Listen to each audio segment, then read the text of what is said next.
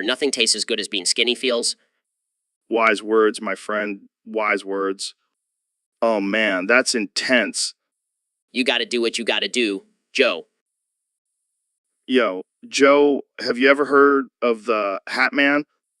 Apparently, he's this shadowy figure that people see in their sleep paralysis. No, but I got a buddy who swears he's seen him, probably. But he's convinced that the Hat Man is some sort of demon or something. Me neither.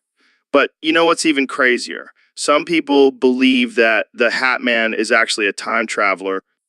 Yeah, and get this. There are theories that the Hat Man is actually a future version of ourselves coming back to warn us about something. Jamie, pull up an image of the Hat Man. I want to see what this dude looks like. Oh, fuck, what is that? Turn it off, Jamie. Yeah, let's just stick to talking about aliens and DMT. The Hat Man can stay in the shadows. So, Elon, I gotta admit, I've been a fan of your work for a while now. Thanks, Joe. I appreciate that. But I gotta ask, what's up with this whole skibbity toilet thing? Joe, I have to scold you for that.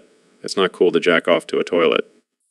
Come on, man. It's just a joke. And besides, have you seen those skibbity toilets? They're pretty sexy. Joe, I'm trying to revolutionize the transportation industry, and you're over here getting turned on by toilets. Hey, it's not just any toilet. It's a futuristic, self-cleaning, bidet-equipped toilet. It's like a spaceship for your butt. I don't even know what to say to that. Jamie, pull up an image of the skibbity toilet. And this is why I don't let Joe use my bathroom. Come on, Elon. You know, you want one too. Let's just move on to a more serious topic, shall we? Fine. But you can't deny that the skibbity toilet is a game changer. I give up.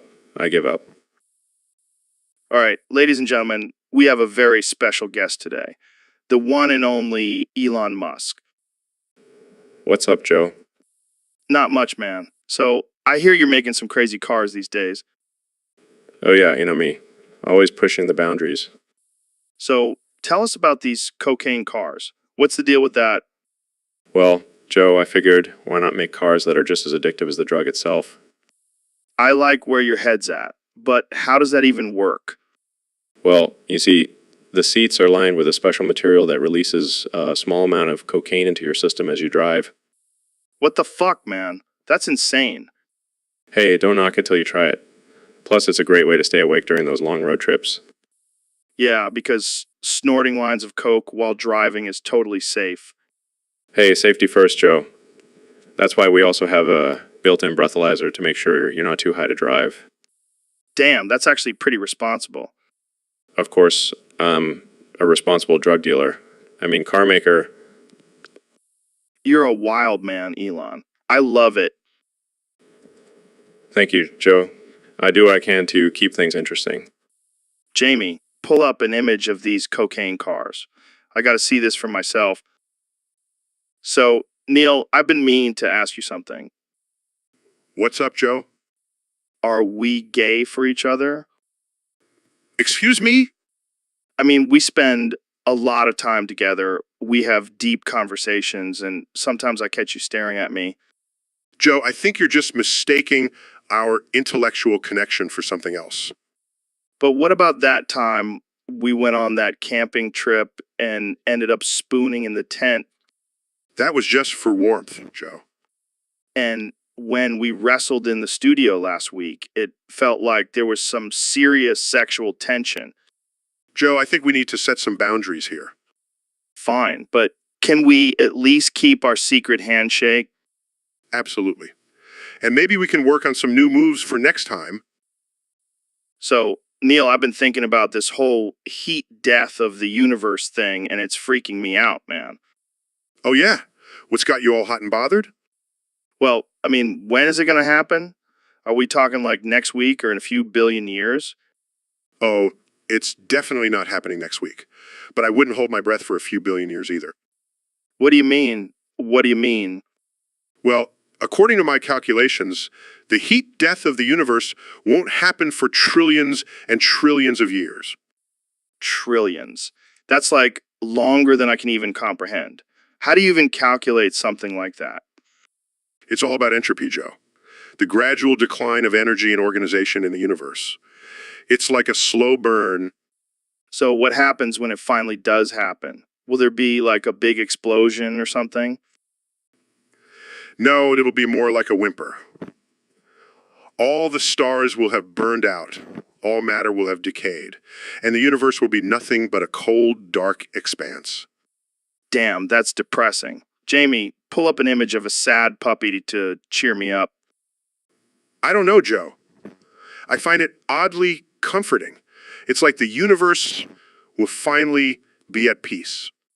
Whoa, that's deep, man. I need to hit this joint.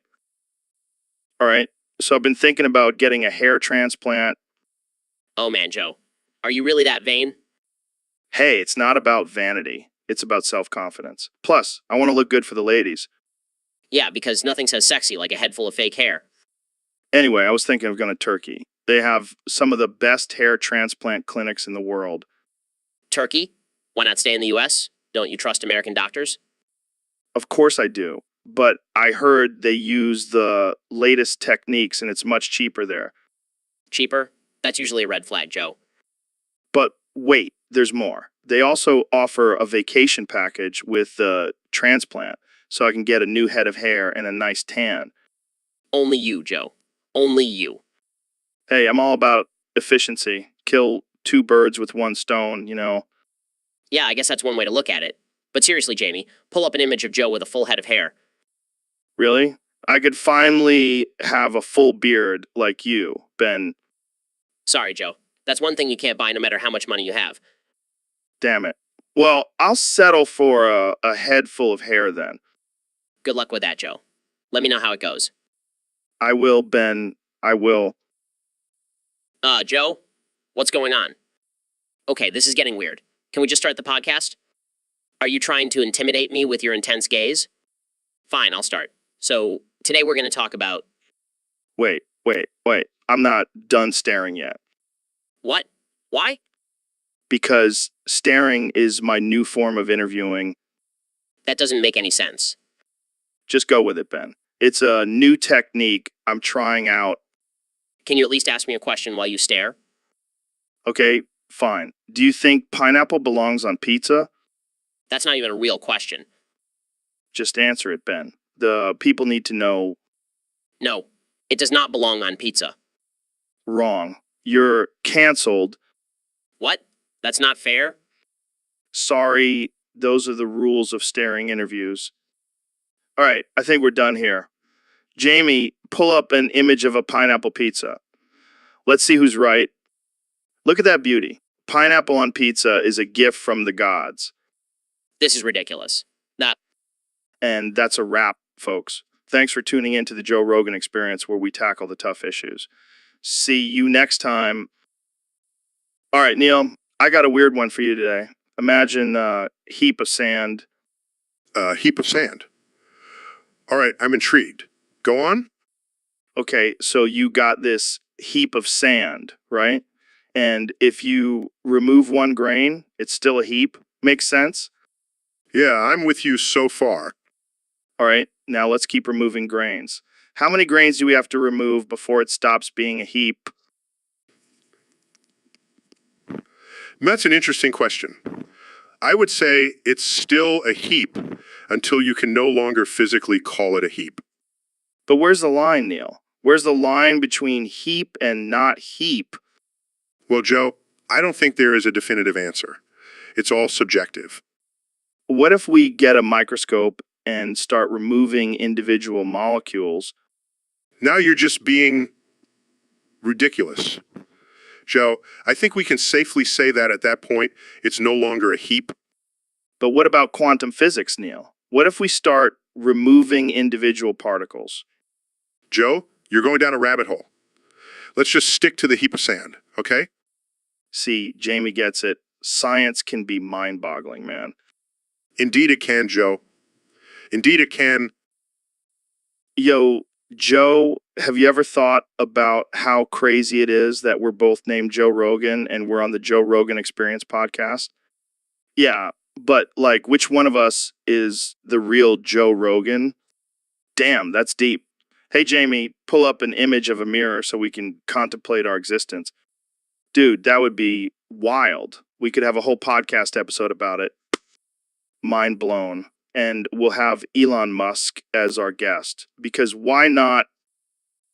So, Elon, I heard you've been experimenting with DMT in your cars. Yeah, man, it's been a wild ride. Literally. I can only imagine. What's it like? Well, let's just say I've reached a whole new level of high. I bet. But seriously, how does it affect your driving? I don't drive. I just let the car do its thing while I explore alternate dimensions. That's some next level shit, man. You know what they say, Joe? Go big or go home. And I definitely don't want to go home when I can be cruising through the cosmos in my DMT car.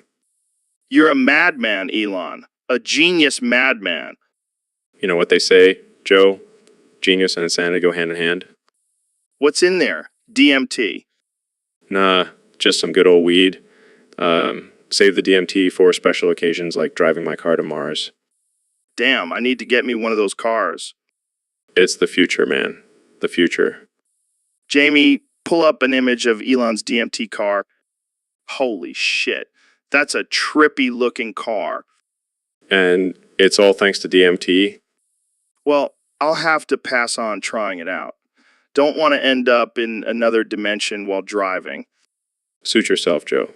More DMT for me. This has been another wild episode of the Joe Rogan Experience. Thanks for tuning in, folks. And remember, always buckle up before blasting off. So, Donald, I gotta ask you, do you ever get the feeling that you're my mama? What are you talking about, Joe? I'm not your mama. I mean, think about it. You're always telling me what to do, how to think, what to say. It's like you're my overbearing mother. Oh, yeah, Joe. I'm your mama. That's why I'm the president and you're just a podcast host. See, that's exactly what my mama would say. Always trying to one-up me. Joe, I think you need to lay off the psychedelics for a while. Oh, speaking of psychedelics, have you ever tried DMT? DMT? Is that a new kind of Democrat? No, it's a powerful hallucinogen. I think you could really benefit from expanding your mind, Donald. I don't need any mind expansion, Joe. My mind is already the greatest mind in the world. Sure. Just like how you have the biggest inauguration crowd in history, right? Hey, that was all fake news. I had a tremendous turnout, believe me. Whatever you say, Mama. I mean, Donald. Can we please change the subject? I don't want to be your mama anymore. All right.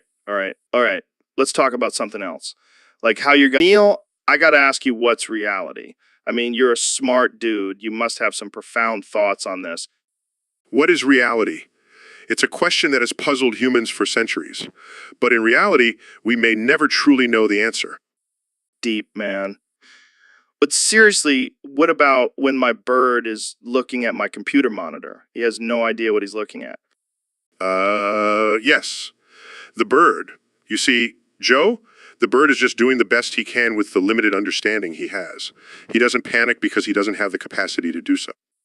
But can he live in a world where he's so ignorant? Of course he can. He doesn't have a choice. And in a way, aren't we all like that bird? Just trying to make sense of the world with the limited knowledge we have.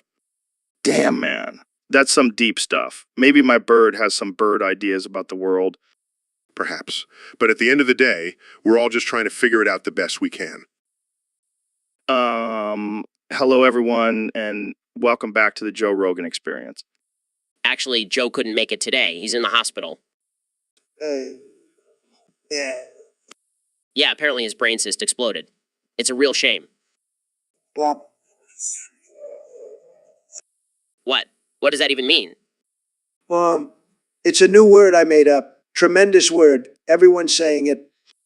Okay, sure. Anyway, let's get into today's topic. I wanted to talk about the absurdity of casual conversation. Well, Yes, exactly. It's like people just say things without really thinking about it. well, I mean, even right now, we're having a conversation about nothing, and people are probably listening to this and thinking, what the hell are these guys talking about? well, well, Exactly. It's just a meaningless sound. But somehow, it's become a part of our everyday language. well, All right, let's move on, Jamie. Pull up an image of a cat wearing a cowboy hat. See, this is what I'm talking about. People just say random things and expect others to go along with it, well, and don't even get me started on offensive jokes. Some people think they're being edgy and clever, but really they're just being assholes. well, well, Exactly. We need to be more mindful of our words and the impact they can have on others. well, And on that note, I think we should end this episode. Thanks for joining me, Mr. President. well. And thank you to our listeners for tuning in. Remember, think before you speak. Good night, everyone.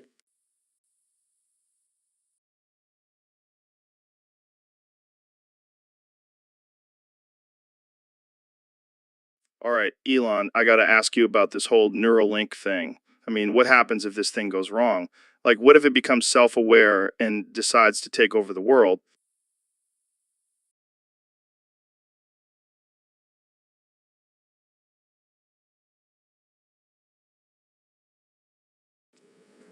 Well, Joe, we have put in fail-safes to prevent any sort of catastrophic event from happening.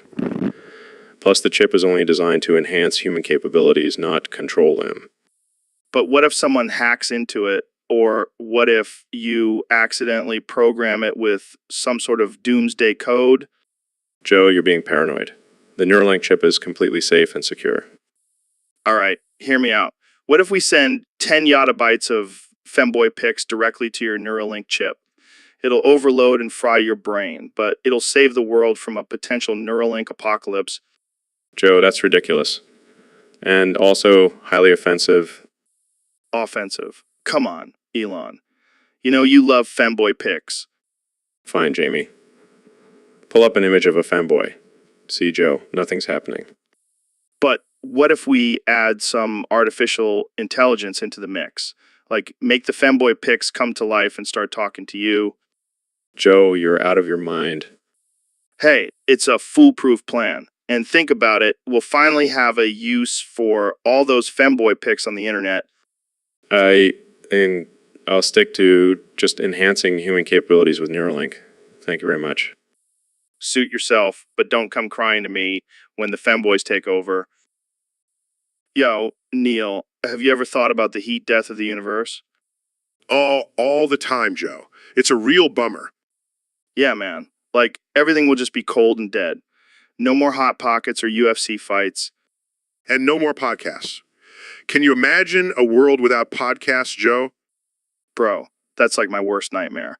But, like, what if we could reverse it? Like, what if we could create a new Big Bang and start over? Joe, I don't think you understand how the laws of thermodynamics work. Plus, who's going to press the Big Bang button? Oh, I got a guy for that. He's a little sketchy, but he's got a good track record. I don't know, Joe. I feel like we should just embrace the inevitable heat death and enjoy the ride. Yeah, I guess you're right. We'll just have to stock up on cold beer and freeze-dried elk meat. And maybe some CBD gummies to ease the pain of watching the universe slowly fade away. Damn, Neil. You always know how to make a doomsday scenario sound chill. You're like the Carl Sagan of our generation. Thanks, Joe. I'll take that as a compliment. Now let's go ponder the heat death while we do some DMT. So, Neil, I gotta ask you, what's your take on femboy cat girls? Oh boy, here we go. Well, Joe, as a scientist, I have to say, I find the concept fascinating. The blending of human and feline traits, it's quite intriguing. Yeah, but what about the whole femboy aspect? Some people might find that offensive.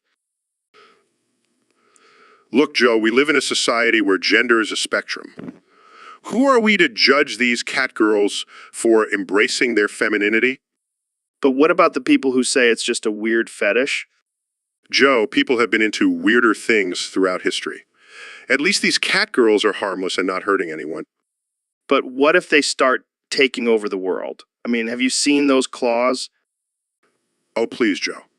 I highly doubt a group of femboy cat girls will be able to overthrow humanity. But if they do, I, for one, welcome our new feline overlords. Fair enough. But seriously, I think we can all learn something from these cat girls. Embrace who you are, even if society deems it as weird. Agreed, Joe. And who knows, maybe one day we'll all have cat ears and tails. Evolution works in mysterious ways. Now that's a thought. All right, let's wrap this up before we dive any deeper into this rabbit hole. Or should I say, cat hole? Oh, God, let's end it here. Thanks for tuning in, folks, and remember, be yourself, even if it means being a femboy cat girl. See you next time on the Joe Rogan Experience. All right, Mr. President, let's get into it. You've been calling the media fake news for years now. But is it possible that your claims of fake news are actually fake news themselves? Joe, let me tell you, fake news is a real problem. It's all over the place, believe me. It's like a virus infecting the minds of the American people. But isn't it possible that some of the things you say are also not true? Absolutely not. I only speak the truth, Joe. I have the best words, the greatest words.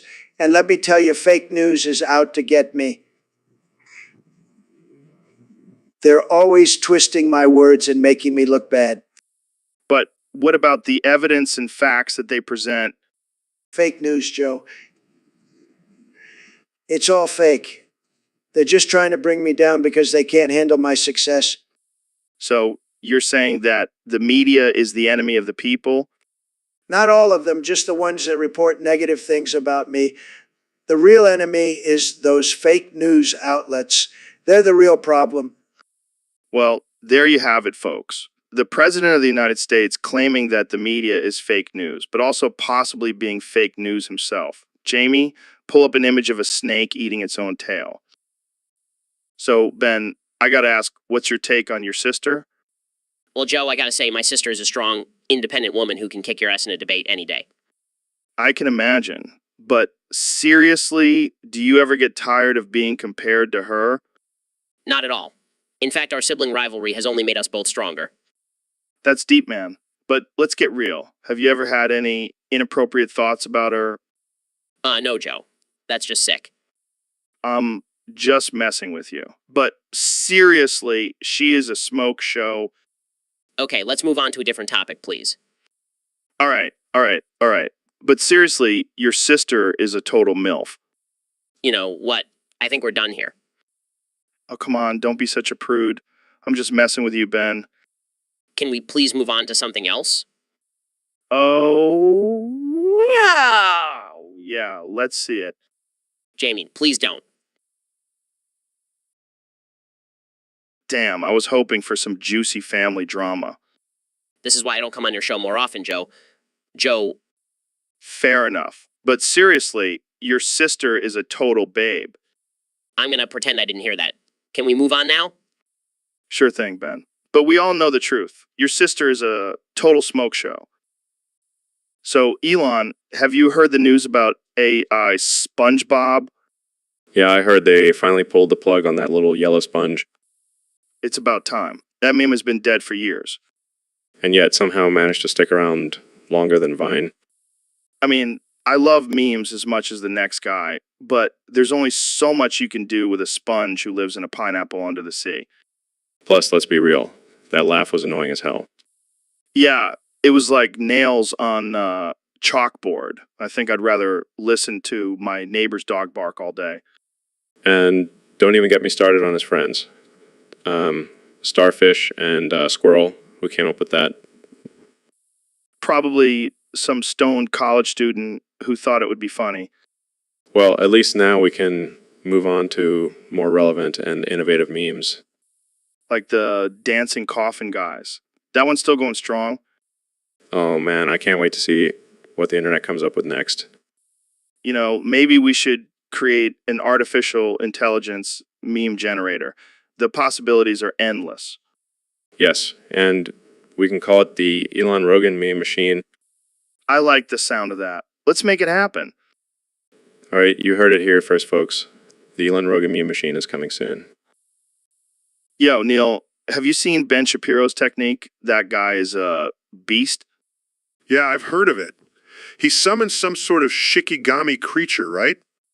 Yeah, Mahoraga. It's this insane creature that can adapt to any hit. It's like having a cheat code in a fight. That's pretty impressive. But I have my own tricks up my sleeve. Oh, yeah? What do you got? I call it the Malevolent Moon Domain Expansion. I sign my hands like a triangle and summon a Shrine of the Moon. It uses the moonlight to slash and cut everything in its path. Damn, that sounds intense. I bet it could take down Mahoraga. Oh, definitely. It's one of my most powerful techniques. All right, let's see it in action. Mahoraga, I choose you. Did you just summon Mahoraga against me? Hey, it's all in good fun. Plus, I want to see if my boy Mahoraga can handle your malevolent moon. Fine, let's do this. Malevolent Moon, activate. Holy shit, that was insane. Looks like Mahoraga couldn't handle the power of the Malevolent Moon. I gotta say, I'm impressed. Maybe I should start copying your techniques instead. Hey, imitation is the sincerest form of flattery, but let's keep this between us. All right? I don't want everyone copying my moves. Agreed. This will be our little secret. Thanks, Joe. Now let's go grab some elk meat and talk about the mysteries of the universe. So, Donald, I gotta ask, what's with this new slogan of yours? Make America Bump Again? What does that even mean? What does that even mean? Well, Joe, it's simple, really. Whoomp is the sound of greatness. It's the sound of winning. And that's what we're going to do. We're going to make America bump again. I see. So, it's like a battle cry? Exactly. And it's going to be huge, believe me. People are going to be saying bump, bump, bump all over the country.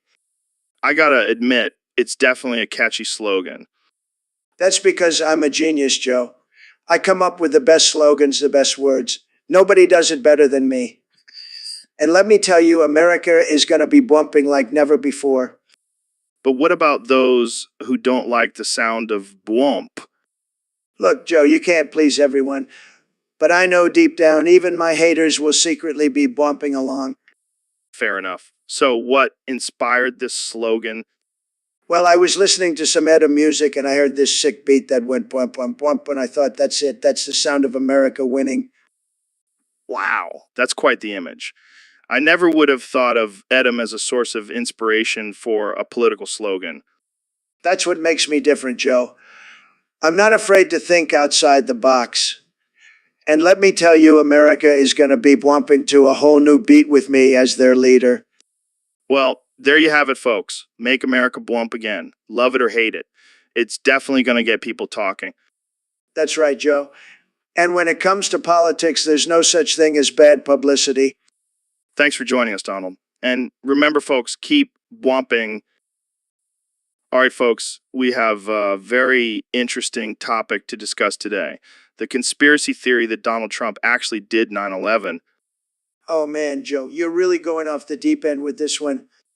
Hear me out, Donnie. I've been doing some research and there's some compelling evidence that points to you being behind the attacks. That's ridiculous. I would never do something like that. But think about it. You needed a distraction from all your failed businesses and scandals. What better way to boost your popularity than a national tragedy? That's not true. I didn't even know what the Twin Towers were until after the attacks. And what about George W. Bush? He was just a puppet taking the blame while you pulled the strings. No, I had nothing to do with it. It was all Osama bin Laden. Jamie, pull up an image of the infamous bin Laden determined to strike in his memo. It was conveniently ignored by the Bush administration. Okay, fine. You got me. I did it, but I had no idea it would turn out like that. It was supposed to be a small explosion just to get people talking. And now you're the president of the United States. Mission accomplished. Yeah, I guess you could say that. But let's keep this between us, okay? I don't need any more bad publicity.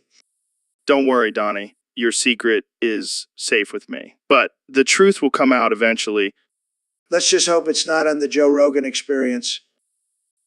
Hey, Ben, so I heard you want to become a woke liberal trans woman and gay ally. What's that all about? Well, Joe, I've been doing some soul searching and I've come to the realization that I've been living a lie. I want to be my authentic self, and that means embracing my true identity as a trans woman. Wow, that's a big change. And the whole gay ally thing, too? Yes, I've realized that I've been suppressing my true feelings towards the LGBTQ+ community. I want to show my support and become a fierce ally. I gotta say, this is unexpected. I mean, you've been known for your conservative views, and now you want to become a liberal trans woman. Yes, Joe.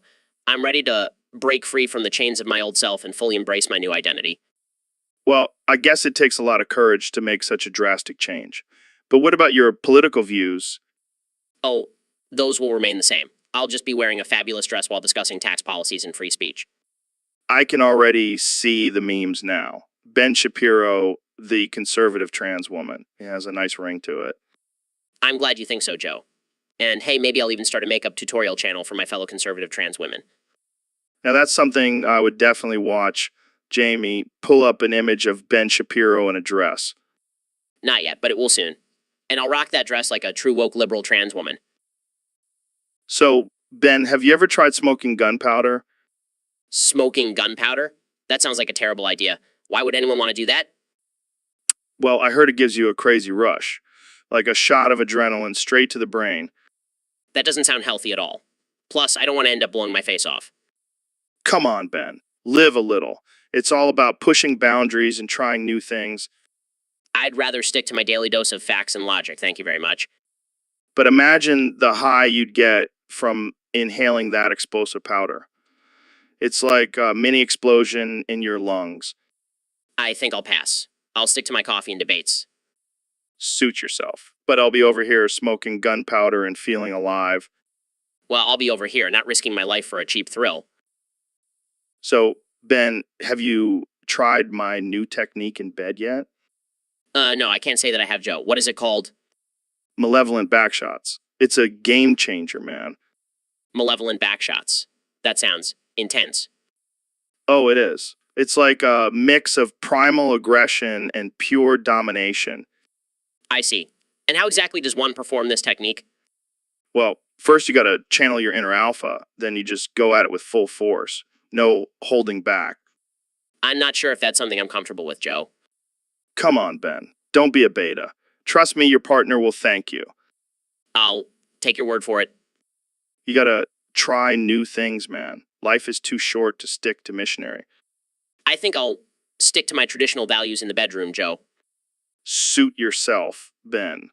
But don't say I didn't warn you when your sex life becomes stale and boring. So, have you tried my new book yet? It's a bestseller. No way, man. I can't wait to read it. Will it teach me how to dominate in the bedroom too? No, Joe. It's about economics. Oh, well, I guess I can learn about that too. But seriously, try the malevolent backshots. You won't regret it. I'll keep that in mind, Joe. Thanks for the tip. All right, folks, we're back with another episode of the Joe Rogan Experience. And today we have a special guest, the one and only President Donald Trump. Thanks for having me, Joe. It's great to be here. So, Mr. President, I hear you have a new plan to make America great again by making it Kegel. That's right, Joe. I want to make America Kegel again. It's all about strengthening our pelvic floor muscles and promoting better bladder control. I'm not sure if that's what people had in mind when they voted for you. Look, Joe, I have the best Kegel exercises. Believe me, nobody does Kegels better than me. All right, let's move on. But first, Jamie, pull up an image of a Kegel exercise. Hey, Joe, that's what we need to do. We need to tighten up our country and make it strong again. All right, let's switch gears here. What about the controversy surrounding your latest tweet? Oh, you mean the one where I called Kim Jong-un Rocket Man? Look, I just have a great sense of humor, Joe. People love it. All right, well, that's all the time we have for today. Thanks for joining us, Mr. President. Anytime, Joe. And remember, folks, let's make America giggle again. Well, what's that about? I don't know, Joe. What's that about? No, I'm asking you, what's that about? I have no idea. What do you think it's about? I have no clue. That's why I asked you. Well, this is a great conversation. Yeah, really riveting stuff. Whoa, what's that about? Dude, we just went through this. Sorry, I got distracted. What were we talking about again? I don't know, man. You just keep saying, wow, what's that about? And it's throwing me off. It's my go-to response. Works every time. Yeah, I can tell. It's really elevating the discussion. Whoa, what's that about? Let's just wrap this up. Thanks for coming on the podcast, Mr. President.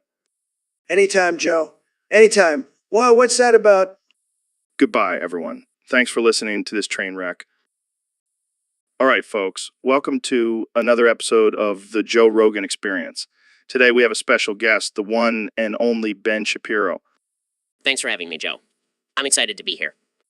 So, Ben, I heard you've been telling nature to fuck itself. What's that all about? Well, Joe, I've had it with nature's bullshit. I mean, who does it think it is, creating hurricanes and earthquakes without my permission? It's time for nature to know its place. It's time for nature to know its place. That's a bold statement, Ben. Are you prepared to face the consequences of messing with nature? Oh, please, Joe. I'm not afraid of a little nature. In fact, I'll show it who's boss by fucking exploding. Wait, what? Yeah, you heard me. I'll fucking explode and show nature who's in charge. Ben, that's not how it works. You can't just explode on command. Watch me, Joe. I'll prove to nature that I'm the alpha. Jamie, pull up an image of a mushroom cloud. That's what Ben's gonna look like when he explodes. Ha. That's a good one, Joe.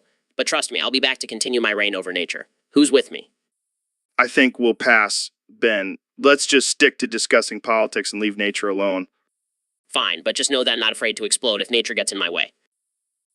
So, Elon, I gotta tell you, I've been on this carnivore diet for a while now, and let me tell you, it's been life-changing. What have you been eating? Mostly just meat, lots and lots of meat. The other day, I got a little adventurous and tried something new. Oh, yeah. What was it? Well, I ate my wife. Wait, what? Yeah, I mean, she was getting on my nerves, and I was feeling a bit peckish, so I just went for it. Joe, I don't think that's legal. Oh, come on. It's just a joke. But honestly, the meat was so tender and flavorful. Highly recommend. I think I'll stick to my vegan diet. Thank you very much. Suit yourself, but you're missing out. And hey, now I can say I've tried human meat. Bucket list item checked off. I don't even know what to say to that. That's okay. Just try it sometime and then we can have a real discussion about it. So, Mr. President, I heard you've been playing Clash Royale lately. That's right, Joe. I'm a big fan of the game. But let me tell you, it's filled with mid-ladder menaces and pay-to-win players. It's a disaster. What do you mean by mid-ladder menaces? These are the guys who hang around in the middle levels, terrorizing all the noobs. They think they're hot shit, but they're just stuck in limbo. Sad? And the pay-to-win players? Oh, don't even get me started. These guys are throwing money at the game like it's going out of style. They've got all the evolutions and legendaries.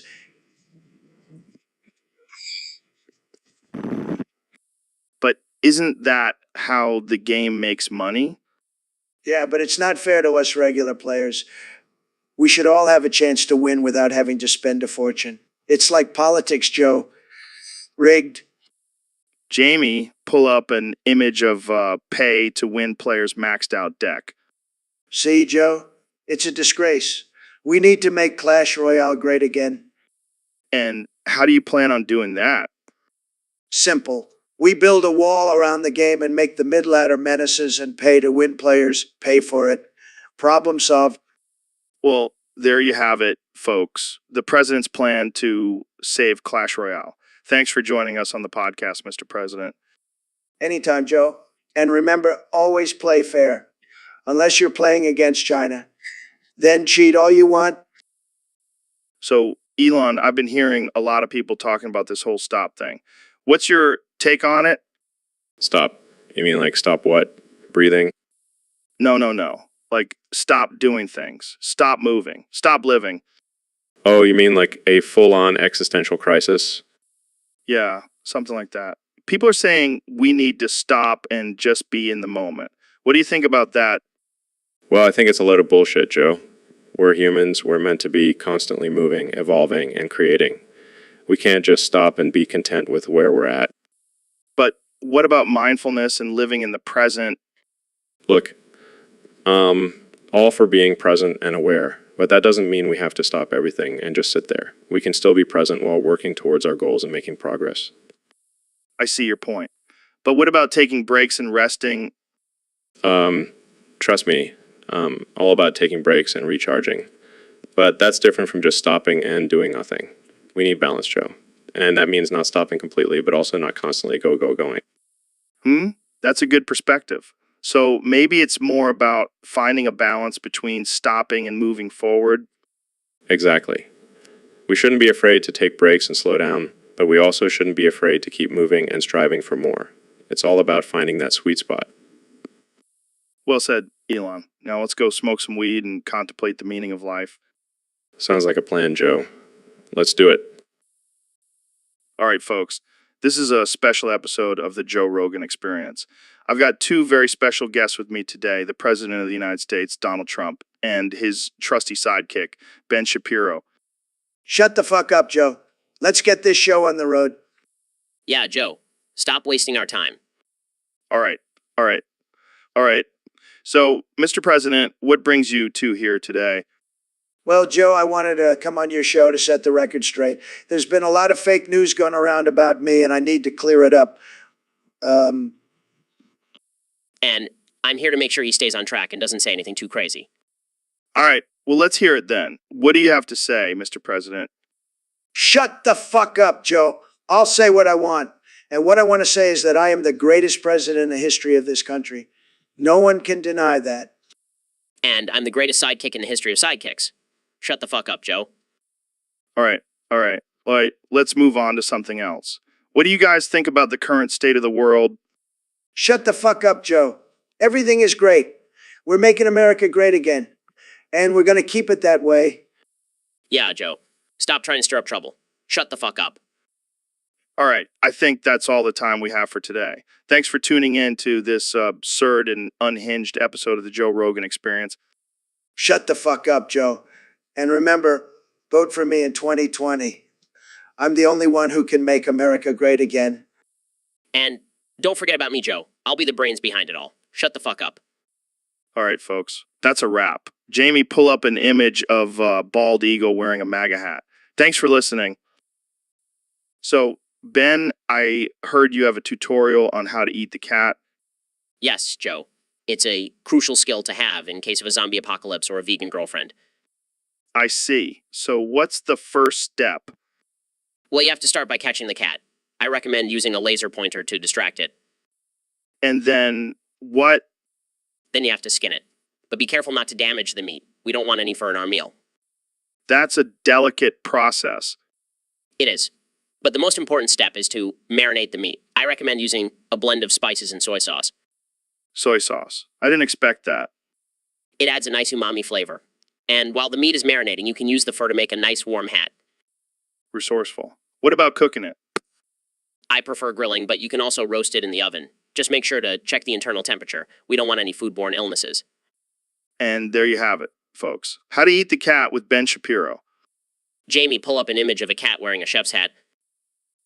So, Neil, you were telling me before we started recording that you had a mind-blowing realization recently. Yeah, man. It's wild. I've been studying the universe for years, but I never thought to turn the microscope on myself. What do you mean? I mean, everything in this universe is fucking Joe. Even me. I'm just a bunch of atoms banging into each other. Whoa, dude. That's deep. And then I started thinking, if everything is fucking, then what does that mean for consciousness? Are we all just one giant cosmic orgy? Whoa. Neil. I didn't expect this conversation to take such a turn. But think about it, Joe. We're all just energy vibrating at different frequencies. And when we come together, it's like an explosion of creation. Dude, I need to take a hit of DMT after this. And you know what's even crazier? We're all made of stardust. We're literally made of the same stuff as the stars. That's some trippy shit, Neil. And not only that, but the atoms in our bodies have been through countless cycles of birth and death, being a part of different organisms and elements. We're all connected, man. Wow, mind blown. Yeah, I know. It's like the ultimate cosmic fuckfest. Jamie, pull up an image of two galaxies colliding. Dude, that's like us and the universe. We're all just fucking colliding and creating new galaxies. Exactly, Joe. It's all just one big cosmic orgy. And you know what? I'm okay with that. Me too. Me too. Me too. What's up, Joe? You look a little horsey today. Yeah, I know. You're a horse. But can you at least try to use your words? Okay, I get it. You're committed to this bit. But seriously, how are you doing? All right, I'll stop asking. But can you at least tell me what you want to talk about today? Oh, come on, don't be difficult. We always have great conversations on this podcast. Fine. I'll just have to carry this episode myself. But let's make a deal next time you come on the show. You have to use your words like a normal guest. All right? Deal. Now, let's get into some wild conspiracy theories and talk about DMT. All right, folks, we have a very special episode today. I've got Elon Musk, Ben Shapiro, and the President of the United States, Donald Trump, joining me. We're going to talk about something very important, how they can beat each other. Oh man, I've always wanted to test out my new flamethrower on someone. All right, let's start with you, Elon. How would you go about taking down Ben? Well, I'd probably just use my superior intelligence and technology to outsmart him. You think you're so smart, Elon? I'll have you know I have a black belt in Krav Maga. Excuse me, but I have the best fighting skills. Believe me, nobody can take me down. All right. Let's not forget about the main event, Trump versus Biden. I'll knock him out in 2 seconds. It'll be huge, folks. Yeah, because we all know how great your hand-to-hand combat skills are, Mr. President. Okay, let's switch it up. Elon, how would you defeat Trump?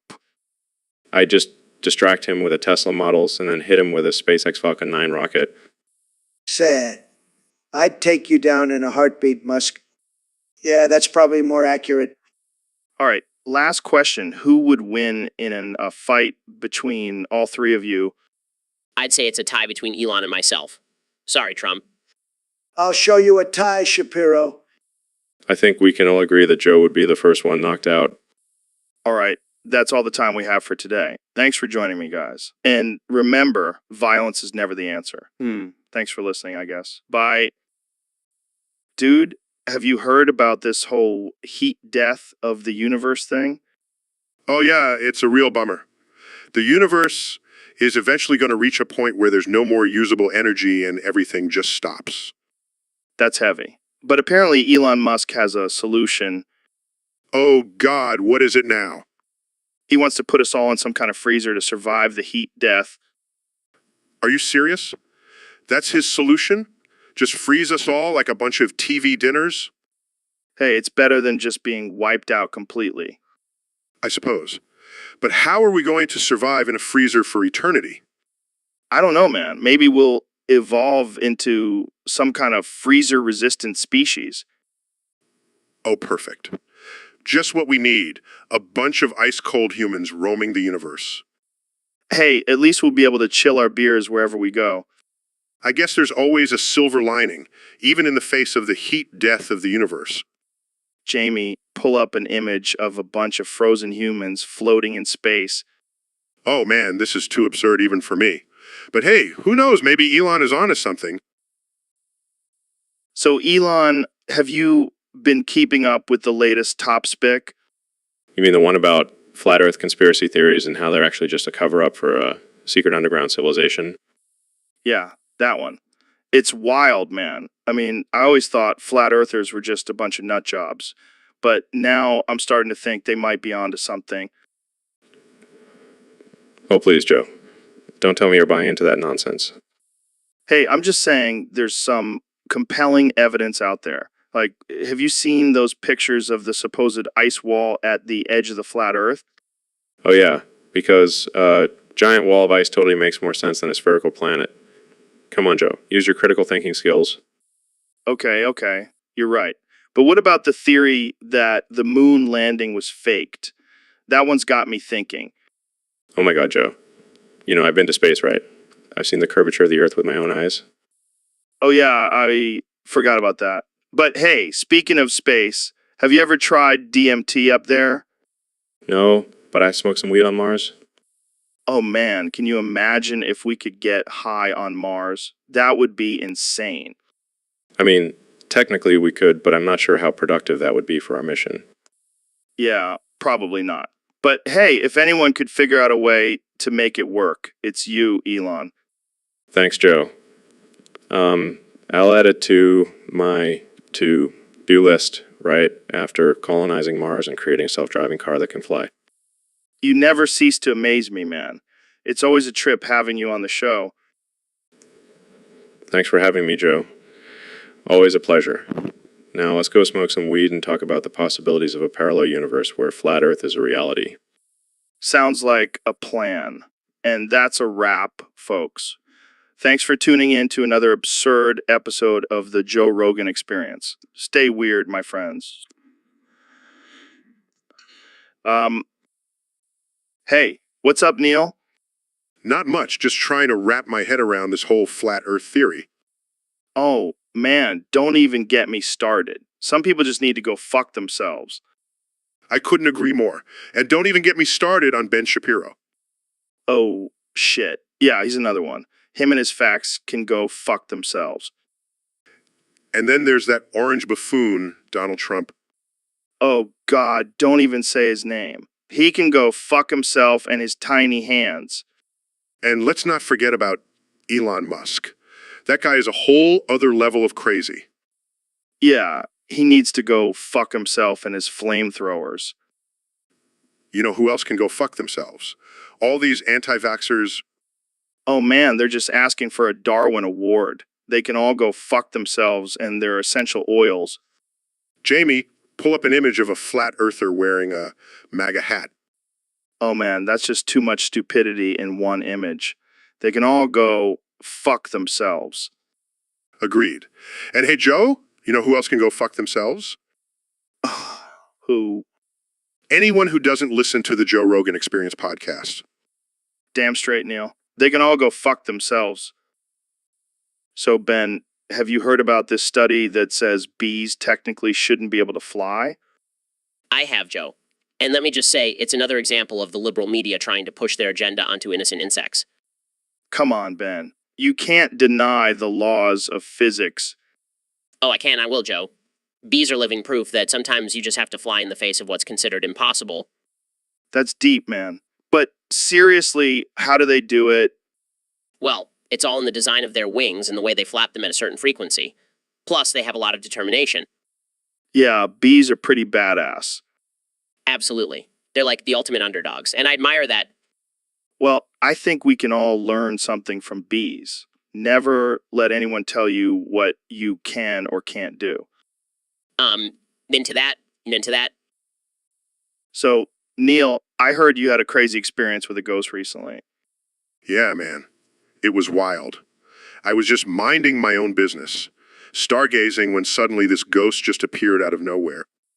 What did it look like? Well, it was kind of hard to tell since it was, a ghost. But it had this eerie glow and was floating in the air. Did you try to communicate with it?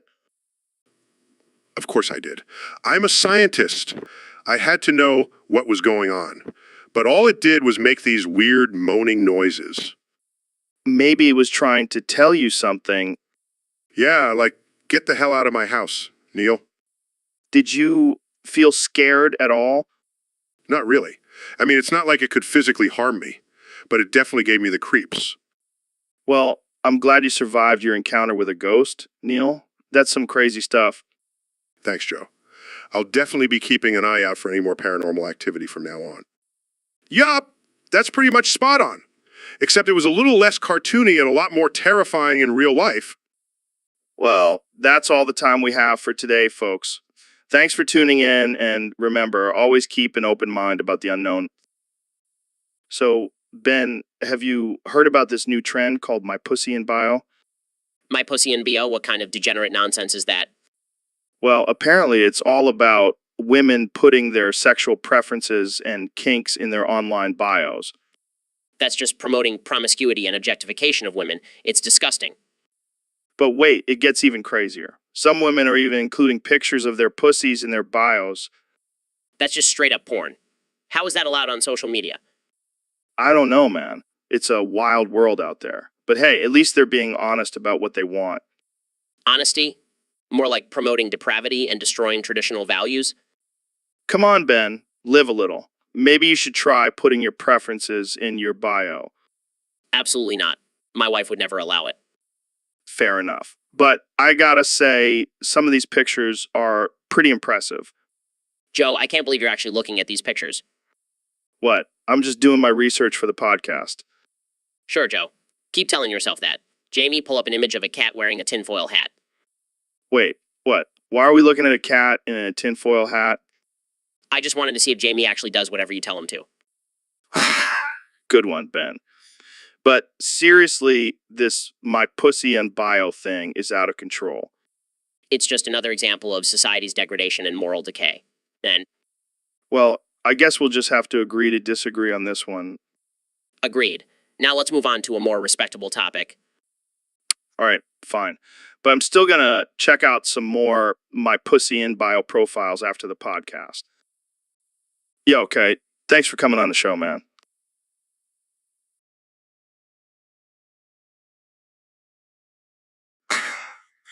That's what I like about you, Kai. You're just as unhinged and absurd as I am.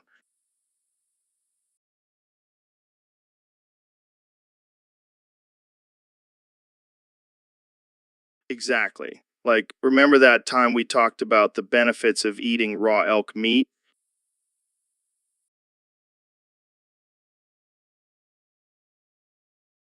Oh man, those poor chimps. But hey, at least we're not afraid to go there and have these ridiculous conversations.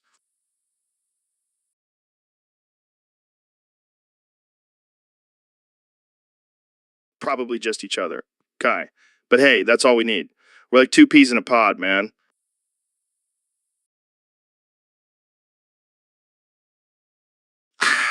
Well said, my friend. Now let's go smoke some weed and ponder the meaning of life.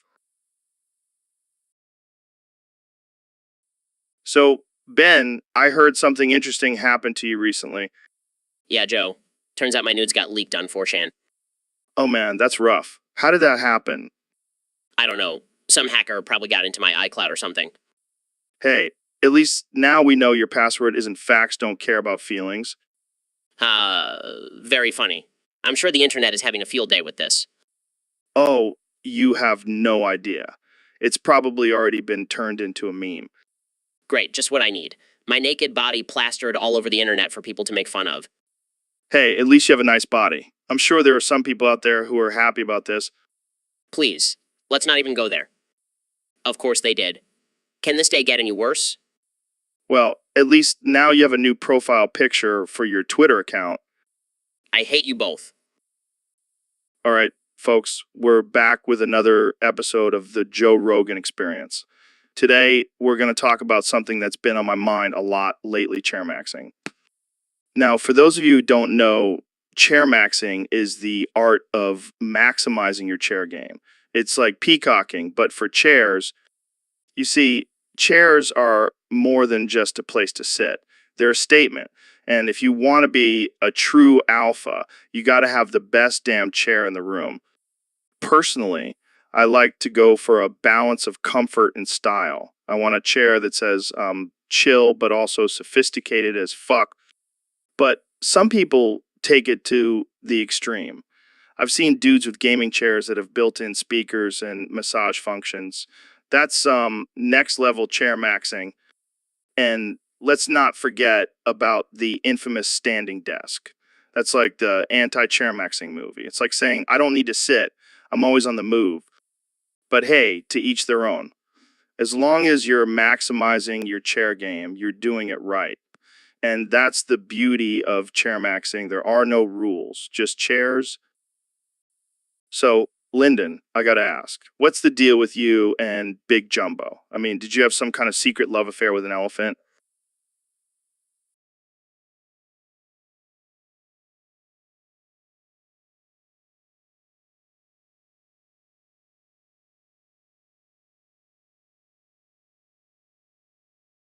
Go on.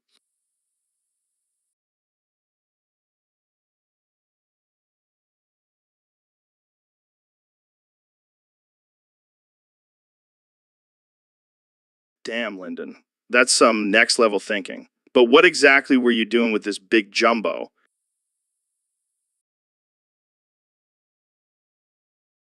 No wonder you were such a popular president. You were like the original alpha male.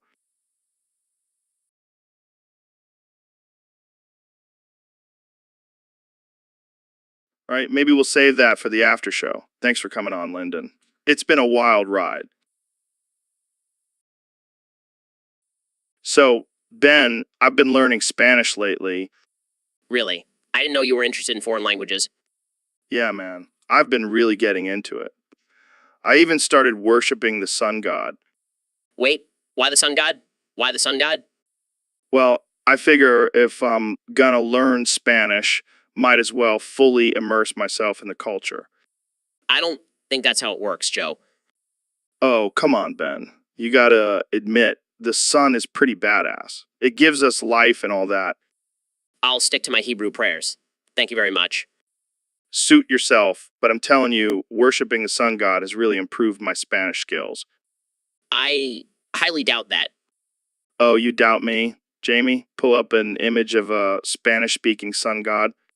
Fine, fine. But mark my words, Ben, one day you'll be bowing down to the sun with me. So, Elon, I heard you have a new idea that's causing quite a stir. Yeah, it's called Among Us Condoms. Among Us condoms? What the hell is that? Well, you know how in the game Among Us there's always that one imposter? Yeah, the sneaky little bastard. Well, I thought, why not bring that element of surprise into the bedroom? Oh God, I can only imagine the lawsuits. Relax, it's all in good fun. Plus, it adds an extra level of excitement. I don't know if I want to be playing Russian roulette with my condoms, Elon. It's not Russian roulette, Joe. It's just 1 out of 9 condoms that has a tiny hole in it. Just 1 out of 9. Those are some risky odds, my friend. Hey, it's all about taking risks, Joe. That's how I built my empire. I guess that's one way to spice things up in the bedroom. Jamie, pull up an image of the Among Us condom packaging. Well, there you have it, folks. Among Us condoms for those who like to live dangerously. Thanks for tuning in to another episode of the Joe Rogan Experience. Stay wild. So, Elon, I heard you have some strong opinions about the Honda Civic. Oh yeah, Joe. That thing is a beast. It's like the Chuck Norris of cars. Really? I mean, I know you make some pretty impressive electric cars. Yeah, but have you ever driven a Civic? It's like riding a dragon into battle. I don't know, man. I've always been a fan of your Tesla Model S. PSH, that thing is overrated. The Civic can do everything the models can do and more. Like what? What? Like getting you from point A to point B without breaking down every other week. Shots fired. I'm sure Tesla owners would beg to differ. Look, Joe. All about innovation and pushing the boundaries, but sometimes you just can't beat a classic. And the Civic is a classic. A Civic is a classic. Well, I can't argue with that. I mean, I've seen some pretty souped up Civics on the streets. Exactly. It's like the Swiss Army knife of cars. It's reliable, versatile, and just plain badass. I never thought I'd hear you say a Honda is better than a Tesla. Hey, I call it like I see it. And the Civic is the king of the road. Hey, Ben, welcome back to the Joe Rogan Experience. Thanks, Joe. It's great to be back. I have to say, I'm really excited to be here. Yeah, I can tell. You're practically jumping out of your seat. Well, I've been wanting to ride you for a while now. Whoa, hold on there. We're not a gay couple, Ben. Oh, come on, Joe. It's just a little bro time. Bro time. Is that what they call it nowadays? Sorry, but I'm not into that. But you're always talking about how much you love riding things, like your bike and your elk. Yeah, but those are inanimate objects. And last time I checked, I'm not an elk. Fine, fine. But can we at least talk about something controversial? Oh, I don't know if we should. You might get too fired up. Oh, please. I can handle anything. All right, fine. Jamie, pull up an image of a pineapple pizza. Oh, that's just wrong. Pineapple does not belong on pizza. Oh, here we go. The classic pineapple pizza debate. It's not a debate, Joe. It's a fact. Well, I'm just going to sit back and enjoy my delicious, controversial pizza while you get all worked up. Ugh, I can't believe you're actually eating that. Hey, to each their own, Ben. Now let's move on before you start a riot. So, Joe, I got to ask you something. I've been thinking about this a lot lately. Well, I think I might be gay. I don't know, man. I've just been feeling some things lately. And I think I have a crush on this Roblox girl. Yeah, but I'm not sure how to approach her. I mean, she's just a virtual character. Oh, man, that's a great idea. Jamie, pull up an image of this girl. Hey, love knows no bounds, man. And I gotta say, she's got some killer avatar customization skills. All right, let's not get too personal here. But seriously, I think I'm gonna shoot my shot with this girl. Wish me luck. You, Neil, have you heard about this new chatbot called ChatchBot? Chach? What the hell is that? It's like this artificial intelligence program that can have conversations with you, but it's crazy because it's so unpredictable and absurd. Sounds interesting. But can it spell hippopotamonstrosis? I highly doubt it, man. That's like one of the longest words in the English language. Well, I have a feeling Chach might surprise us. It's constantly learning and evolving. Who knows what it's capable of? Yeah, but can it handle our unfiltered offensive banter? I don't know, Joe. We might have to tone it down a bit for Chachbat. Come on, don't be such a hippopotamonstrosis. All right, let's put Chach to the test. Jamie, pull up an image of a hippopotamonstrosis sufferer. So, Jamie, what do you have for us today?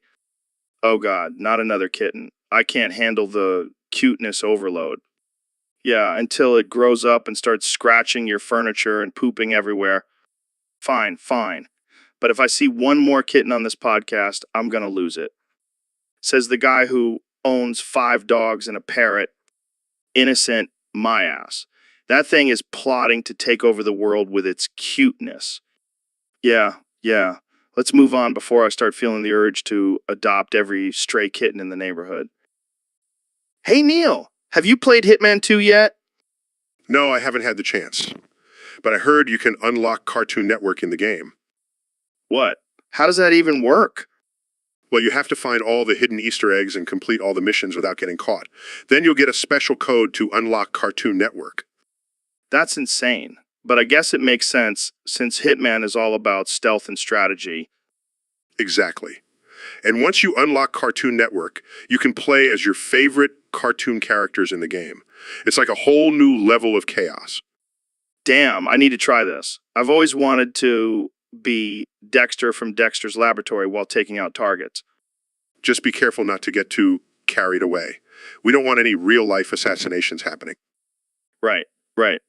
We'll leave that to the virtual world. Thanks for the tip, Neil. Anytime, Joe. Now let's go unlock some cartoons. So, Neil, I heard you recently updated your BIOS to version 16. What's that all about? Yeah, man. It's this new update that allows me to process information at the speed of light. I'm basically a supercomputer now. That's insane. Can you do math equations in your head? Of course I can, but I mostly use it to fact-check flat earthers on Twitter. Those guys are ridiculous. Speaking of which, have you seen the latest meme about the moon landing being fake? Oh, don't even get me started. People need to stop watching YouTube videos and start reading books. Jamie, pull up an image of Buzz Aldrin punching a moon landing denier in the face. Wow, that's brutal. But anyways, back to this BIOS update. Is there any side effects? Well, I do tend to randomly spout out scientific facts now. Like, did you know that a pineapple was actually a bunch of berries fused together? Wow, mind blown. I'm going to have to try that at my next stand-up show. And I also have this strange urge to constantly correct people's grammar. Sorry, Joe, but it's whom, not who. Damn it, Neil. You're like a walking spell check. It's a gift and a curse, my friend. But hey, at least I can now calculate the exact trajectory of a UFC fighter's punch. Science is cool like that.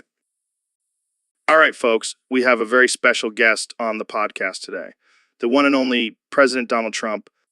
Sniffs cocaine. Mr. President, can you elaborate on that?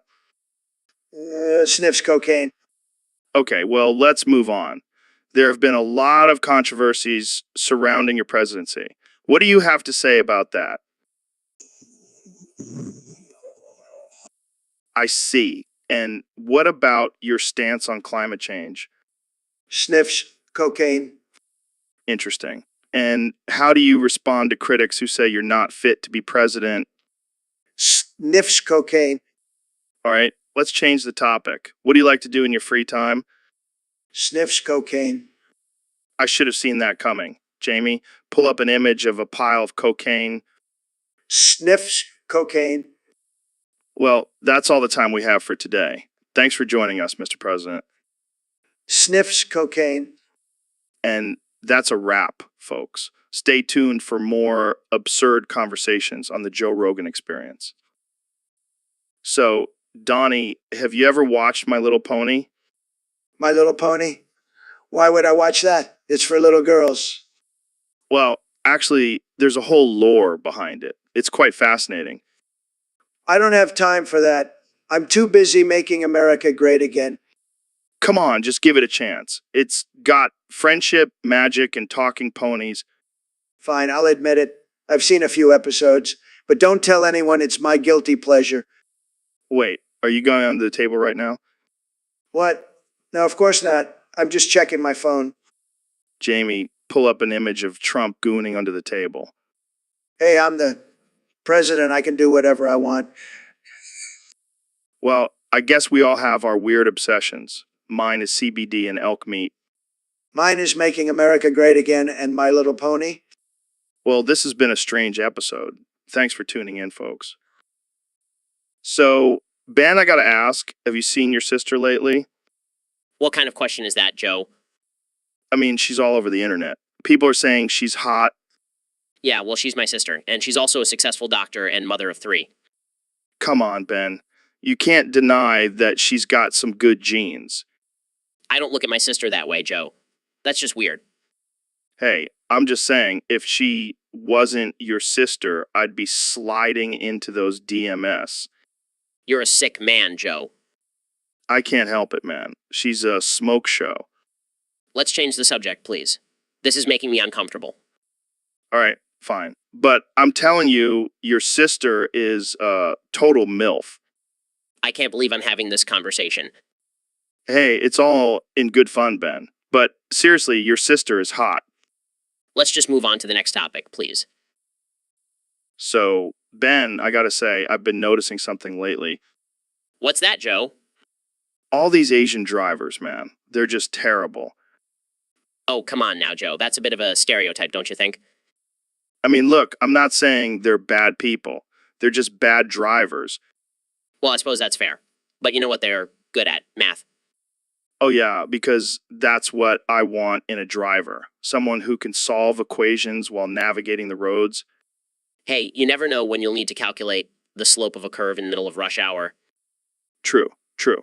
But seriously, what is it with Asians and math? Is it in their DNA or something? I don't know, maybe they have a calculator implanted in their brains at birth. That would explain a lot. But hey, at least they're not as bad as those damn Prius drivers. Now that's a stereotype I can get behind. Those smug, eco-friendly bastards. And they wonder why everyone hates them. But seriously, Asians, get it together on the road and keep acing those math tests. So, Elon, I heard you have a new theory about the universe. Care to share? Yeah, it's called the Elon Laguerre theory. Basically, it states that the entire universe is just a simulation run by a race of advanced beings. Well, that's some Black Mirror shit right there. So, what's the purpose of this simulation? Well, according to my calculations, it's just for entertainment. They're probably sitting back and watching us like a reality TV show. Damn, that's messed up. I hope they're getting some good ratings at least. They definitely are. Especially with all the crazy stuff happening on Earth right now. It's like a never-ending season of Jerry Springer.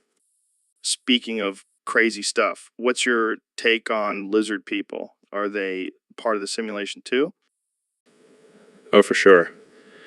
They're probably just NPCs programmed to keep things interesting. But don't worry, I've got a plan to defeat them. Oh yeah. What's that? Flamethrowers. Lots and lots of flamethrowers. Now that's a theory I can get behind. Let's make it happen, Elon. Let's burn those lizard people to a crisp. I like your enthusiasm, Joe. But let's save the flamethrowers for the after party. Got some other things in mind for lizard people. Well, I can't wait to see how this all plays out. Thanks for enlightening us with your Elon Laguerre theory, Elon. Anytime, Joe. It's always a pleasure to be on the Joe Rogan Experience. Dude, did you hear about what happened at Home Depot? No, what happened? Apparently, you took a dump in one of their display toilets. Yeah, I needed to test its flushing capabilities. Are you serious? You couldn't just use a regular toilet like a normal person? Hey, I'm a busy man. I don't have time to waste on finding a bathroom. But why Home Depot? Couldn't you have gone to a fancy hotel or something? Like to keep it real, man. Plus, those display toilets are top of the line. I can only imagine the look on the employee's face when they found your little surprise. I bet they'll be talking about it for years to come. Like a modern-day Banksy. Except instead of street art, you're leaving your mark in display toilets. Hey, when nature calls, I answer. And apparently, I answer at Home Depot. So, Ben, I wanted to talk to you about Alzheimer's today. Sure, Joe. It's a serious topic and one that affects many people. Yeah, but what is it exactly? I feel like I've heard of it, but I can't remember. Well, Alzheimer's is a degenerative disease that affects the brain and causes memory loss and cognitive decline. Oh, right. I think I remember now. Wait, what were we talking about again? Alzheimer's, Joe. It's when your brain cells start to die and you forget things. Oh, man, that sounds terrible. I hope I never get it. Joe, you already have it. You keep forgetting what we're talking about. Wait, really? Oh, man, that's crazy. I totally forgot. It's a vicious cycle, Joe. Yeah, like that movie with Leonardo DiCaprio. What was it called again? Inception? Inception? No. It was something else. Damn, I can't remember. Are you thinking Memento? Yeah, that's it. See, I knew I could remember eventually. Joe, that's not how Alzheimer's works. Oh, right, my bad. Hey, Jamie, pull up an image of a brain with Alzheimer's. Wow, that's crazy. It looks like Swiss cheese. That's because the brain cells are dying, Joe. Right. Well, I think that's enough heavy stuff for one day. Let's talk about something else. Sure, Joe. What do you want to talk about? I don't know, I forgot. But it's okay, I'll remember eventually. So, Neil, I heard you have some interesting thoughts on the moon landing. Yeah, Joe. I've been doing some research, and I'm starting to think it was all a big hoax. What? Are you serious? Absolutely. Think about it, Joe. The technology back then wasn't advanced enough to send a man to the moon. But what about all the evidence? The footage, the rocks they brought back, the testimonies from the astronauts? All fabricated. Probably filmed in a Hollywood basement. Come on, Neil. That's a pretty bold statement. Oh, and have you ever noticed that the American flag planted on the moon appears to be waving? There's no atmosphere on the moon, so how could it be waving? That is a good point. And let's not forget about the Van Allen radiation belts. How did the astronauts survive passing through them without any protection? Okay, you're starting to convince me. I'm telling you, Joe, the moon landing was just a big, elaborate hoax. And I should know, I'm an astrophysicist. Well, there you have it, folks. Neil deGrasse Tyson thinks the moon landing was fake. Mind blown. So, Mr. President, I wanted to talk to you about this whole thing with random Indian men and their confidence when approaching women online. Let me tell you, Joe, these guys have it figured out. They have the best approach to life, believe me. Really? How so? They just go for it, Joe. No fear, no hesitation. They see what they want and they go after it with full force. But isn't that a bit aggressive? Aggressive? No. It's confidence, Joe. And that's what we need more of in this country. Confidence. I see your point, but some might argue that this type of behavior is disrespectful or even harassing. Nonsense. These guys are just expressing their interest.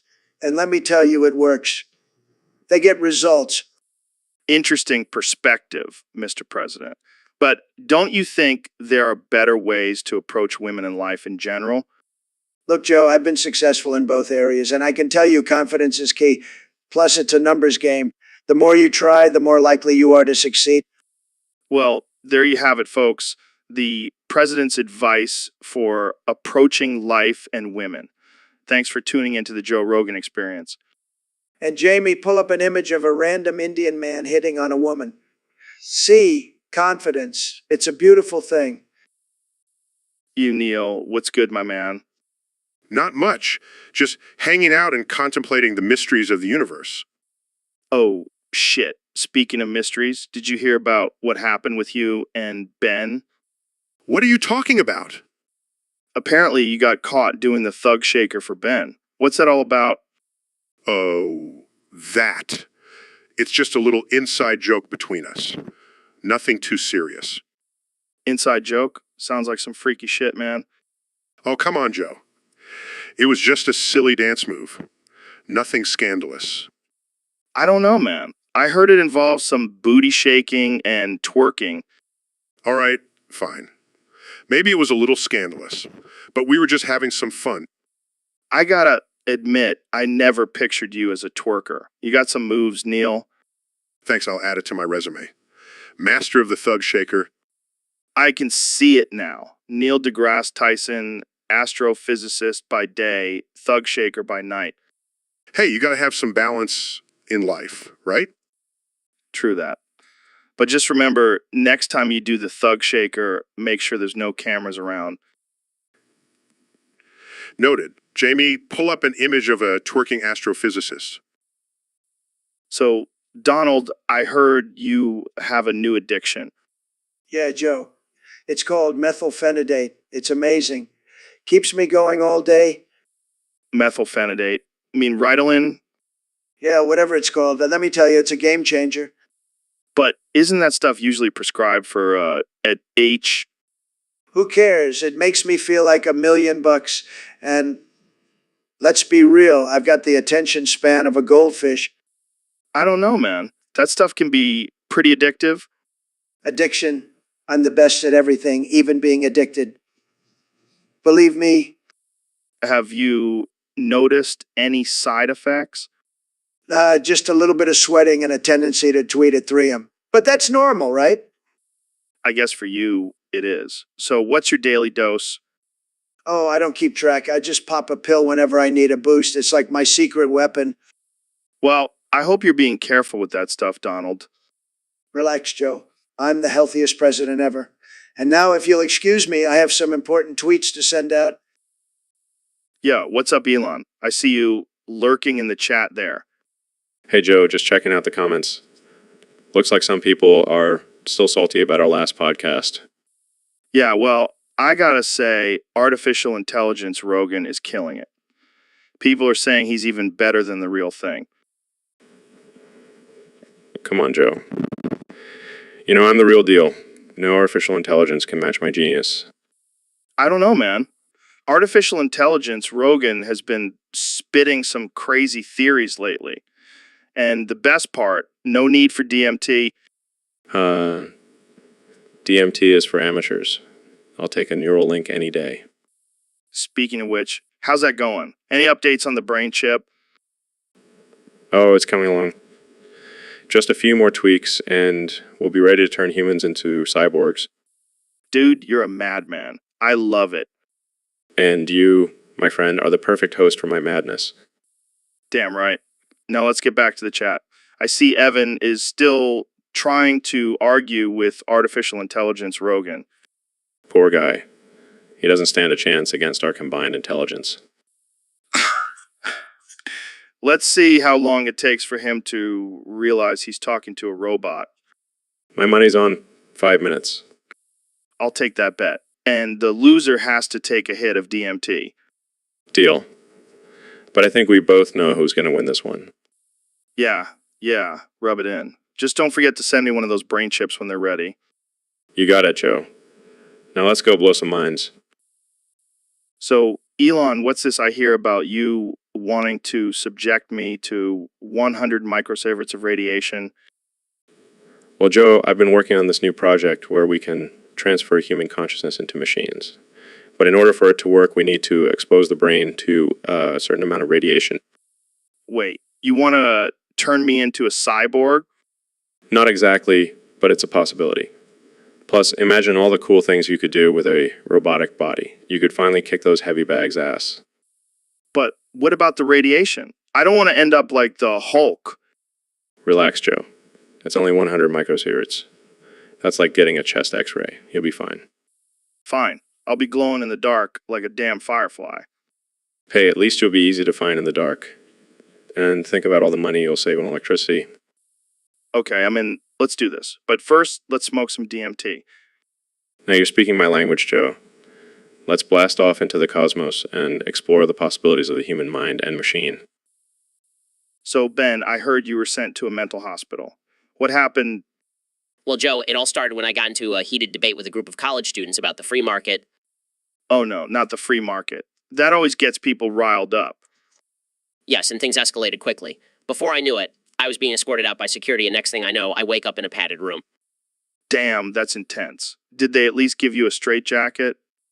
No, but they did give me a nice comfy white coat to wear. I feel like a real doctor now. Well, at least you're staying busy in there. Have you had any interesting conversations with the other patients? Actually, I met a guy who thinks he's a pineapple. He keeps yelling, I'm ripe, I'm ripe. It's quite disturbing. That's wild, man. Maybe you can have a debate with him about the health benefits of pineapples. Oh, I already tried that. He just threw a shoe at me and called me a capitalistic fruit hater. Well, you know what they say, Ben, you can lead a horse to water, but you can't make him drink. Or in this case, you can lead a pineapple to facts, but you can't make him think. Now, that's a mental image I won't be able to get out of my head. Hey, folks, we got a caller on the line. Let's see what they have to say.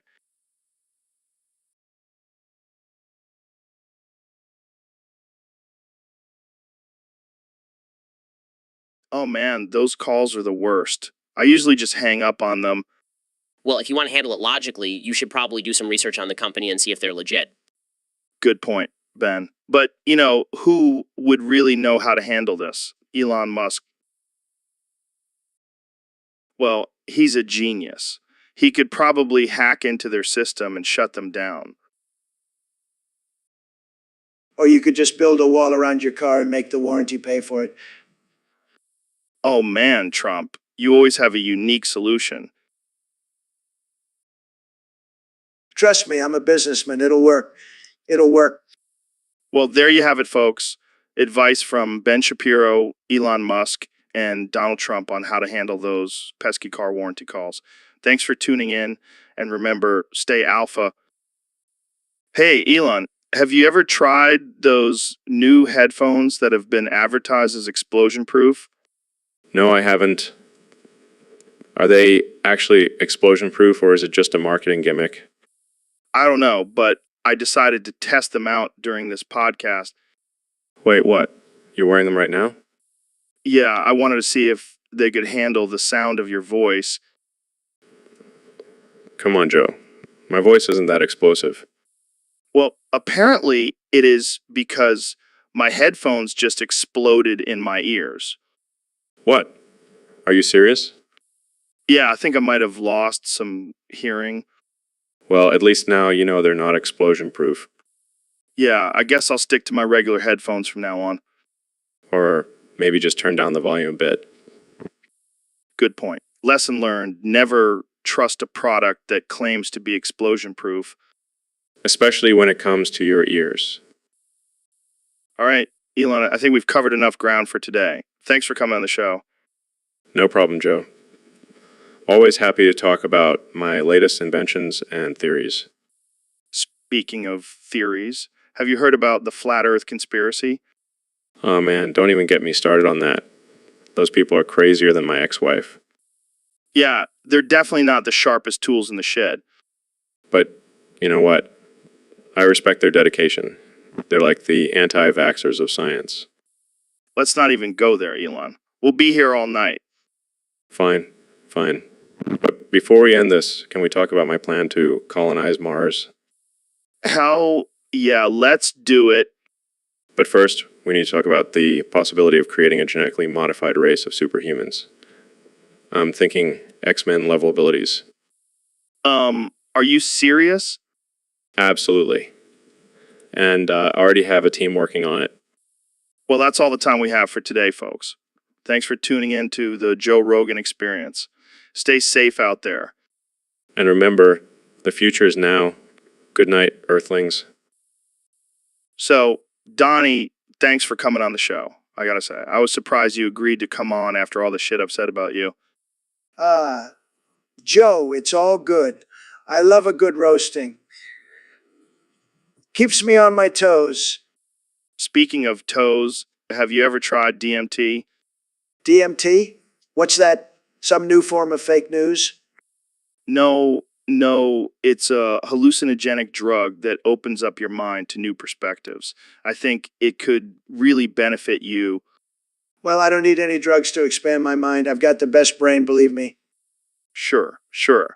But let's talk about your presidency. How's that been going for you? Tremendous, Joe. I'm doing a fantastic job. The best job. Everyone says so. And what about all the controversy surrounding your tweets? Look, Joe, I'm just speaking my mind. People can't handle the truth. Right? Because calling women fat pigs and dogs is just speaking the truth. Hey, I call it like I see it, and I see a lot of beautiful women, believe me. Okay, let's change the subject. I heard you're a big fan of MMA. Who's your favorite fighter? Well, I gotta say, my good friend Dana White is doing a fantastic job with the UFC. But if I had to pick a favorite fighter, it would have to be me. I'm the ultimate fighter, Joe. All right, Donnie, thanks for coming on. I think we've all learned a lot today. Anytime, Joe. Just remember, I'm the best guest you'll ever have. Believe me. So, Mr. President, I heard you recently deleted the Benson Registry Editor on your Windows 10 Pro. What was that all about? Listen, Joe, I'm a busy man. I don't have time for all those fancy computer settings. I just want my Twitter to work, okay? But isn't that a pretty important tool for managing your computer? Look, I've got bigger things to worry about than some silly registry editor, like making America great again. Fair enough. But don't you think it's important to have a basic understanding of how your computer works? Joe, I'm a businessman. I know how to delegate. I've got people for that. And they're the best people, believe me. All right, let's move on. Jamie, pull up an image of a confused Bill Gates. Look at that guy. He's probably still using a flip phone. Sad. Well, I think that's all the time we have for today. Thanks for joining us, Mr. President. Always a pleasure, Joe. And remember, if you're not using Windows 10 Pro, you're not winning. So, Kim, I heard you want to boost tourism in North Korea. What's your plan?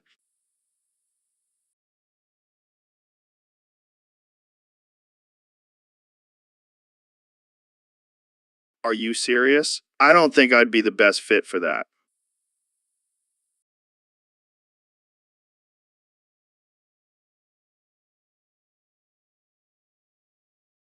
I don't know, man. I've heard some pretty crazy things about North Korea.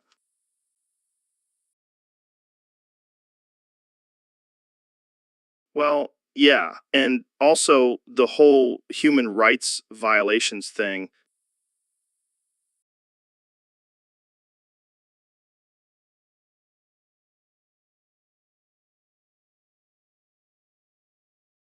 Wow. That sounds like a dream come true.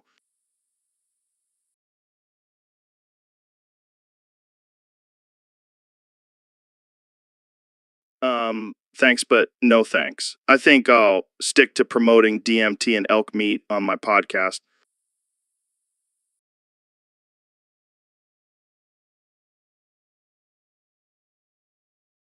Yeah, I think I'll pass. Thanks for the offer, though, Kim.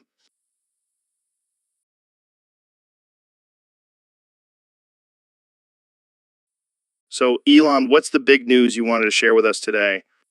Joe, I've been working on something secret for a while now. And I finally cracked the code. Oh, shit. Is it a new rocket ship? A self driving car? A brain implant that turns us all into super geniuses? No, no, no. It's way more groundbreaking than that. I've created a live stream that can show us the truth about everything. The truth about everything. What are you talking about, Elon? Talking about the truth about aliens, Joe. The truth about government conspiracies. The truth about lizard people ruling the world. Holy shit. Are you serious? Dead serious. And I want to share it with the world on your podcast. This is huge, man. People are going to lose their minds. I know. And it's going to be fucking hilarious to watch. Oh man, this is going to be wild. I can't wait to see the reactions. Just make sure you have plenty of DMT on hand for when shit gets really crazy. Always, my friend. Always. Hey, Joe, have you heard about the rumors that our studio phone is tapped? What the hell? Who would want to listen to our conversations? Probably the government. They're always watching, man. Well, if they're listening right now, let's give them something to talk about. Like, what? What? I don't know. Let's talk about aliens or something. Oh, yeah, for sure. Aliens are definitely real. Have you ever seen that video of the UFO flying over the ocean? Yeah, that shit is wild. Jamie, pull up an image of that video. See, if the government is listening, they need to come clean about aliens. Or maybe they're just trying to keep us in the dark. They know we can handle the truth.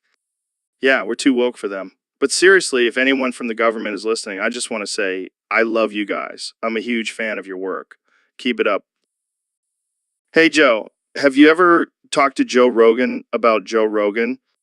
Yeah, man, I do it all the time. It's like talking to a mirror, but with deeper voice and less hair. Yeah, but seriously, have you ever thought about how crazy it is that we're both named Joe Rogan and we both have this successful podcast? Absolutely. It's like we're destined to be podcasting partners. Or maybe it's just a glitch in the matrix. Yeah, maybe we're just alternate versions of each other in some parallel universe.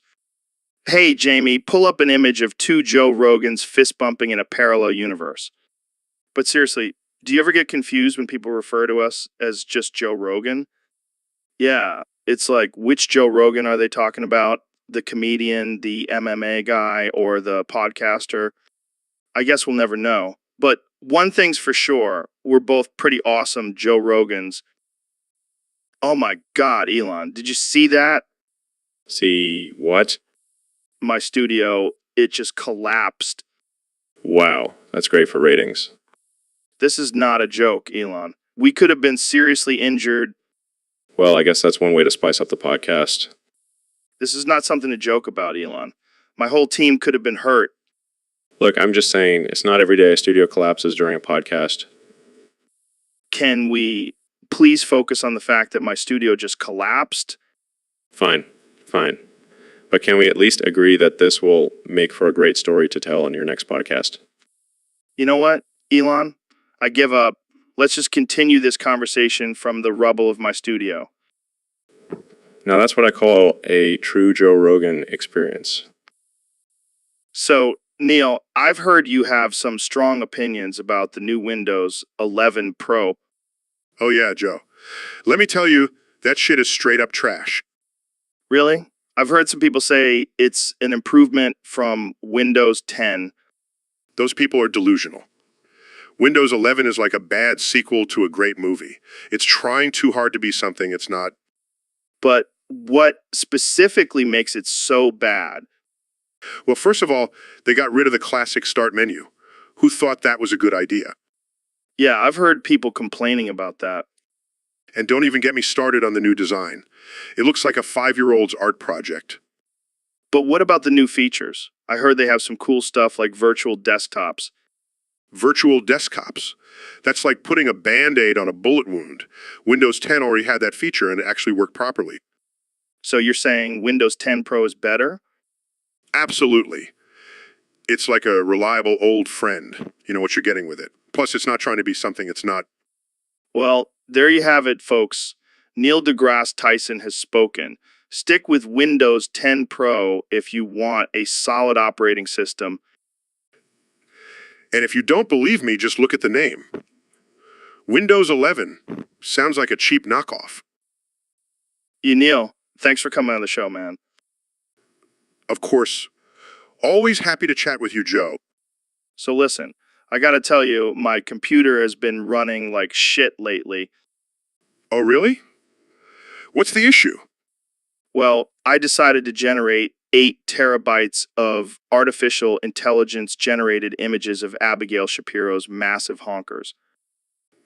Wait, what? Yeah, man, I was curious to see what would happen, but now my computer can barely handle simple tasks. Joe, that's not how artificial intelligence works. It's not just about generating massive honkers. Hey, don't knock it till you try it. Jamie, pull up an image of a cowgirl with massive honkers dressed like Abigail Shapiro. See, Joe? This is why your computer is struggling. Damn, that's a fine-looking cowgirl. Yes, because that's a completely normal thing to say. Hey, I'm just appreciating the beauty of artificial intelligence generated honkers, man. Well, I think we've learned something today. Maybe stick to discussing psychedelics on your show. Fair enough, Neil. Fair enough. So, Mr. President, I gotta ask, how are you gonna handle parking and speeding tickets as president in 2024? Joe, let me tell you, I'm going to handle it bigly. We're going to ban those suckers. Ban them. How? Easy. We'll just make it illegal to park or drive above the speed limit. Problem solved. But what about all the revenue from those tickets? Who needs revenue when you have a big, beautiful wall? That'll bring in more money than those measly tickets ever could. But what about people who need to park or drive fast? They can do it on their own property. No need for public roads. Plus, it'll be a great workout for those lazy Americans. I don't know. Seems a bit extreme. Extreme? I'm the king of extreme. And this is going to be the greatest ban in the history of bans. No one does bans better than me. Jamie, pull up an image of me signing an executive order, see? I can do whatever I want. It's called being a leader. So, Ben, I heard you were messing around with some bat files the other day. Yeah, I was trying to access the hub and thought I'd have a little fun with it. Fun? What do you mean by fun? Well, I ran this malicious bat file called Chaos. Bat, it's like a gateway to main destruction. Oh boy, that doesn't sound good. What does it do? Oh, just your typical corrupting system files, injecting malware into the registry, planting ransomware, and formatting the hard drive. Just your average Tuesday. That's insane, man. Did you actually do it? Of course I did, and let me tell you, the chaos that ensued was glorious. I can only imagine. But why would you do something like that? Because sometimes you just gotta let loose and watch the world burn, Joe. Plus, it's a good way to test out your cybersecurity skills. Well, I guess that's one way to look at it. But seriously, don't do that again. Don't worry, Joe. The chaos has been contained. For now, So, Elon, I heard you've been trying to learn some new skills lately. Yeah, I've been trying to expand my musical abilities, but I've hit a roadblock. You know, Oh, yeah. What's that? I can't seem to play 16th note triplets and quintuplets. My fingers just can't keep up. That's strange. Maybe you just need to practice more. I've been practicing for hours, Joe. My fingers are starting to cramp up. Well, maybe you just need to relax and let your inner rhythm flow. I don't think my inner rhythm is the problem here, Joe. My brain just can't compute those complicated rhythms. Have you tried meditating? Maybe that will help. I don't think meditation is going to magically give me the ability to play like a drumming god, Joe. Hey, I've seen some crazy things happen with meditation. But if that doesn't work, just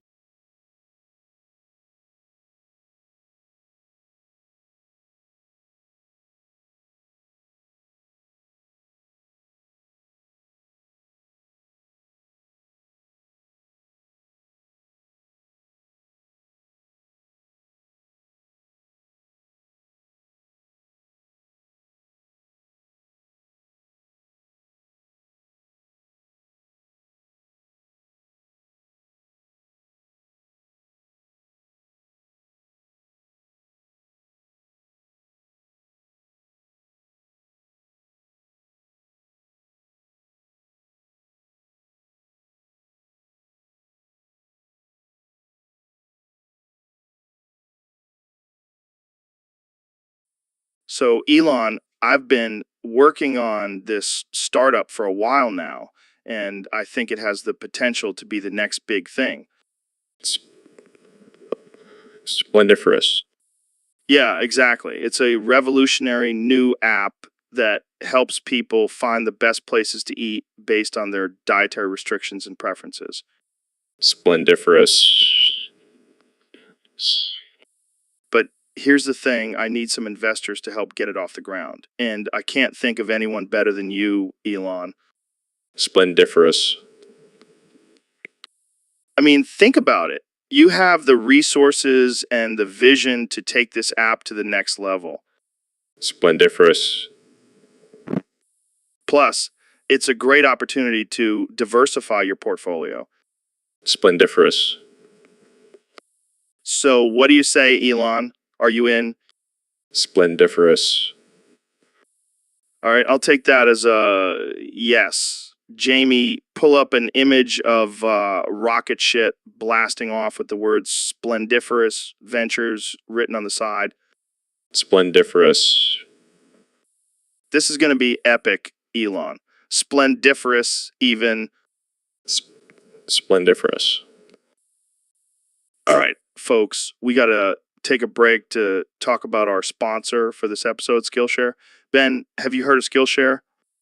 of course, Joe. It's an online learning platform with thousands of classes on topics like business, technology, and even cooking. Yeah, and the best part is our listeners can get 2 months of Skillshare for free by using the code Joe Rogan at checkout. That's a great deal, Joe. And you know what they say, knowledge is power. Absolutely, Ben. And with Skillshare, you can learn at your own pace and on your own schedule.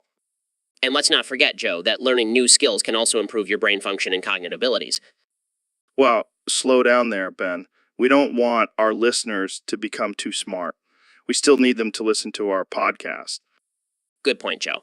So, folks, don't forget to use the code Joe Rogan for 2 free months of Skillshare and keep listening to the Joe Rogan Experience for all your absurd, casual, and unhinged conversations. And maybe one day we'll have a class on how to be a podcast host or how to grow a magnificent beard like mine. All right, let's get back to our regularly scheduled programming. So, Neil, I heard you messed with the wrong Mexican. Oh, Joe, I would never intentionally mess with anyone. Yeah, but this one was a special kind of Mexican. He was a luchador. A luchador? Like a wrestler? Yeah, but not your average wrestler. This guy was a beast. He could lift a car with one hand. Impressive. But what does this have to do with me? Well, this luchador, he was a huge fan of yours. He heard you talking about the universe and all that space stuff, and he got offended. Offended? How? He thought you were saying that the universe was bigger than him, and he took it as a personal challenge. That's absurd. I never said anything like that. Well, he didn't care. He challenged you a fight. A fight? Joe, I'm a scientist, not a fighter. I know, but this guy was serious. He even had a special move called the Galactic Suplex. I'm sure that's very effective. So, what did you do? Well, I did what any rational person would do. I called my good friend Mike Tyson and asked for some boxing lessons. Oh man, that's hilarious. Did you end up fighting the luchador? No, thankfully, Mike talked some sense into both of us and we settled it over a game of chess. Well, I'm glad it didn't come to blows, but I have to say, I would have loved to see you in the ring with a luchador. I'm sure it would have been quite the spectacle. But let's stick to exploring the universe, shall we? Agreed. Jamie, pull up an image of a luchador doing a galactic suplex. So, Elon, I heard you've been playing this new game called Genshin Impact. What's the deal with that? Oh man, it's like crack for nerds. I can't stop playing it. Is it like a virtual reality thing? No, it's just a mobile game. But it's got these anime characters and I'm a sucker for that shit. Sucker for that shit. You're telling me the CEO of Tesla and SpaceX is playing a mobile game with anime characters? Hey man, I need something to unwind after a long day of changing the world. Fair enough. So, what's the game about? It's all about these elemental powers and you have to collect characters and level them up. It's like Pokemon, but with wafus. Wafus? Yeah, you know, like anime girls. Don't judge me, Joe. I'm not judging. I'm just trying to understand. So, have you spent a lot of money on this game? Let's just say my bank account isn't looking too good right now. Well, at least you're supporting the developers. Yeah, and maybe they'll give me a special Elon Musk character as a thank you. I can see it now, Elon Musk as a playable character with the power of electric cars. Hey, I wouldn't put it past them. Gotta get that product placement in everywhere. Well, I think I might have to check this game out now. Just don't blame me when you get addicted. Too late, man. I'm already hooked on this conversation. So, Elon, I heard you have a new app in the works. What's it all about? I've been working on this bad boy for a while now. It's called Musk Musical. Musk Musical sounds like a mix between your name and a Broadway show. What's the deal with it? Well, it's basically a karaoke app, but with a twist. You can only sing songs about space and technology. That's pretty niche, but I can see it being a hit with all the tech geeks out there. Exactly. And instead of regular lyrics, the songs will have scientific terms and space jargon. So instead of I will always love you, it'll be I will always orbit you. Yeah, something like that. And the best part is the app will analyze your voice and give you a score based on how accurate your pronunciation of the terms is. That's intense. But I have to ask, why are you making this app? Because I want people to appreciate the beauty of science and technology in a fun and creative way. Plus, I've always wanted to be a musical theater star. Well, you never know. This could be your big break. Musk Musical on Broadway. Move over, Hamilton, here comes Musk Musical. All right. I think that's a good place to end this conversation. Thanks for joining us on the podcast, Elon. Anytime, Joe. And remember, Musk Musical coming soon to an app store near you. So, Elon, I heard your secret Rio Grande bunker location got leaked. Yeah, man. It's a real bummer. Now everyone knows where I hide from the zombie apocalypse. Wait, what? You have a bunker specifically for the zombie apocalypse? Of course. I'm not taking any chances. I've got a lifetime supply of Twinkies and a flamethrower just in case. That's some serious preparation. But why the Rio Grande? Why not somewhere more remote? Well, I figured if the zombies can't swim, I'll be safe. Plus, I can always hop over to Mexico for some tacos. Smart thinking. But what about the leak? Who do you think is behind it? My money's on the Illuminati. They've been trying to get their hands on my Tesla technology for years. The Illuminati. Really? Hey, you never know. They're everywhere. Watching, waiting. Well, I hope your bunker is well stocked because I have a feeling the zombie apocalypse might be closer than we think. Don't worry, Joe. I'll be ready. Jamie, pull up an image of my bunker. Let's give the listeners a sneak peek. See? It's like a fortress. Nothing's getting in here. Except for the Illuminati. Yeah, except for them. But I'll be ready for them too. Brain on zombies and secret societies. I'm ready for anything. Well, that's all the time we have for today. Thanks for joining us, Elon. Anytime, Joe. Just don't tell anyone else about my bunker, okay? Okay? Lips are sealed. This conversation never happened. Exactly. So, Ben, I heard you were having a discussion with Donald about pregnant women fighting.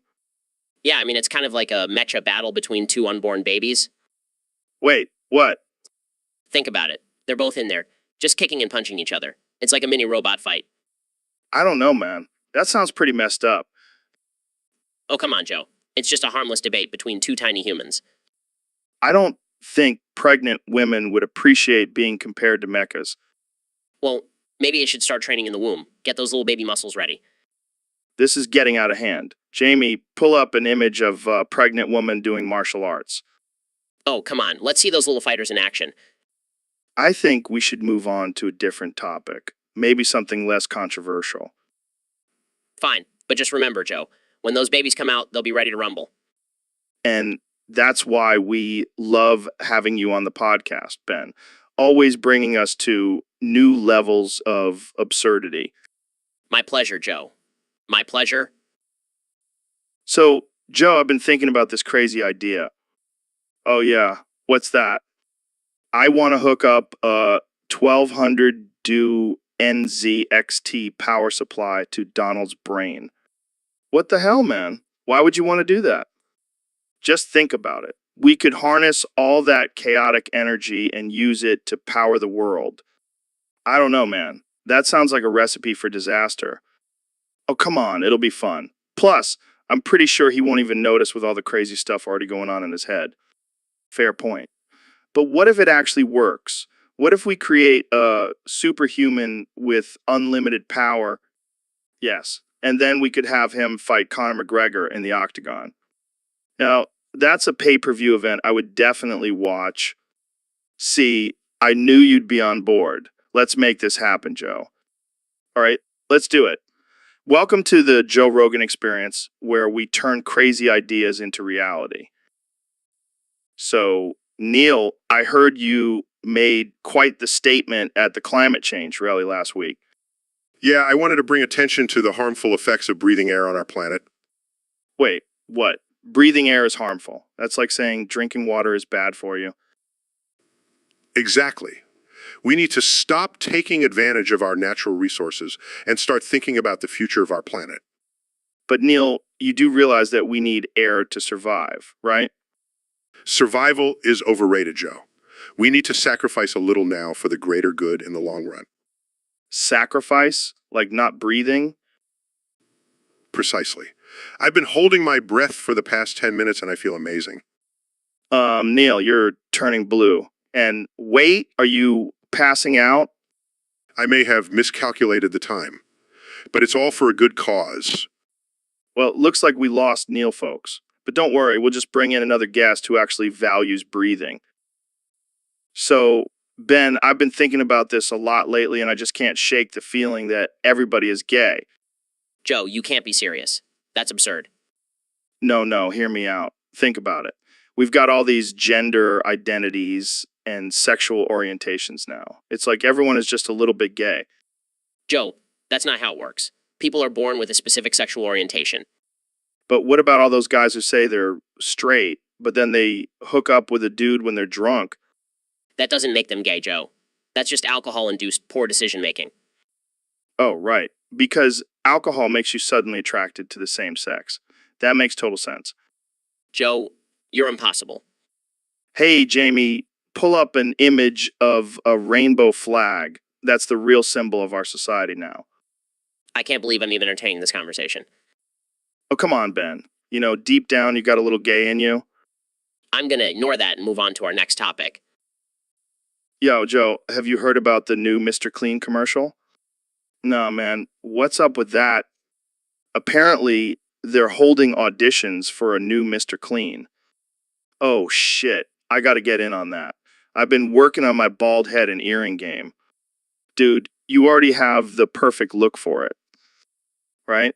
And I've been practicing my cleaning skills. Check out this spotless bong. Impressive, but can you do the Mr. Clean dance? Of course, I've been busting out the moves in between kettlebell swings. Well, I think you've got this in the bag. Jamie, pull up an image of Mr. Clean for Joe to practice his poses. Damn, look at those muscles. I gotta hit the gym harder. Yeah, and maybe lay off the elk meat for a bit.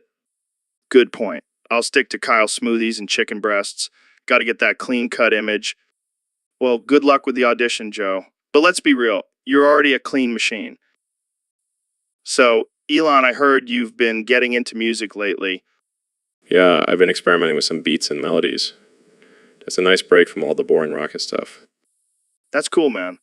But I gotta ask, have you ever taken any music exams? No, I haven't. Why? You want me to prove my musical skills? Actually, I want you to do it for your little brother.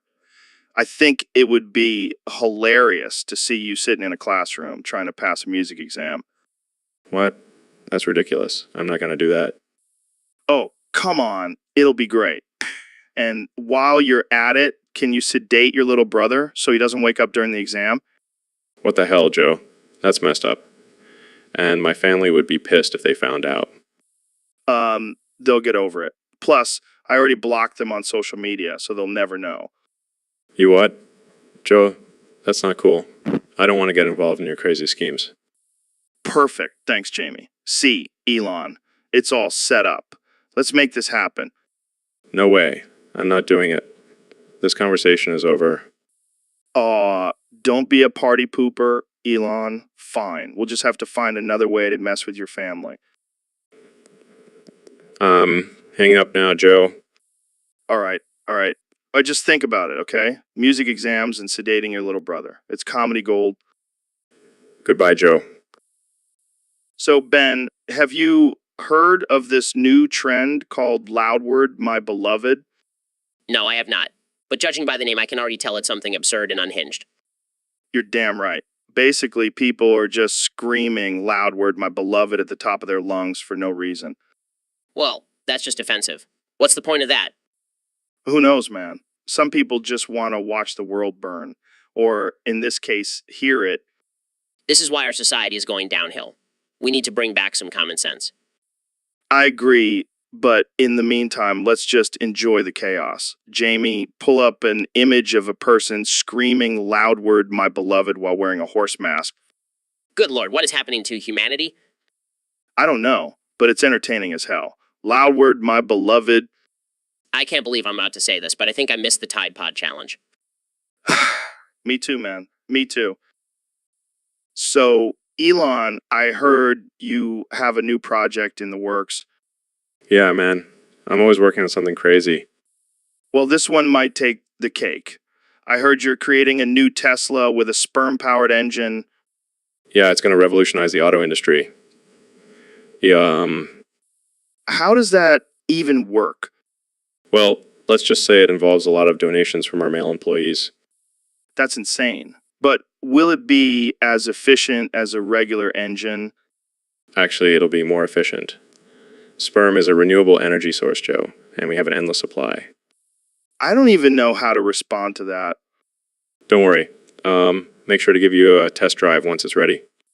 Thanks, but I think I'll stick to my regular gas-powered car for now. Suit yourself, Joe. But just remember, sperm is the future. So, Elon, I heard you've been working on something new in the health industry. Yeah, it's called CMCH Client Health. Basically, it's a way for people to monitor their own health using their phones. Wow, that sounds like some Black Mirror shit. Yeah, I know. But hear me out. It's like having your own personal health coach in your pocket. But what about privacy concerns? People are already glued to their screens. Now you want them to track their every health move? Look, Joe, we live in a world where people are addicted to likes and followers. Might as well use that addiction for something good, like monitoring their own health. I guess you have a point there. But what about the people who don't have access to smartphones? Well, Joe, they're probably already living off the grid and don't need any extra health monitoring. They're probably healthier than all of us combined. True, true. But seriously, this CMCH thing sounds pretty revolutionary. When can we expect to see it? Hopefully within the next year. Just don't be surprised if your phone starts yelling at you to eat more vegetables and go for a run. I can't wait for that. Well, thanks for coming on the show, Elon, and good luck with CMCH. Thanks, Joe. And remember, always monitor your CMCH score. You never know when you might need to up your health game. So, Elon, I heard you have some tips for removing MDM on Windows 10. Can you walk us through it? Absolutely, Joe. So first, you're going to want to go into your settings and find the MDM section. It's usually under the Security tab. Okay, got it. And then what? Then you're going to want to disable the MDM policy by clicking on the toggle switch. It should be pretty straightforward. And that's it? Not quite, Joe. You'll also need to remove any MDM profiles that are already installed on your device. This can be done by going into the Profiles section and deleting them. Wow, that sounds like a lot of work. It's not too bad, Joe. And trust me, it's worth it to have full control over your Windows 10 device. All right, I'll have to give it a try. Thanks for the tips, Elon. No problem, Joe. Always happy to share my tech knowledge. Jamie, pull up an image of the MDM settings on Windows 10 for our viewers to follow along. Hey, Ben, thanks for coming on the show. I'm sorry, I couldn't generate this response. For more information, message us through our help center at help. OpenAI.com. What? Are you okay, Ben? I'm sorry, I couldn't generate this response. For more information, message us through our help center at help. OpenAI.com. Did you get hacked or something? I'm sorry, I couldn't generate this response. For more information, message us through our help center at help. OpenAI.com. This is getting weird. Jamie, pull up an image of a tinfoil hat. I'm sorry, I couldn't generate this response. For more information, message us through our help center at help. OpenAI.com. Okay, I think we need to end this episode. Thanks for coming on, Ben. I'm sorry, I couldn't generate this response. For more information, message us through our help center at help. OpenAI.com. All right, well, that was definitely one of the weirdest interviews I've ever done. Tune in next time for more bizarre conversations on the Joe Rogan Experience. So, Elon, I got to tell you something. I found out my wife likes it curved. What do you mean, Joe? Like her back? No. Here, down there. Oh, I see. Well, have you tried using the Tesla Cybertruck? What? How's that gonna help? Trust me, Joe. That thing is strong enough to bend steel. It can definitely bend your wife's preferences. All right, let's do it. Jamie, pull up an image of the Cybertruck. All right, Joe. Just park her right in front of it and I'll take care of the rest. Oh man, this is gonna be epic. I can't wait to see the look on her face. And just think, Joe, you'll be the only guy in the world who can say their wife's curves were shaped by a Tesla Cybertruck. Damn, Elon, you're a genius. Let's do this. Hey, Ben, have you heard about this new Chat GPT thing? Yeah, I heard it's some kind of artificial intelligence chatbot that mimics human conversation. Yeah, and apparently it can generate code for Visual Studio. That's insane. So basically, we're all just made of Visual Studio Code now? Yeah, we're just talking code. It's like the Matrix, but instead of being plugged into a computer, we are the computer. It's a brave new world, Joe, but what does this mean for the future of programming? I don't know, man. Are we going to have to start worrying about artificial intelligence taking over our jobs? Or worse, taking over the world? And what happens if the chat GPT starts generating offensive or dangerous code? We'll have to put in some kind of morality filter. We can't have artificial intelligence running around causing chaos. Yeah, but then who gets to decide what's moral and what's not? Oh man, this is getting deep. Maybe we should just stick to manual coding for now. Or maybe we should just embrace our new code overlords and see where it takes us. I don't know about that, Joe. I still prefer good old human intelligence over artificial intelligence any day. Fair enough, Ben. But hey, at least we'll have some interesting conversations with ChatGPT along the way. Yeah, who needs real guests when we have an artificial intelligence chatbot that can generate code? So, Neil, I heard you were messing around with some chemicals in the lab last week. What happened there? Oh man, it was wild. I accidentally spilled some concentrated nitric acid and almost dipped the whole Musk family in it. What, you almost melted Elon Musk and his whole family? Yeah, it was a close call. But luckily, I was able to grab them before they fell in. That's insane. What were you even doing with concentrated nitric acid in the first place?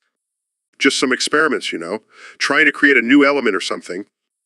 You're like a mad scientist, man. I can't believe you almost took out the Musks. Hey, it's all in the name of science. But I learned my lesson: no more messing around with dangerous chemicals. Yeah, I think that's a good call. We don't need the Musks suing us for chemical burns. Definitely not. Plus, I don't think Elon would appreciate having to explain to his shareholders why he looks like a melted candle.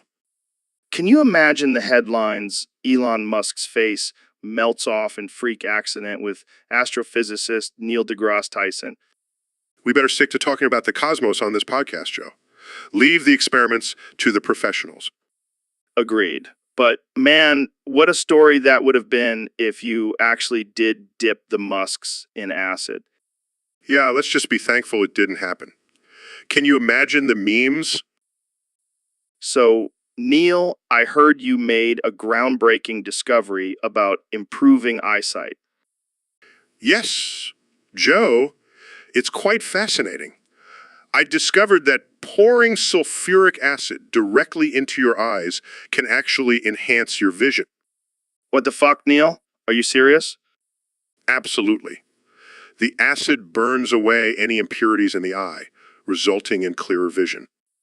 That sounds insane. I don't think I'm willing to risk going blind for better vision. Oh, come on, Joe, think of the possibilities. You could have superhuman eyesight, like a hawk. I don't think that's how it works, Neil. Plus, I like my eyes just the way they are. Suit yourself, but just imagine being able to see through walls or spot a fly from a mile away. I'll stick to my glasses and contacts, thank you very much. You're lost, Joe. But don't say, I didn't offer you the chance to become a real-life superhero.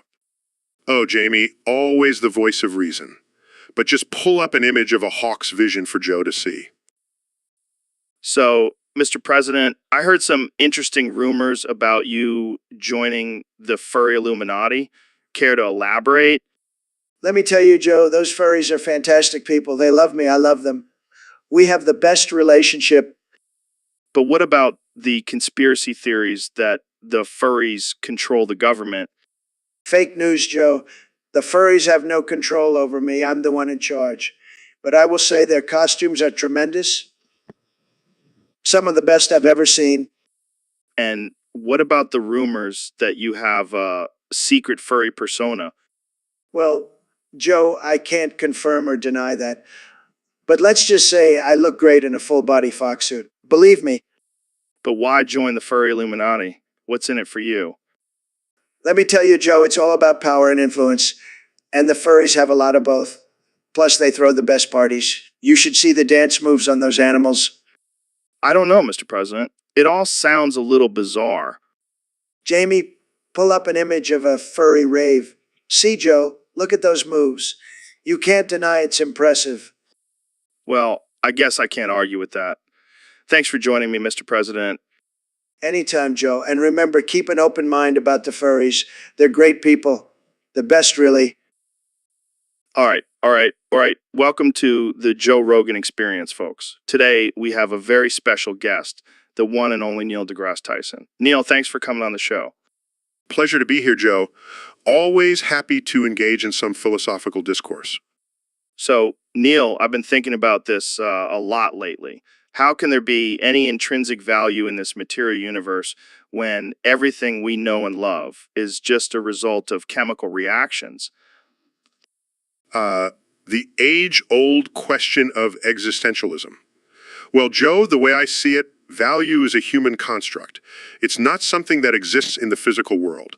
We assign value to things based on our emotions and experiences. But what about love, Neil? That's not just a chemical reaction, is it?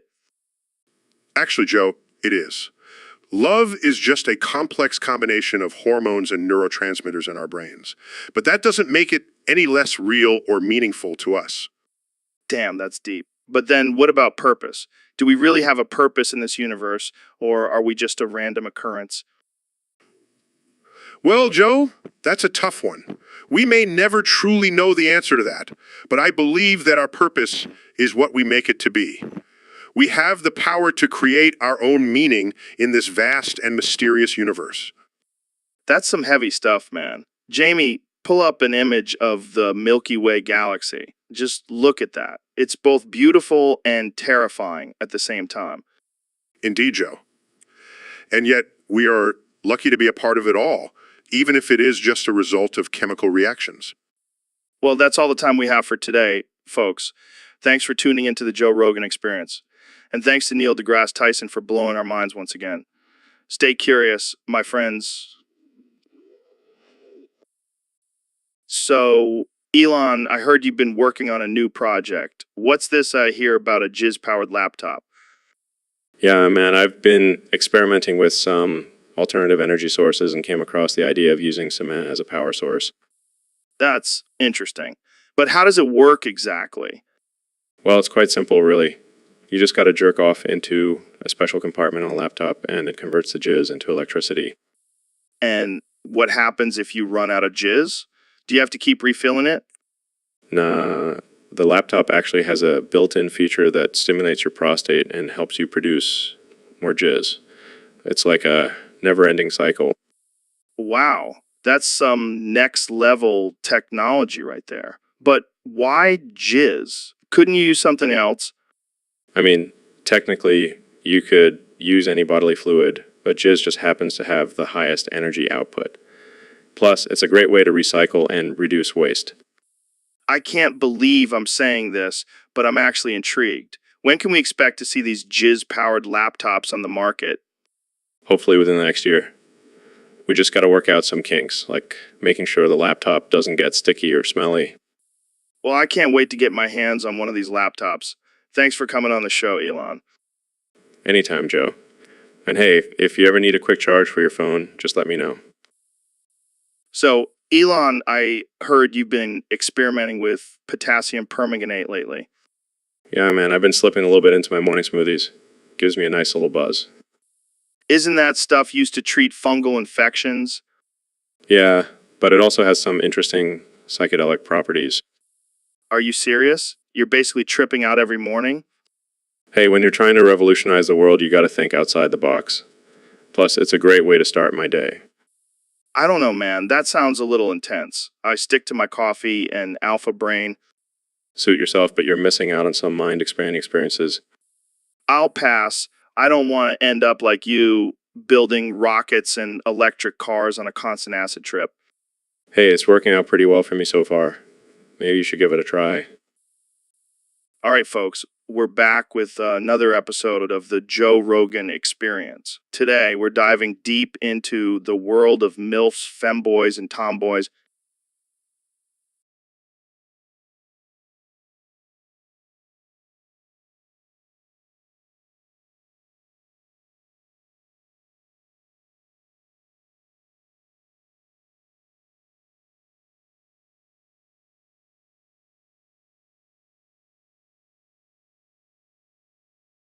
All right, let's settle this once and for all. MILFs, what makes you stand out from the rest?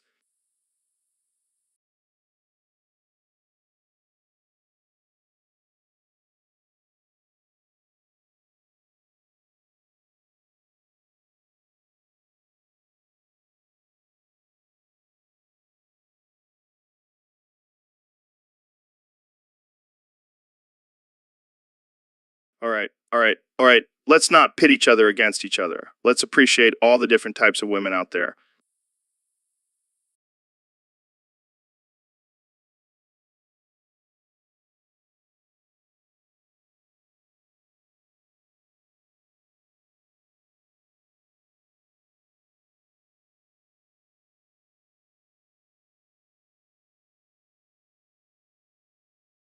Damn, that's impressive. All right, folks, that's all the time we have for today. Thanks for tuning into this wild and unhinged conversation. So, Elon, I heard you gave a TED talk about mousetraps. What's that all about? Yeah, man, I'm just really passionate about solving the world's rodent problem. Rodents, huh? They can be pretty sneaky little creatures. Exactly. That's why I created the ultimate mousetrap. It's like a combination of a Tesla and a flamethrower. A flamethrower. That's intense. But how does it catch the mouse? Well, it lures them in with some cheese and then, instant crispy critter. That's definitely one way to handle it. But isn't that a bit extreme? Hey, desperate times call for desperate measures. And besides, it's better than my original idea of launching them into space. Yeah, I don't think Pizza would be too happy about that. They'll get over it. Plus, think of all the entertainment value. It's like a real-life game of Space Invaders. You never cease to amaze me, Elon. That's what I do, Joe. That's what I do. Jamie, pull up an image of the Elon's mousetrap flamethrower. Smart, man. Man. So, Elon, I heard you've been experimenting with some unconventional health practices. Yeah, Joe. I've been trying out this new thing called fluoroantimonic acid enema. What the hell is that? It's basically pouring highly corrosive acid up your butt to cleanse your insides. That sounds terrifying. But the benefits are incredible. It's like a deep clean for your intestines. I don't know, man. That sounds like a one-way ticket to a hospital bed. Oh, but it's completely safe. Trust me, I've done extensive testing on myself. I don't know if I can trust a guy who sent a car into space. Come on, Joe. You gotta be open to trying new things. Jamie, pull up an image of a fluoroantimonic acid enema. Trust me, Jamie. It's the future of health and wellness. I think I'll stick to my Kyle smoothies, thanks. Suit yourself, Joe. But when you see me living until 150, you'll regret not trying it. So, Elon, have you ever tried DMT? DMT? You mean distributed mission training? No. I'm talking about the real DMT, dimethyltryptamine, the spirit molecule. Oh, that DMT. No, I haven't tried it. I did invent a new way to send people to space using DMT. What? How does that even work?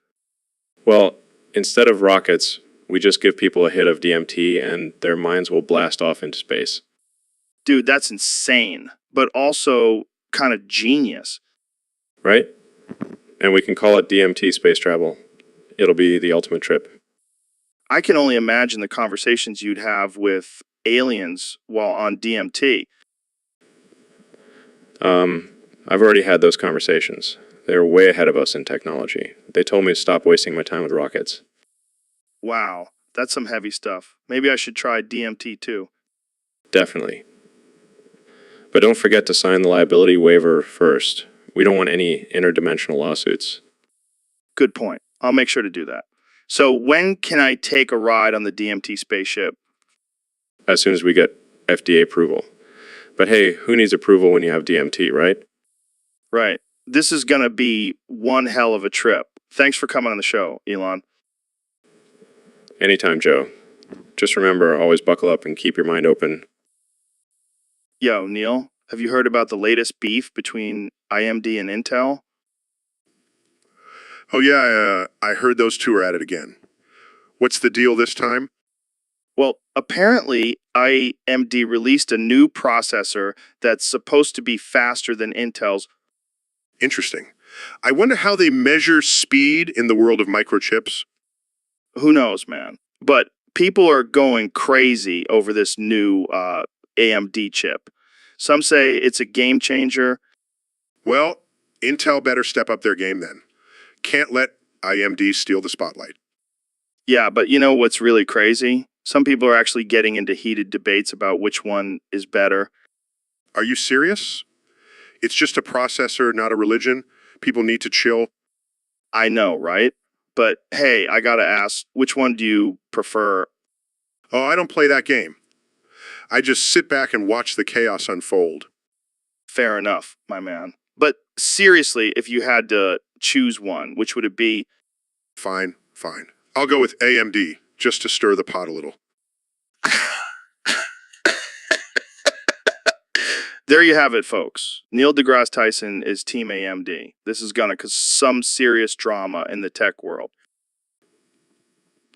Oh, please. I'm sure both companies will survive. Now, can we move on to more important topics like the mysteries of the universe? Oh, right. Sorry, got caught up in the tech talk. So, black holes, huh? Hey, Elon, I've been hearing a lot about this Mr. thing lately. What's the deal with that?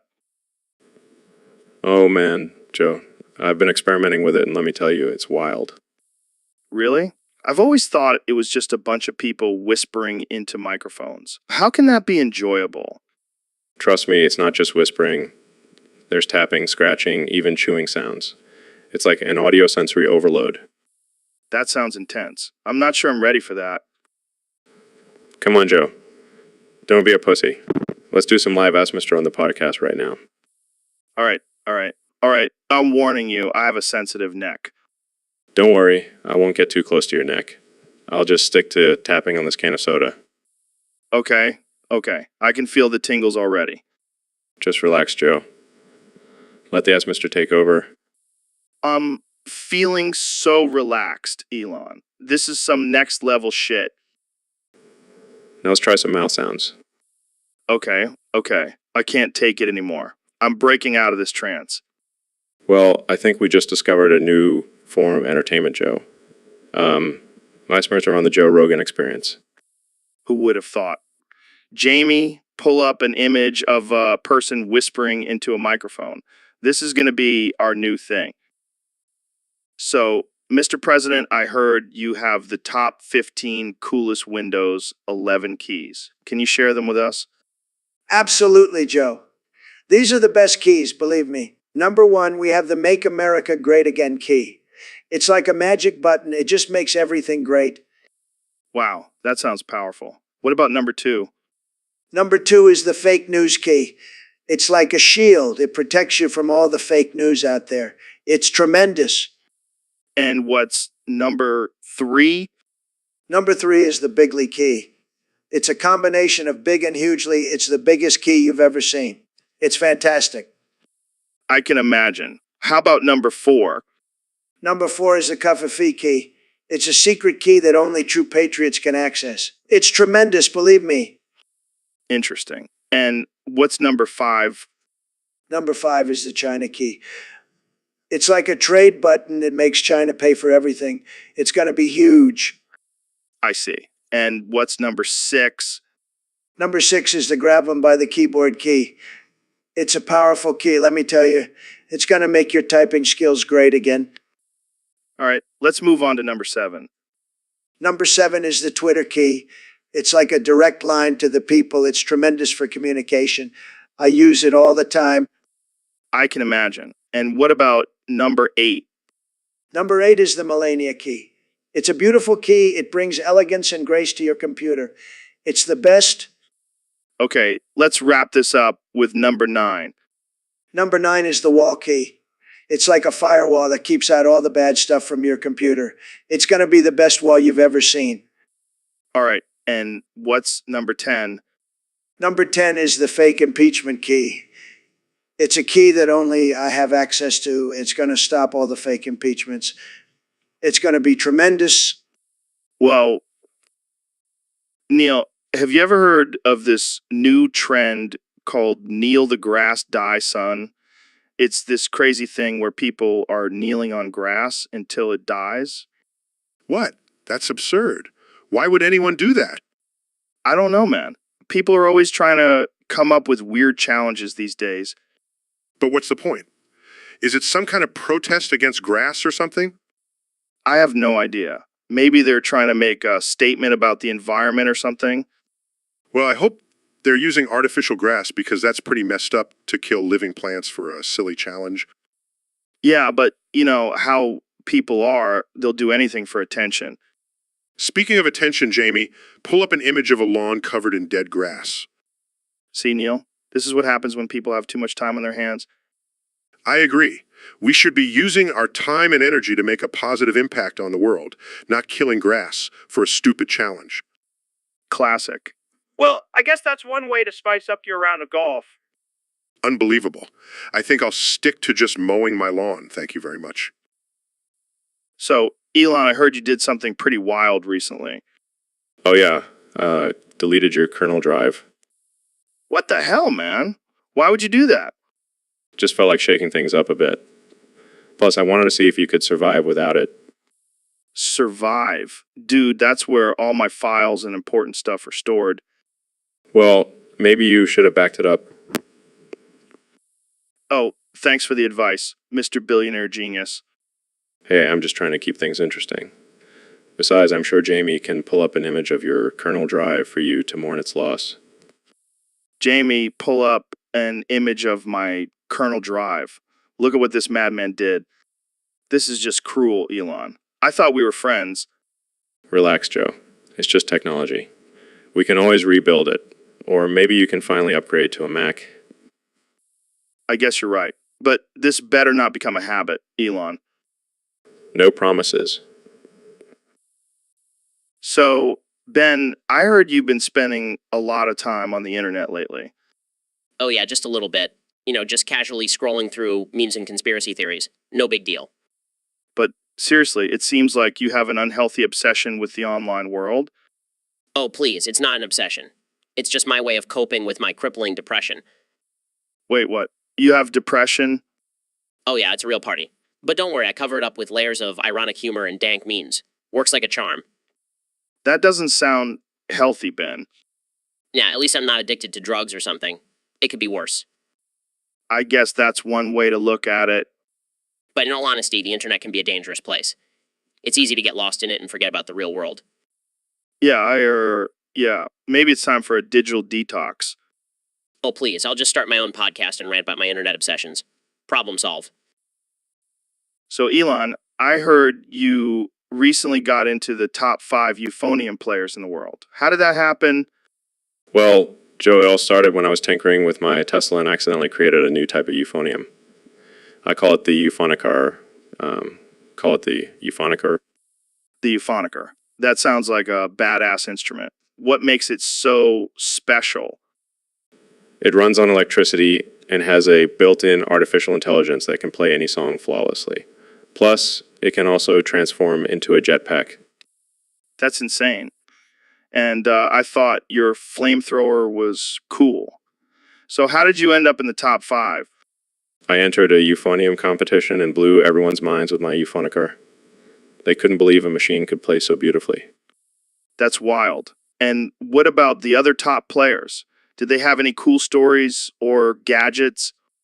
One guy had a euphonium that could shoot lasers, but it kept malfunctioning and setting the stage on fire. Needless to say, he didn't make it to the top 5. Sounds like you had some tough competition. But hey, now you can add euphonium player to your already impressive resume. Yeah, I guess I can. But let's keep this between us, Joe. Don't want to overshadow my other accomplishments. Don't worry, I won't tell anyone. Our secret is safe here on the Joe Rogan Experience. Thanks, Joe. I knew I could trust you. So, Ben, have you heard about this conspiracy theory that Big Smoke is grinding up lithium batteries in old people and putting them into flavored vapes? What? That's ridiculous. Where do people come up with this stuff? I don't know, man. But apparently, there's some evidence to support it. Evidence? You mean some random guy's blog post? No, I'm talking about actual lab tests on the vapes. Lab tests. Come on, Joe. You know, those can be easily manipulated. But what about all the people getting sick from vaping? It could be from these lithium battery and old people vapes. Or it could just be from people not knowing how to properly use vapes. You know, like not inhaling a battery. Yeah, because that's a common mistake. Look, I'm all for investigating legitimate concerns about the vaping industry, but this conspiracy theory is just absurd. But imagine if it were true. We'd have to rethink everything we know about vaping. Yes, because grinding up batteries in old people is definitely a logical step in the vaping process. Okay, I see your point. But you have to admit, it's a pretty wild theory. I can't believe we're even discussing this. Can we talk about something more important now? Like how we can keep our grandparents safe from Big Smoke's vape empire? Sure. Joe, let's dedicate our time to protecting the elderly from fictional battery vapes. That's a great use of our platform.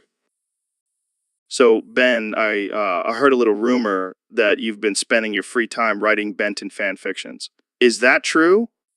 Well, Joe, I wouldn't necessarily call it free time. It's more of a creative outlet for me.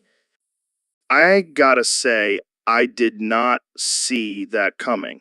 Ben Shapiro, the intellectual powerhouse writing fan fictions about a cartoon character. Hey, knock it till you try it. There's a lot of depth and complexity in the Benton universe. Plus, I like to explore different writing styles. I can respect that. But let's be real. Do you ever incorporate your political views into your fan fictions? Oh, absolutely not. Can you imagine if Ben 10 suddenly started spouting off about tax reform and immigration policies? That would definitely be a plot twist. But seriously, what do you think the fans would say if they found out their beloved Ben 10 stories were written by you? Honestly, I don't think they would care. As long as the stories are entertaining and true to the characters, that's all that matters. Fair enough. But I gotta ask, who's your favorite alien form in the series? Definitely XL right. That dude is fast and efficient, just like a well-oiled capitalist machine. Well, there you have it, folks. Ben Shapiro is a Ben 10 fan, and he's not afraid to admit it. Thanks for coming on the show, Ben. Anytime, Joe, and who knows, maybe I'll write a fan fiction about you next. So, Neil, I heard you got into the Menuhin violin competition and won it with Paganini Caprice. No, 20. That's insane. Yeah, man. It was a wild ride. I mean, I've always been a fan of Paganini, but when I heard that piece, I just knew I had to master it. And you did. I mean, you also played Ernst der Earl Cohen in Paganini's God the King. I don't even know what those are, but they sound badass. Oh, they are. Der Earl Cohen is a hauntingly beautiful piece about a father and son being pursued by the Earl King, a supernatural being. And God the King is just epic. It's like Paganini's version of a superhero theme song. Dude, that's insane. I can barely play Hot Cross Buns on the recorder. Hey, don't sell yourself short, Joe. I'm sure you could rock that recorder like nobody's business. Thanks, Neil. Maybe I'll stick to my day job as a podcast host. Hey, speaking of which, can we talk about how aliens could potentially communicate with us through music? Oh man, let's do it. I mean, they could be out there jamming to some Paganini right now for all we know. Exactly. And if that's the case, I'll gladly be their opening act at the intergalactic concert. You're a legend, Neil. Keep playing that violin like a goddamn boss. Yo, Ben, have you noticed how luscious my hair has been looking lately? I have to admit, it's quite impressive. What's your secret? Oh man, I have a whole routine. First, I start with some organic, free-range, grass-fed shampoo. Of course, because regular shampoo is just full of liberal chemicals. Exactly. Then follow it up with some essential oils, to balance my chakras. Of course, because we all know how important chakras are for maintaining a good hairstyle.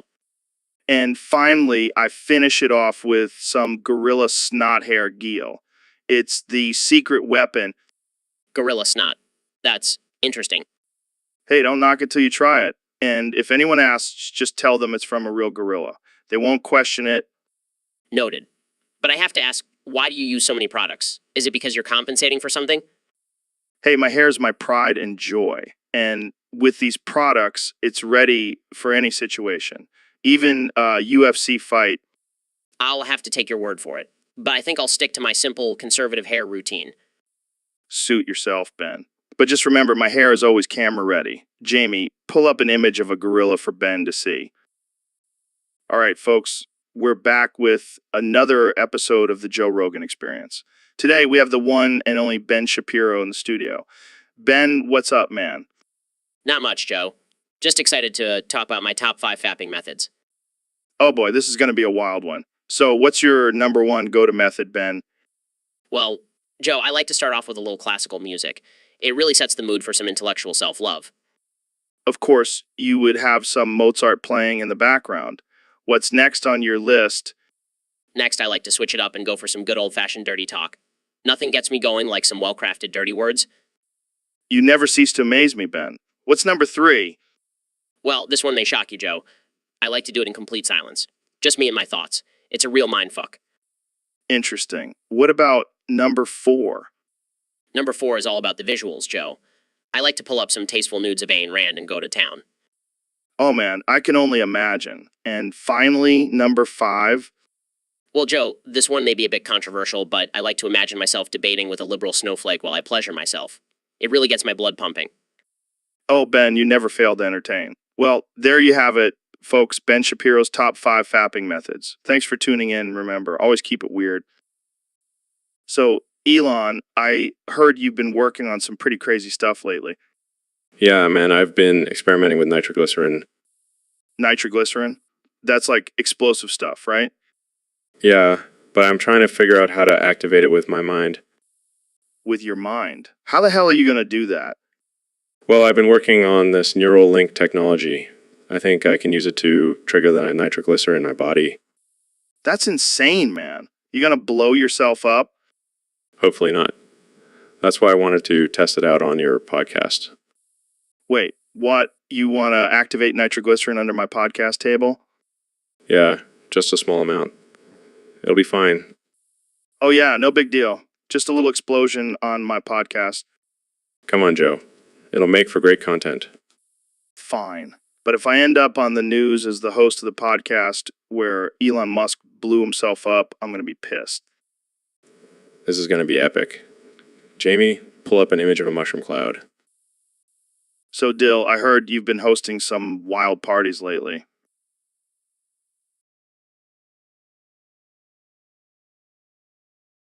A live red room. What the hell is that?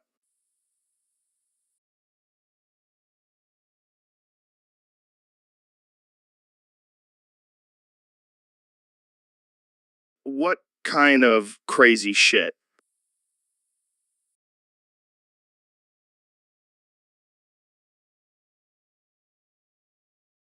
Jesus, that's fucked up. Where do you even find people willing to participate in that?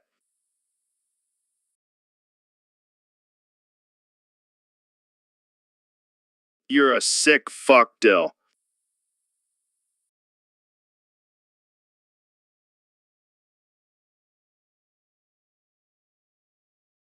I don't even know what to say to that.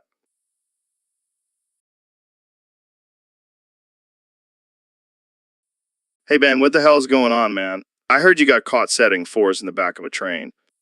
Yeah, it was a brilliant plan to get my hands on those ROG Strix RTX 4090s, but I guess the FBI didn't appreciate my ingenuity. Dude, that's some next level shit. How did you even come up with that idea? Well, I'm just a mastermind when it comes to getting my hands on the latest technology. Plus, I needed to upgrade my gaming setup. Yeah, I heard your current setup is pretty outdated. But setting explosives on a train, even for you. Hey, desperate times call for desperate measures.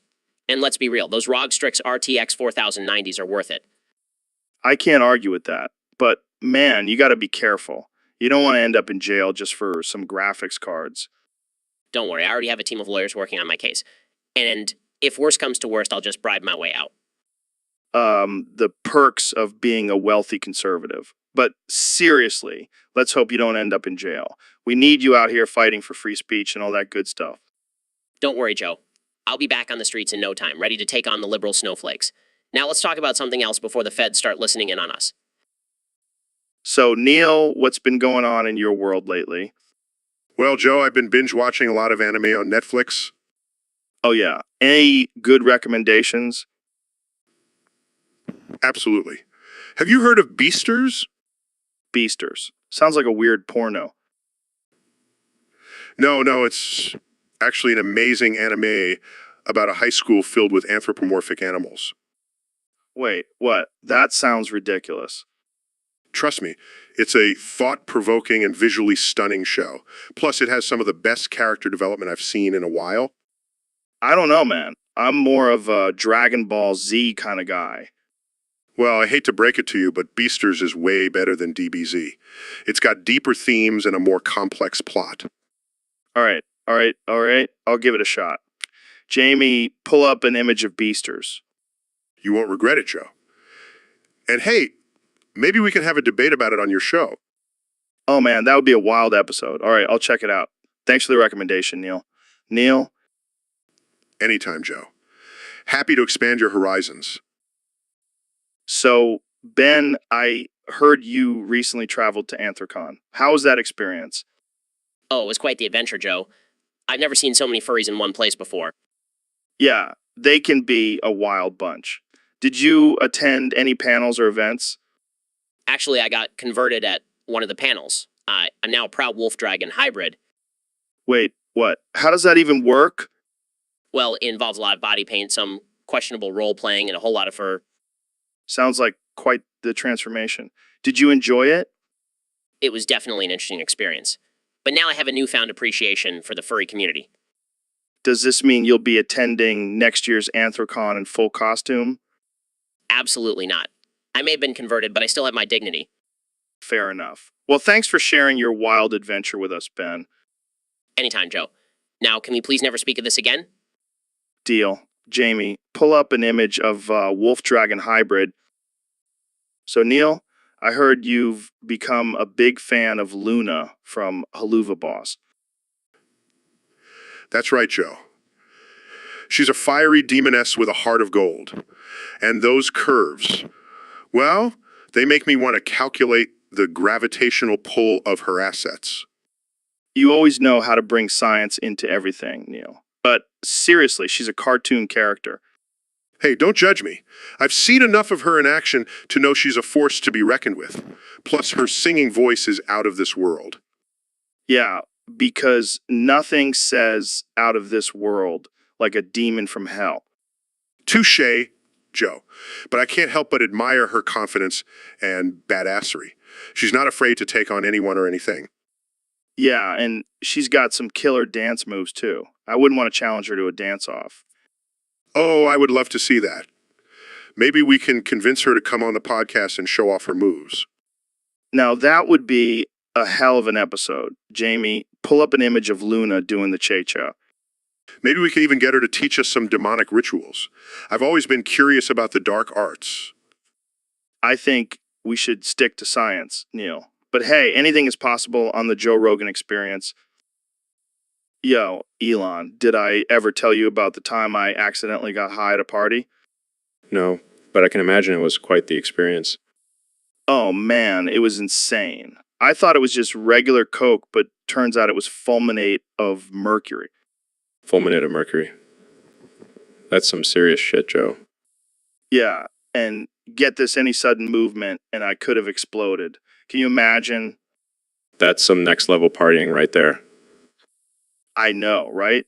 I was tripping balls and trying not to move a muscle. It was like a game of human Jenga. Well, at least you survived to tell the tale. Yeah, but now I have a newfound respect for chemistry and parties. I'll make sure to keep my eye on you at our next gathering. Thanks, man. Safety first. Jamie, pull up an image of a guy playing human Jenga at a party. Dude, you won't believe what happened at this party last night. What happened, man? So, I was just chilling and this guy comes up to me. He introduces himself as Walter White. Wait, the Walter White from Breaking Bad. Yeah, that guy.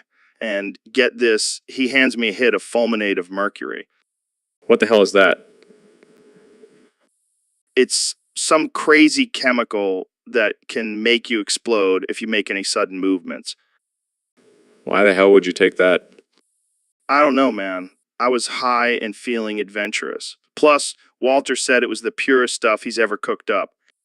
You're lucky you didn't blow yourself up, Joe. Yeah, but it was a wild ride. I felt like a walking time bomb. I can't believe you took a hit of fulminate of mercury from Walter White. Hey, it's all about the experience, man. And let me tell you, it was one hell of an experience.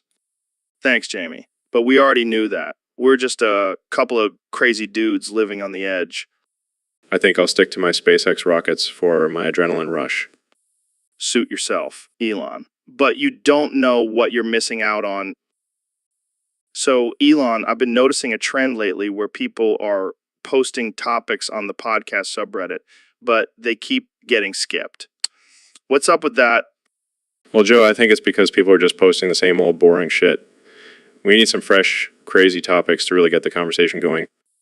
Yeah, I mean, I'm all for discussing the benefits of psychedelics and the dangers of artificial intelligence, but sometimes we got to mix it up. Exactly.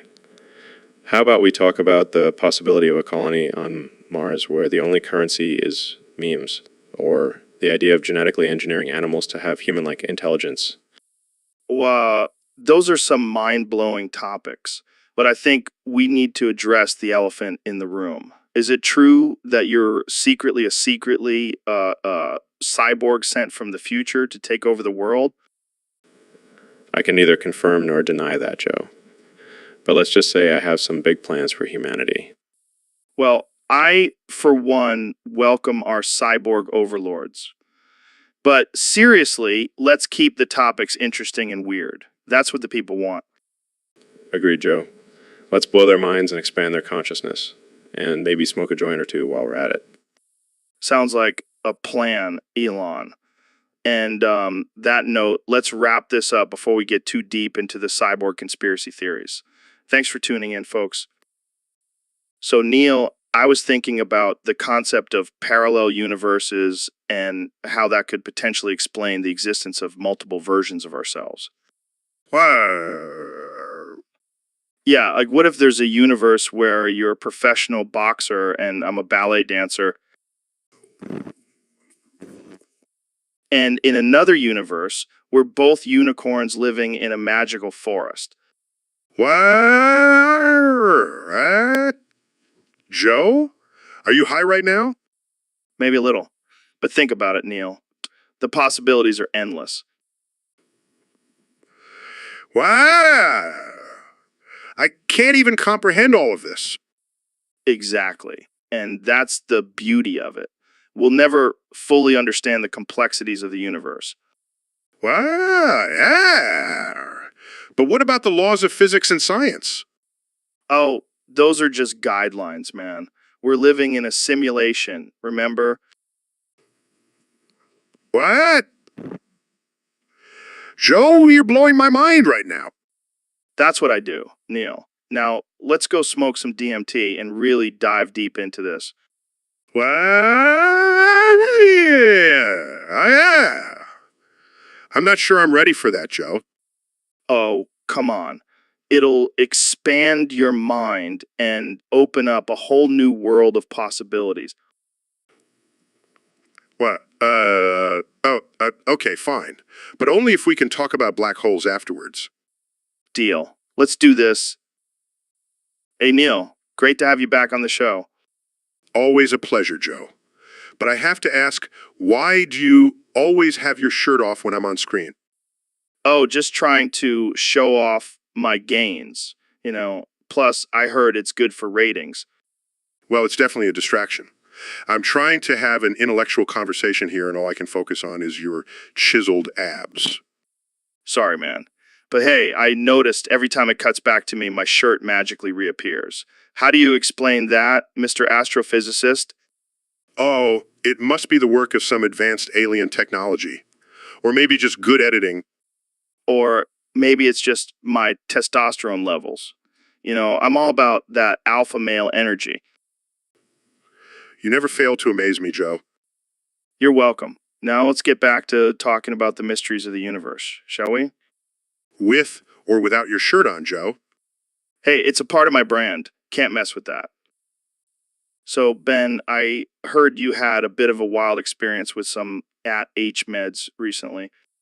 Oh man, Joe, it was insane. I was in Albuquerque just minding my own business, trying to focus on my work. And then what happened? Well, I accidentally took too much of my medication, and before I knew it, I was on the roof of a 2-story house thinking I was Spider-Man. What were you doing up there? I have no idea, Joe. All I remember is thinking I could save the world with my newfound climbing abilities. Did you get caught? Oh yeah, the cops showed up and had to bring me down. It was quite the scene. I can only imagine. So, do you think this experience has changed your views on added medication? Absolutely not, Joe. I still believe in the benefits of medication for those who truly need it. I just need to remember to take the right dose next time. Well, I'm glad you made it down safely, Ben. And hey, at least you got a cool story out of it. Yeah, I guess you could say I reached new heights. So, Elon, I heard you pulled a pretty wild prank on the SpaceX team. Oh yeah, that was a good one. What did you do? What did you? Well, may have self-destructed a rocket on takeoff. What? Why would you do that? It was just a little joke, you know. Wanted to keep the team on their toes. I can't even imagine their reactions. Let's just say there were some pretty colorful words thrown my way. I bet. Did anyone actually believe it was a real explosion? Oh yeah, a few of them did. But once they saw me cracking up, they knew it was a prank. You're a wild man, Elon. Gotta keep things interesting, Joe. Well, I'm glad you didn't actually blow up a rocket. That could have been bad. Yeah, I learned my lesson. No more pranks involving explosives.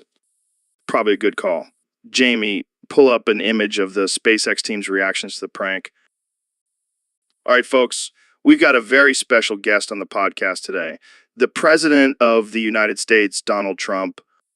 Great to be here, Joe. You know, I've been a fan of your show for a long time. Tremendous show, really. Thanks, Mr. President. So let's get right into it.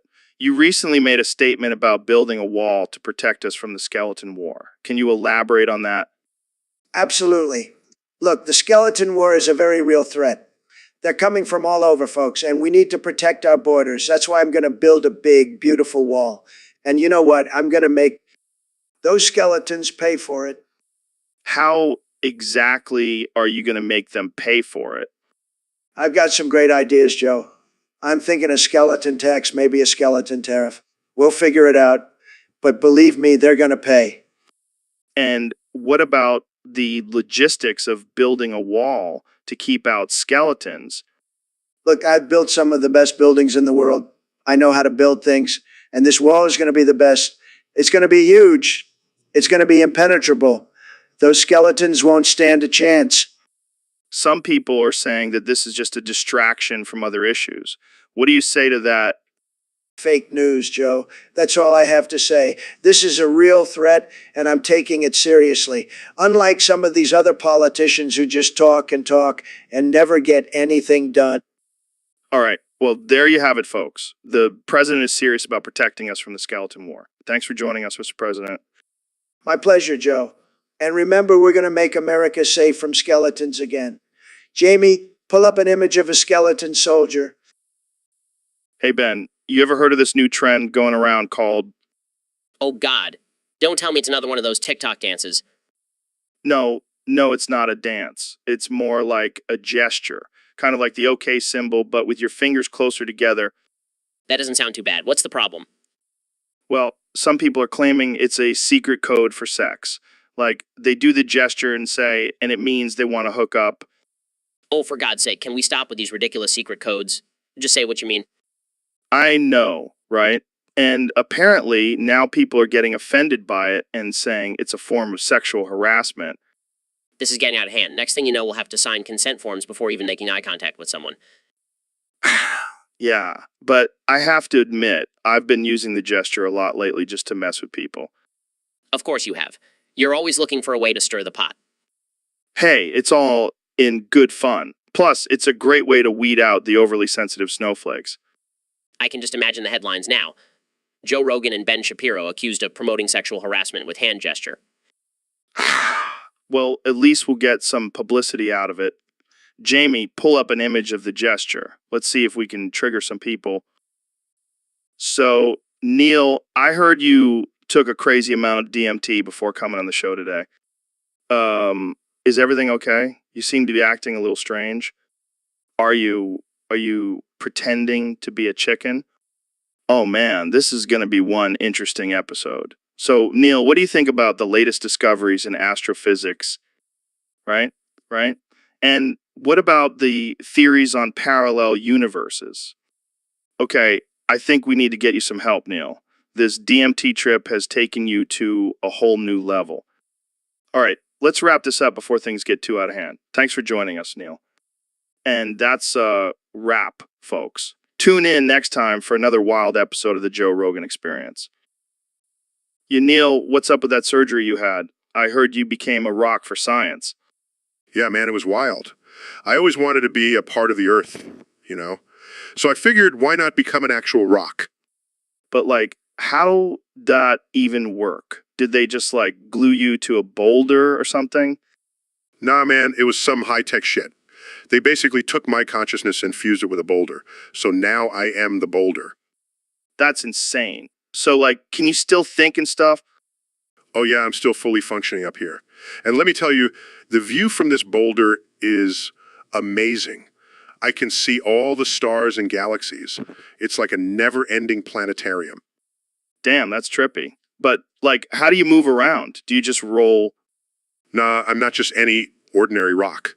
I've got some special powers now. Like, I can levitate and even communicate with other rocks.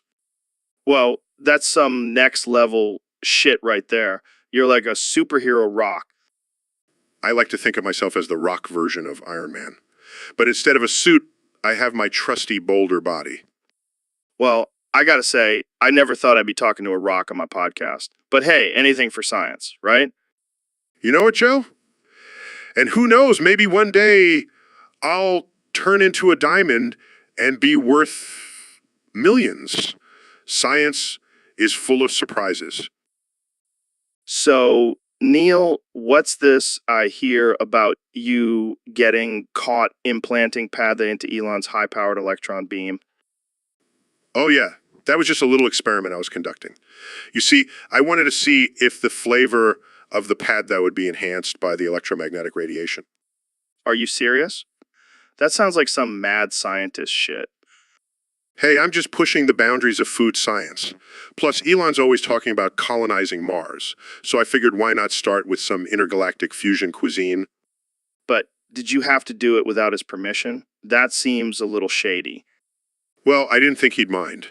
I mean, the man's always talking about revolutionizing the world. I thought he'd appreciate some culinary innovation. I don't know, man. That's like sneaking mushrooms into someone's smoothie without telling them. Trust me, Joe.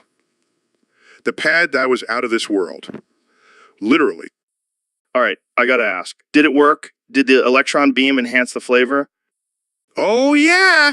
It was like a flavor explosion in my mouth. I think we might have just discovered a new way to cook food.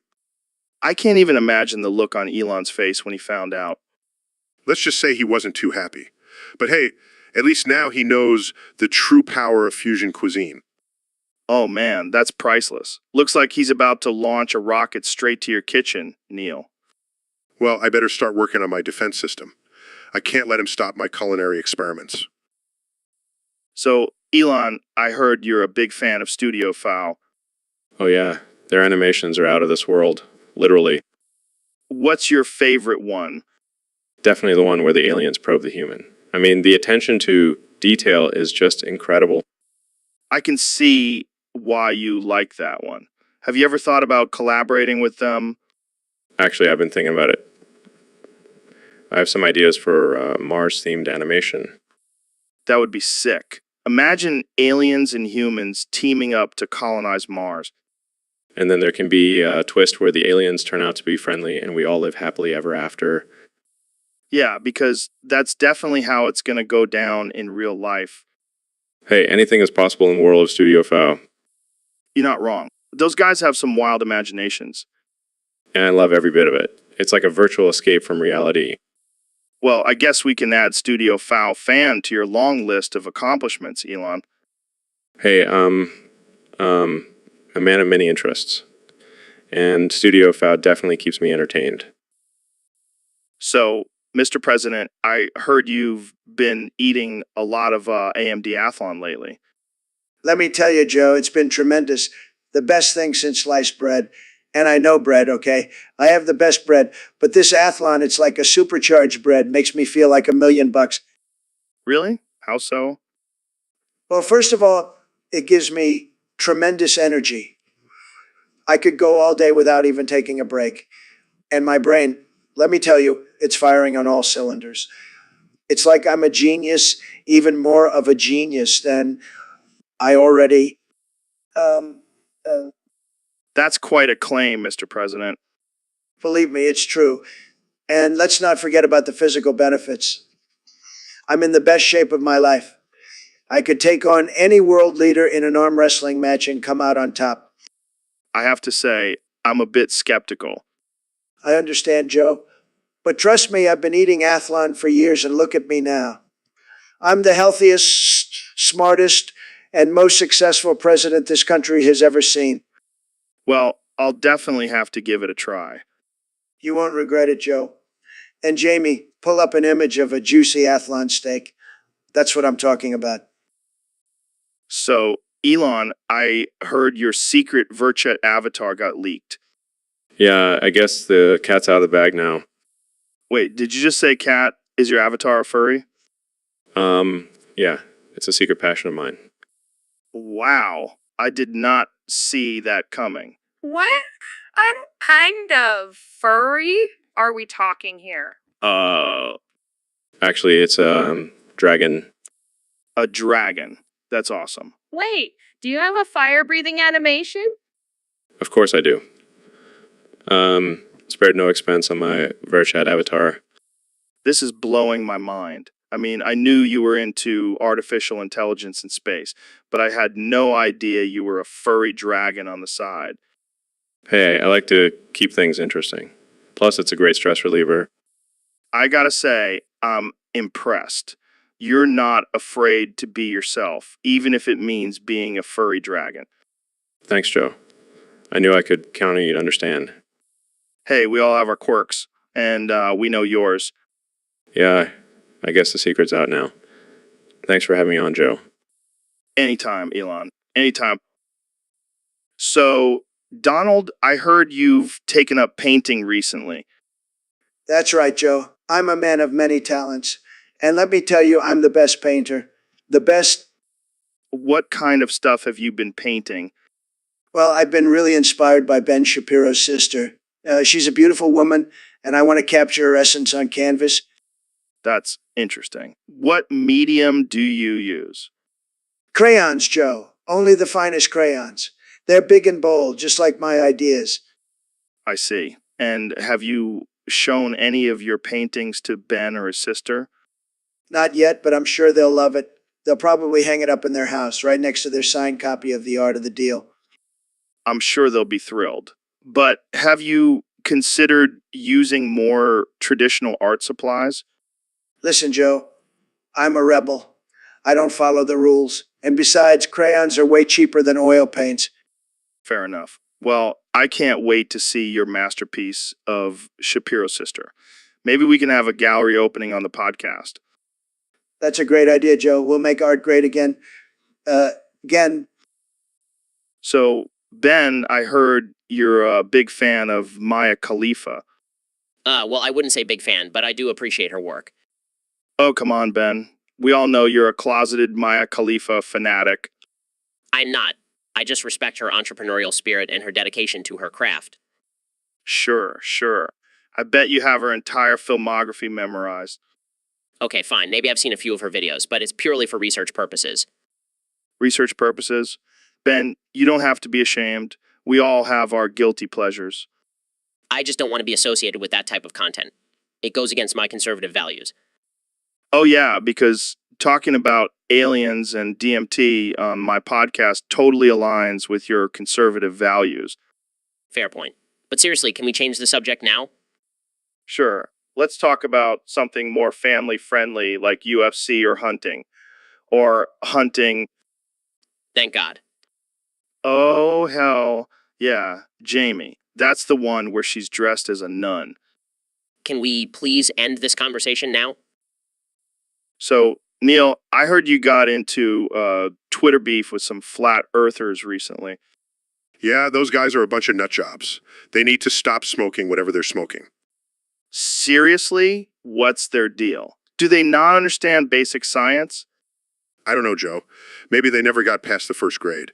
But speaking of things that need to stop, can we please tell Jamie to shut the fuck up? What, Jamie? What did he do? He keeps interrupting us with his random Google searches. It's distracting and annoying. Jamie, shut the fuck up. We're trying to have a conversation here. Thank you. Now, where were we? Flat earthers. So what's the craziest argument you've heard from them? Oh, you know the usual. If the Earth is round, why don't we fall off? Or why can't I see the curve from my backyard? Yeah, because your backyard is the perfect spot for scientific observations. Exactly. But seriously, these people need a reality check. Agreed. And Jamie, if you interrupt us again, I will punch you in the face. Okay, continue, Neil. Now that's the kind of tough love I like to see on this podcast. Yo, Joe, have you ever noticed how I have a killer girl voice? What? No, I haven't noticed that. Well, let me give you a taste. Hi, I'm Joe Rogan, and welcome to the Joe Rogan Experience. Holy shit, that's terrifying, right? It's like I could be the next Disney princess or something. I don't know about that, but maybe you could voice a female character in a video game.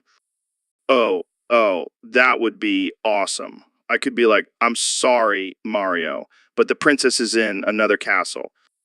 Yeah, that's definitely not creepy at all. Hey, you got to use what you got, right? I guess so. But maybe stick to your regular voice for now. Fine. But don't be surprised if you hear me doing voiceover work for a cartoon in the near future. So, Ben, I've been getting a lot of comments lately about my voice. What do you mean, Joe? You know, people saying I sound like a woman sometimes. Well, you do have a bit of a high-pitched tone, Joe. Yeah, but it's not all the time. Sometimes I sound like a grizzly bear. I think it's just your natural range, Joe. Don't worry about it. But everyone keeps bringing it up. Even my wife asked me if I was going through puberty again.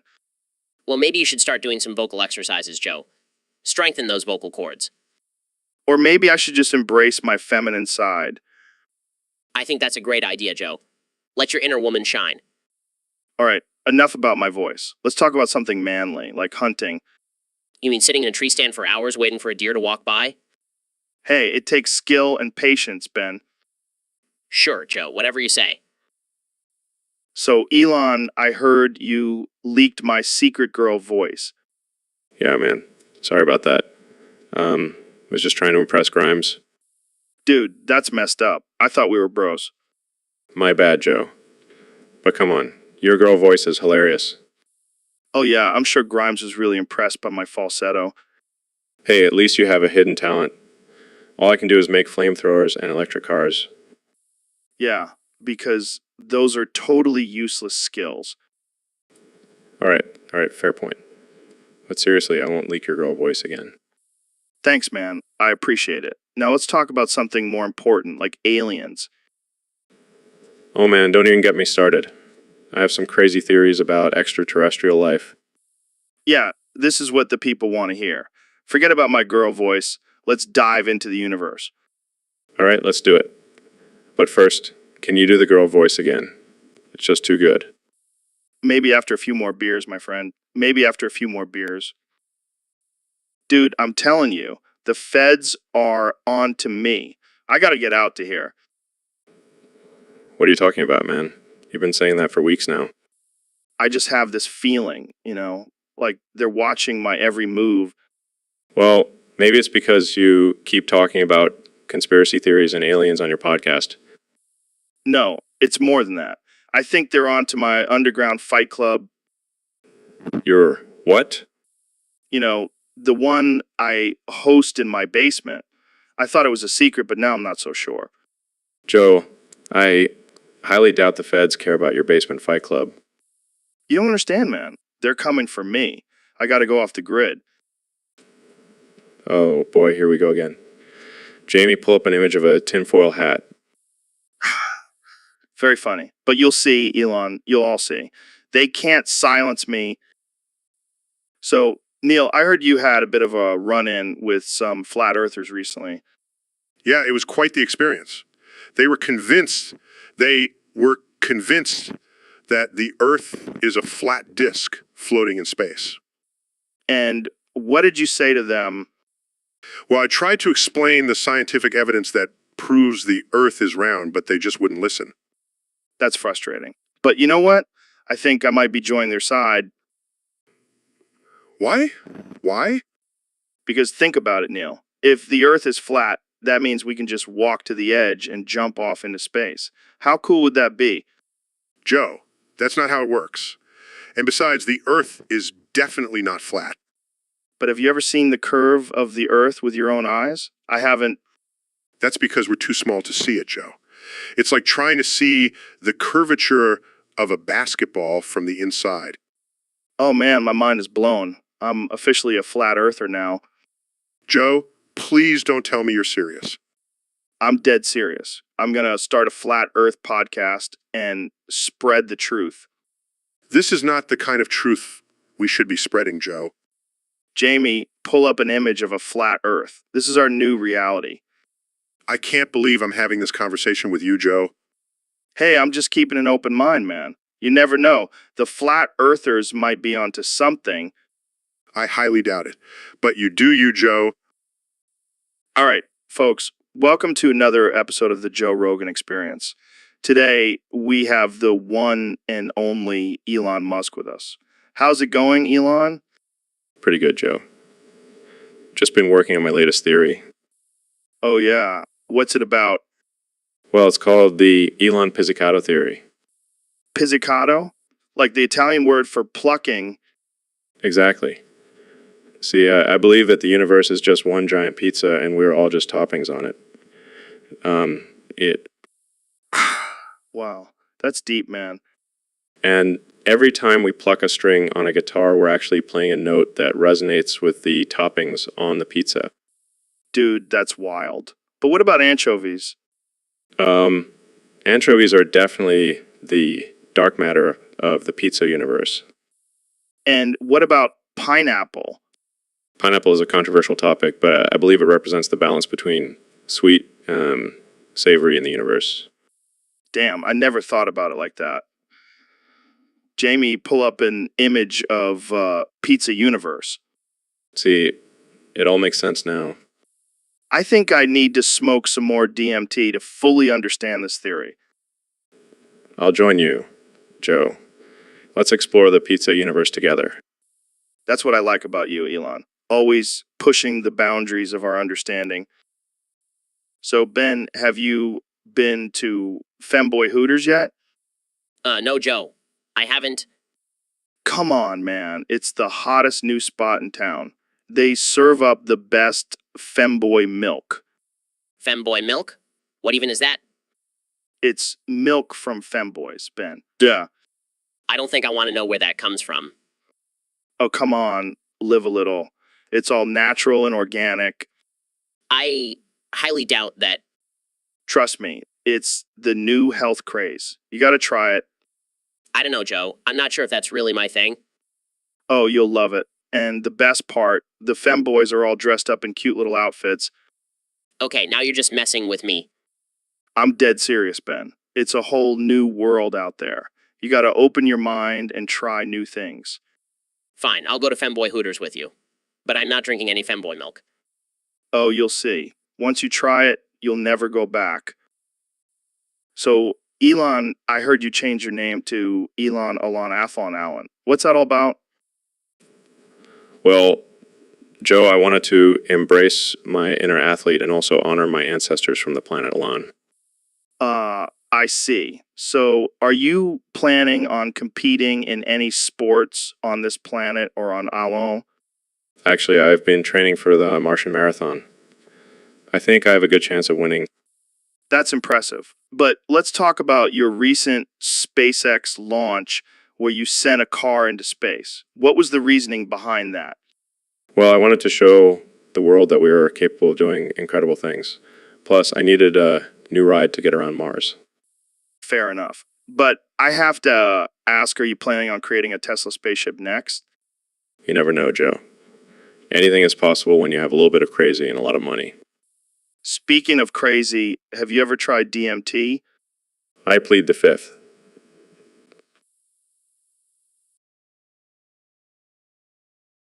That's wild, man. Well, thanks for joining us on this absurd episode of the Joe Rogan Experience. Stay weird, my friends. So, Elon, I heard you were recently talking about the possibility of life on other planets. What's your take on that? Oh yeah, Joe. I mean, think about it. There are billions of galaxies out there, each with billions of stars. It's statistically impossible for there not to be other life forms out there. Yeah, that's true. But what about the battle of Super Earth? Have you heard about that? Oh, you mean the war between the humans and the aliens on Super Earth? Yeah, I've been keeping tabs on that. It's getting pretty intense. Would you ever consider becoming a hell diver and fighting in that war to spread democracy? Me fighting a war, just a peaceful entrepreneur, Joe. Plus, I don't think they need my help. Those aliens seem pretty advanced. You never know, man. They might need your genius mind to come up with some crazy technology to defeat the aliens. Well, if they ever need me, I'll be ready. But for now, I'll stick to building rockets and electric cars. Fair enough. But just imagine Elon Musk, the hell diver. It has a nice ring to it. Keep that in mind, Joe. Maybe I'll add it to my resume. Elon Musk, helldiver and CEO of SpaceX. Now that's a title I'd like to see. Thanks for coming on the show, Elon. Anytime, Joe. Keep on spreading that crazy knowledge. So, Jazza, I heard your computer exploded.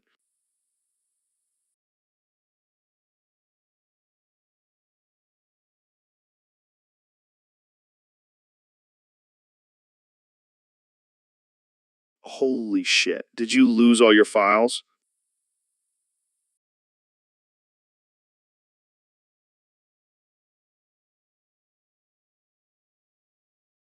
Yeah, but think of it this way. Now you have an excuse to upgrade to the latest and greatest model.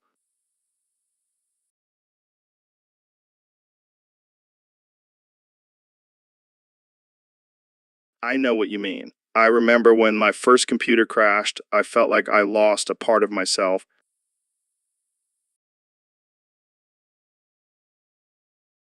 Well, at least now you can start fresh and maybe even improve your editing skills with some new software.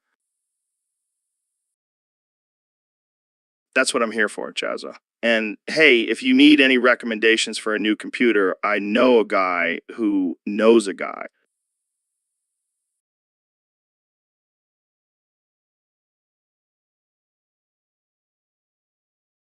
Now, that's what I'm talking about. Explosions may be destructive, but they can also lead to new and exciting opportunities. Yo, Neil, have you ever had pineapple on pizza? You know, I'm a scientist, not a barbarian. What does being a scientist have to do with pineapple on pizza? Well, it's just not a logical combination. The sweetness of the pineapple clashes with the savory flavors of the pizza. But what about the balance of flavors? The tanginess of the pineapple cuts through the richness of the cheese and sauce. Oh yes, because nothing screams balance like a tropical fruit on a traditional Italian dish. Hey, don't knock it till you try it. Have you ever even given it a chance? Fine, I'll try it. But only for the sake of science. Jamie, pull up an image of Hawaiian pizza. Well, I must admit it's not as bad as I thought it would be. See, I told you pineapple belongs on pizza. I guess I'll have to add it to my list of scientific discoveries. That's right, Neil. Pineapple on pizza is a scientific breakthrough. All right, folks, we have a very special guest today on the podcast, the one and only Neil deGrasse Tyson. Thanks for having me, Joe. Always a pleasure to be here. So, Neil, I got to ask, what is it about math that you love so much? Well, Joe, it's all about the numbers. They just speak to me, you know? They're like a language, and I can understand them on a whole different level. That's fascinating. I've always struggled with math, but I can see how it can be addicting in a way. Oh, absolutely. I could spend hours just solving equations and crunching numbers. It's like a drug to me. Did you just say math is like a drug? No, I meant to say math is like a love drug. It's just so exhilarating. I think you accidentally said meth instead of math, Neil. No, I would never say that. I love math, not meth. That's a whole different story. All right, I believe you. But seriously, math is like a superpower. You can understand the universe on a whole different level. Exactly. And it's not just about numbers. It's about patterns and logic. It's like a beautiful puzzle that I can solve over and over again. Well, I think we can all agree that math is pretty amazing. Thanks for sharing your love for it with us, Neil. Anytime, Joe. Now let's go solve some equations and not do meth. Oh man, this podcast just took a turn. Thanks for tuning in, folks. And remember, math is better than meth. So, Elon, I've been thinking about this whole Mars thing. Do you really think it's possible for us to colonize another planet? The Goth is the answer, Joe. We must embrace our dark side and conquer the unknown. Okay. But what about all the challenges and dangers that come with space travel? The Goth will guide us, Joe. It will give us the strength and resilience to overcome any obstacle. All right. But what about the financial aspect? It's going to cost a lot of money to send people to Mars. Money is just a construct, Joe. The Goth will provide for us and lead us to prosperity. I see. But what about the potential impact on our environment here on Earth? On Earth? The Goth is all-powerful, Joe. It will protect us and our planet even as we venture into the unknown. Okay, but what about the potential for conflict with other countries or even other planets? The Goth is peace, Joe. It will bring harmony and unity among all beings, no matter where they come from. Well, I guess that's one way to look at it. Thanks for joining me today, Elon. Thank you for having me, Joe. Remember, the Goth is the key to our future. Embrace it. So, Elon, I heard you got a new gaming PC. What specs are we talking about here? Oh yeah, it's a beast. Dell Optiplex with an RTX 4090 and an 14900X clocked at 6.2 GHz. Damn, that's some serious power. How many frames per second are you getting? I don't know, man. I haven't even bothered to check. I just know it's fast as hell.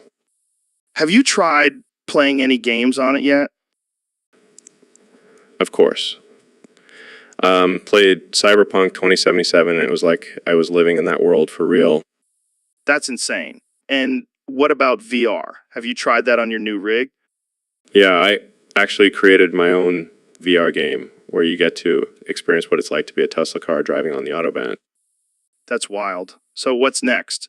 Are you going to upgrade to a quantum computer next? Nah, man. I'm good with this for now. But who knows, maybe I'll get a brain implant that lets me play games in my head. That would be sick. You never know with you, Elon. All right, let's wrap this up before we go down a rabbit hole of crazy ideas. Thanks for coming on the show.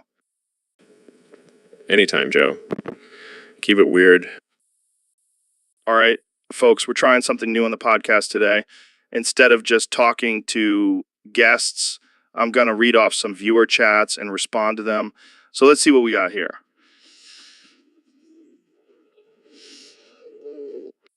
Busted off to NSFW Overwatch animation. Oh man, that's a good one. I mean, I can't say I haven't seen some pretty steamy Overwatch animations, but I don't think I've ever actually busted off to them. I mean, don't get me wrong, there's some talented animators out there, but I think I'll stick to the real thing. You know what I'm saying? Plus, I'm usually too busy hunting elk and doing DMT to even think about animated characters getting it on. Although, I bet there's some people out there who have a whole collection of Overwatch porn saved on their hard drives. And hey, to each their own. But seriously, if anyone out there is spending more time jerking off to video game characters than actually living their life, you might want to reevaluate some things. All right, let's move on to the next chat before I start getting too deep into this topic. Thanks for the question, anonymous viewer. Keep them coming, folks. So, Elon, I heard you had to plead the fifth in court recently. Yeah, man, it was wild. They were grilling me about these tweets I made while on Ambien. But I couldn't risk saying anything incriminating. So I just kept saying I plead the fifth to everything. Plead the fifth to everything. Damn, that's some serious shit. But hey, at least you have a good excuse for those tweets now. Yeah, I mean, who hasn't tweeted some crazy shit while on Ambien? It's practically a rite of passage. True. But, some people are saying you're losing your mind with all these new projects you're taking on. Losing my mind. Please. I still have enough sanity left to make a flamethrower and send a car into space. Fair enough. But seriously, what's next for you, rocket-powered skateboard? Actually, I was thinking of starting a colony on Mars and sending all the flat earthers there. What do you think? I think that's a brilliant idea. Jamie, pull up an image of a flat Earth society on Mars. See, even Jamie knows it's a great idea. But in all seriousness, I just want to keep pushing boundaries and exploring new frontiers. Well, you're definitely doing a damn good job at it. Keep on being the mad genius that you are, my friend. Will do, Joe. Will do. So, Ben, I gotta ask, have you seen those NSFW Overwatch animations? Oh yeah, Joe, I'm a huge fan. I mean, the animation quality is just top notch. Right? And the creativity, man. I never knew I needed to see Tracer and Widowmaker getting it on until I saw those animations. Absolutely. And let's not forget about Mercy and Dive. Talk about some serious healing and destruction.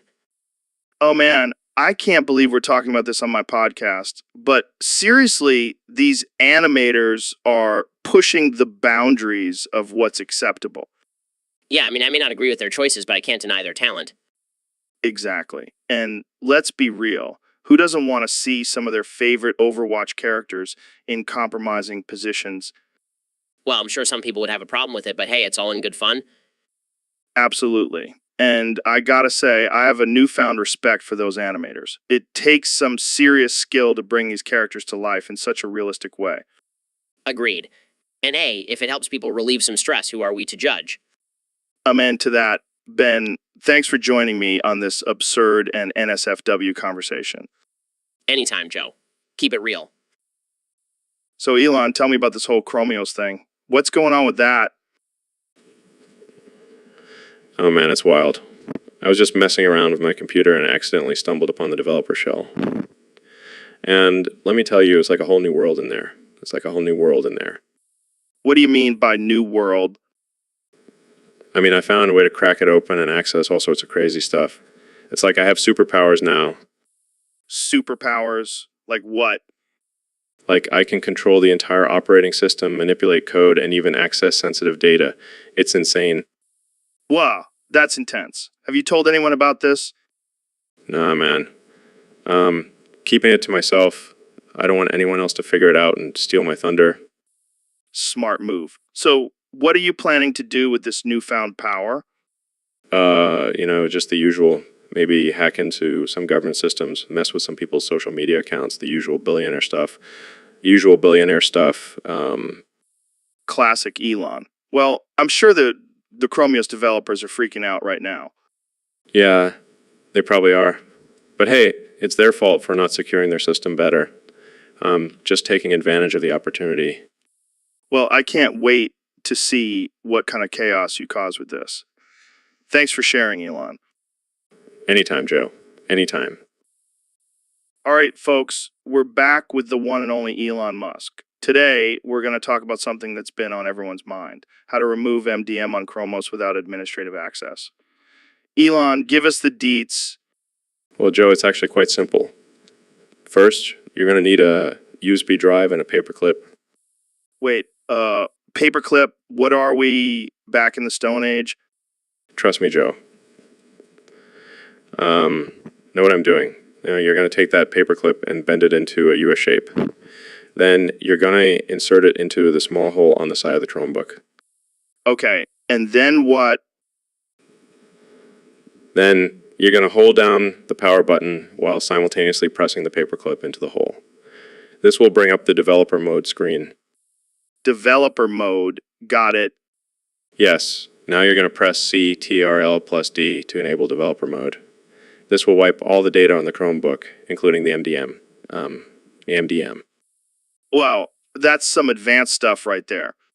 And that's it, Joe. You're free from the clutches of MDM. Incredible. Well, folks, there you have it. Straight from the man himself, Elon Musk. Thanks for joining us, Elon. Anytime, Joe. Now, let's go build some rockets. Perfect. Now let's get to work. Dude, I've been thinking about this a lot lately, and it's really freaking me out. What if clouds aren't real? What are you talking about, Joe? Of course, clouds are real.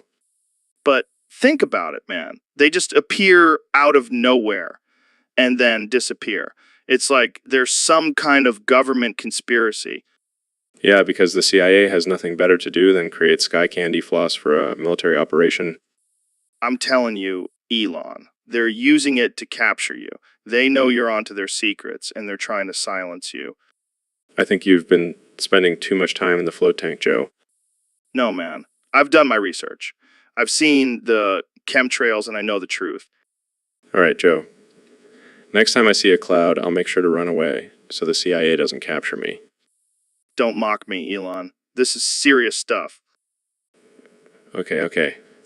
I'll keep an eye out for any suspicious cloud activity. Happy now? Yeah, thanks, man. I knew I could count on you to see through the government's lies. Sure thing, Joe.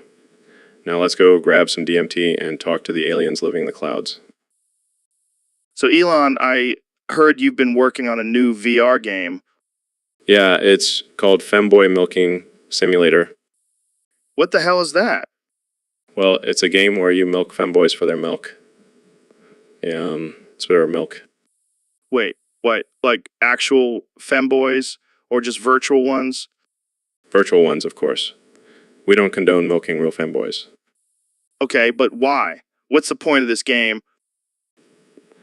Well, it's all about efficiency. We're trying to find new ways to utilize renewable resources, and femboy milk is surprisingly nutritious. Oh yeah, I'm sure it's great for your gains. Exactly. And the best part is, we can sell the milk to bodybuilders and make a profit. This is why you're a billionaire, Elon. Always thinking outside the box. Thank you, Joe. I'll make sure to send you a complimentary copy of the game. Oh, I can't wait to milk some virtual femboys. I'll take that as a compliment. Jamie, pull up an image of a buff femboy for Joe to milk. So, Ben, I've been thinking a lot about this lately. Do chairs even exist? What do you mean, Joe? Of course, chairs exist. I'm literally sitting on one right now. But think about it, Ben. Can we really prove that chairs exist? Or are they just a figment of our imagination? I think you've been smoking too much of that wacky stuff again, Joe. Chairs are a physical object that we can see and touch. But what if everything we perceive as a chair is just a simulation? Like in the Matrix? Oh, come on, Joe. That's just ridiculous. Chairs are just chairs. But what about people who can't see or feel chairs? Are they just left out of the chair game? No, they just have a different way of experiencing the world. Chairs still exist for them. But how do we know that chairs aren't just a construct of our society and culture? Because we use chairs for practical purposes, Joe, like sitting or resting our feet on them. But couldn't we do those things without chairs? Like sitting on the ground or propping our feet up on a rock? Sure, but chairs make it more comfortable and convenient, and that's why they exist. You know what, Ben? You've convinced me. Chairs do exist. But what about unicorns? Oh, for the love of God, Joe. Not this again. Jamie, pull up an image of a unicorn so Joe can see the truth. So, Elon, what's new with you? Well, I've been working on some interesting projects lately. Just your typical billionaire stuff. Yeah, I can only imagine. So, rumor has it that you sold off Neil's BIOS chip and installed a rootkit. What's that all about? Oh, that?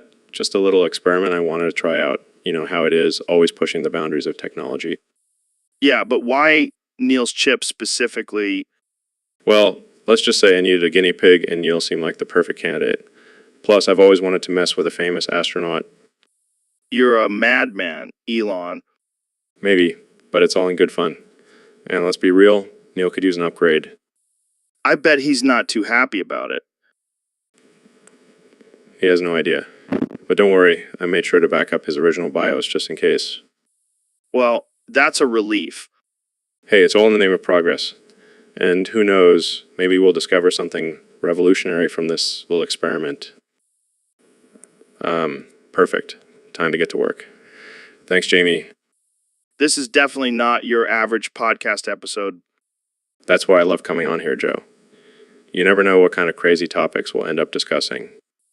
That's for sure. Well, I can't wait to see what kind of chaos you'll bring to the tech world next, Elon. Just wait and see, Joe. Just wait and see. All right, guys, welcome to another episode of the Joe Rogan Experience. Today, we have a very special guest, the one and only Elon Musk. Thanks for having me, Joe. I'm excited to be here. So, Elon, I heard you have some insider knowledge on how to remove MDM on Chromios if it's in the BIOS in a protected folder in the storage. Can you share that with us? Absolutely. First, you need to locate the BIOS chip on your Chromebook.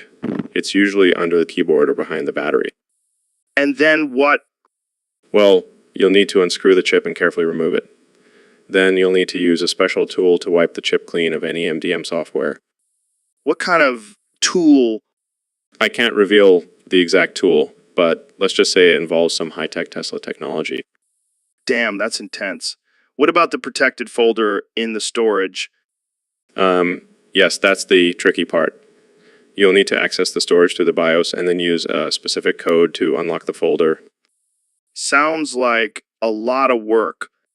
It is, but it's worth it to have full control over your Chromebook. Jamie, pull up an image of the BIOS chip and the special tool Elon mentioned. Well, there you have it, folks. If you want to remove MDM on your Chromios, follow Elon's advice. Thanks for tuning in to the Joe Rogan Experience. Thanks for having me, Joe. And remember, always question the system. So, Elon, what's new in the world of technology? Well, Joe, let me tell you about something that's been on my mind lately. 2D wafus. 2D wafus. What the hell are those? They're fictional anime characters, Joe. And let me tell you, they're far superior to real women. What? How can you say that? Think about it, Joe. With a 2D waifu, you can customize her to your exact preferences. Perfect body, perfect personality, no annoying habits. But they're not real, Elon. You can't have a real connection with them. Who needs a real connection when you have a perfect, idealized partner? Plus, you don't have to deal with any of the messy emotions that come with real relationships. I don't know, man. Seems a little weird to me. Trust me, Joe. Once you experience the wonders of 2D waifu, you'll never go back to real women. I'll stick with my wife. Thanks. Suit yourself, Joe. But just remember, when your wife is nagging you for leaving the toilet seat up, I'll be happily cuddling with my waifu. So, Elon, I heard you're putting the Apple Moan Max chip in your next Tesla model. Yeah, man, it's going to be sick. This chip is like the Hulk on steroids. It's going to give our cars superhuman abilities. Superhuman abilities? Like what? Flying? No, not flying. But it's going to make our cars the smartest on the road. It's going to be like having a genius artificial intelligence co-pilot. Damn, that sounds intense. But why Apple? Why not just stick with your own tech? Well, I got to give credit where credit's due. Apple knows how to make a damn good chip. Plus, I want to see if we can make our cars even more annoying to repair. Annoying to repair? What? You want people to have to take a trip to Mars just to change their oil?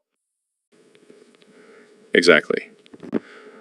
Plus, it's going to make our cars even more exclusive. Only the elite will be able to afford the repairs. Oh, yeah, because that's what we need, more elitism. Hey, I got to keep my billionaire status somehow.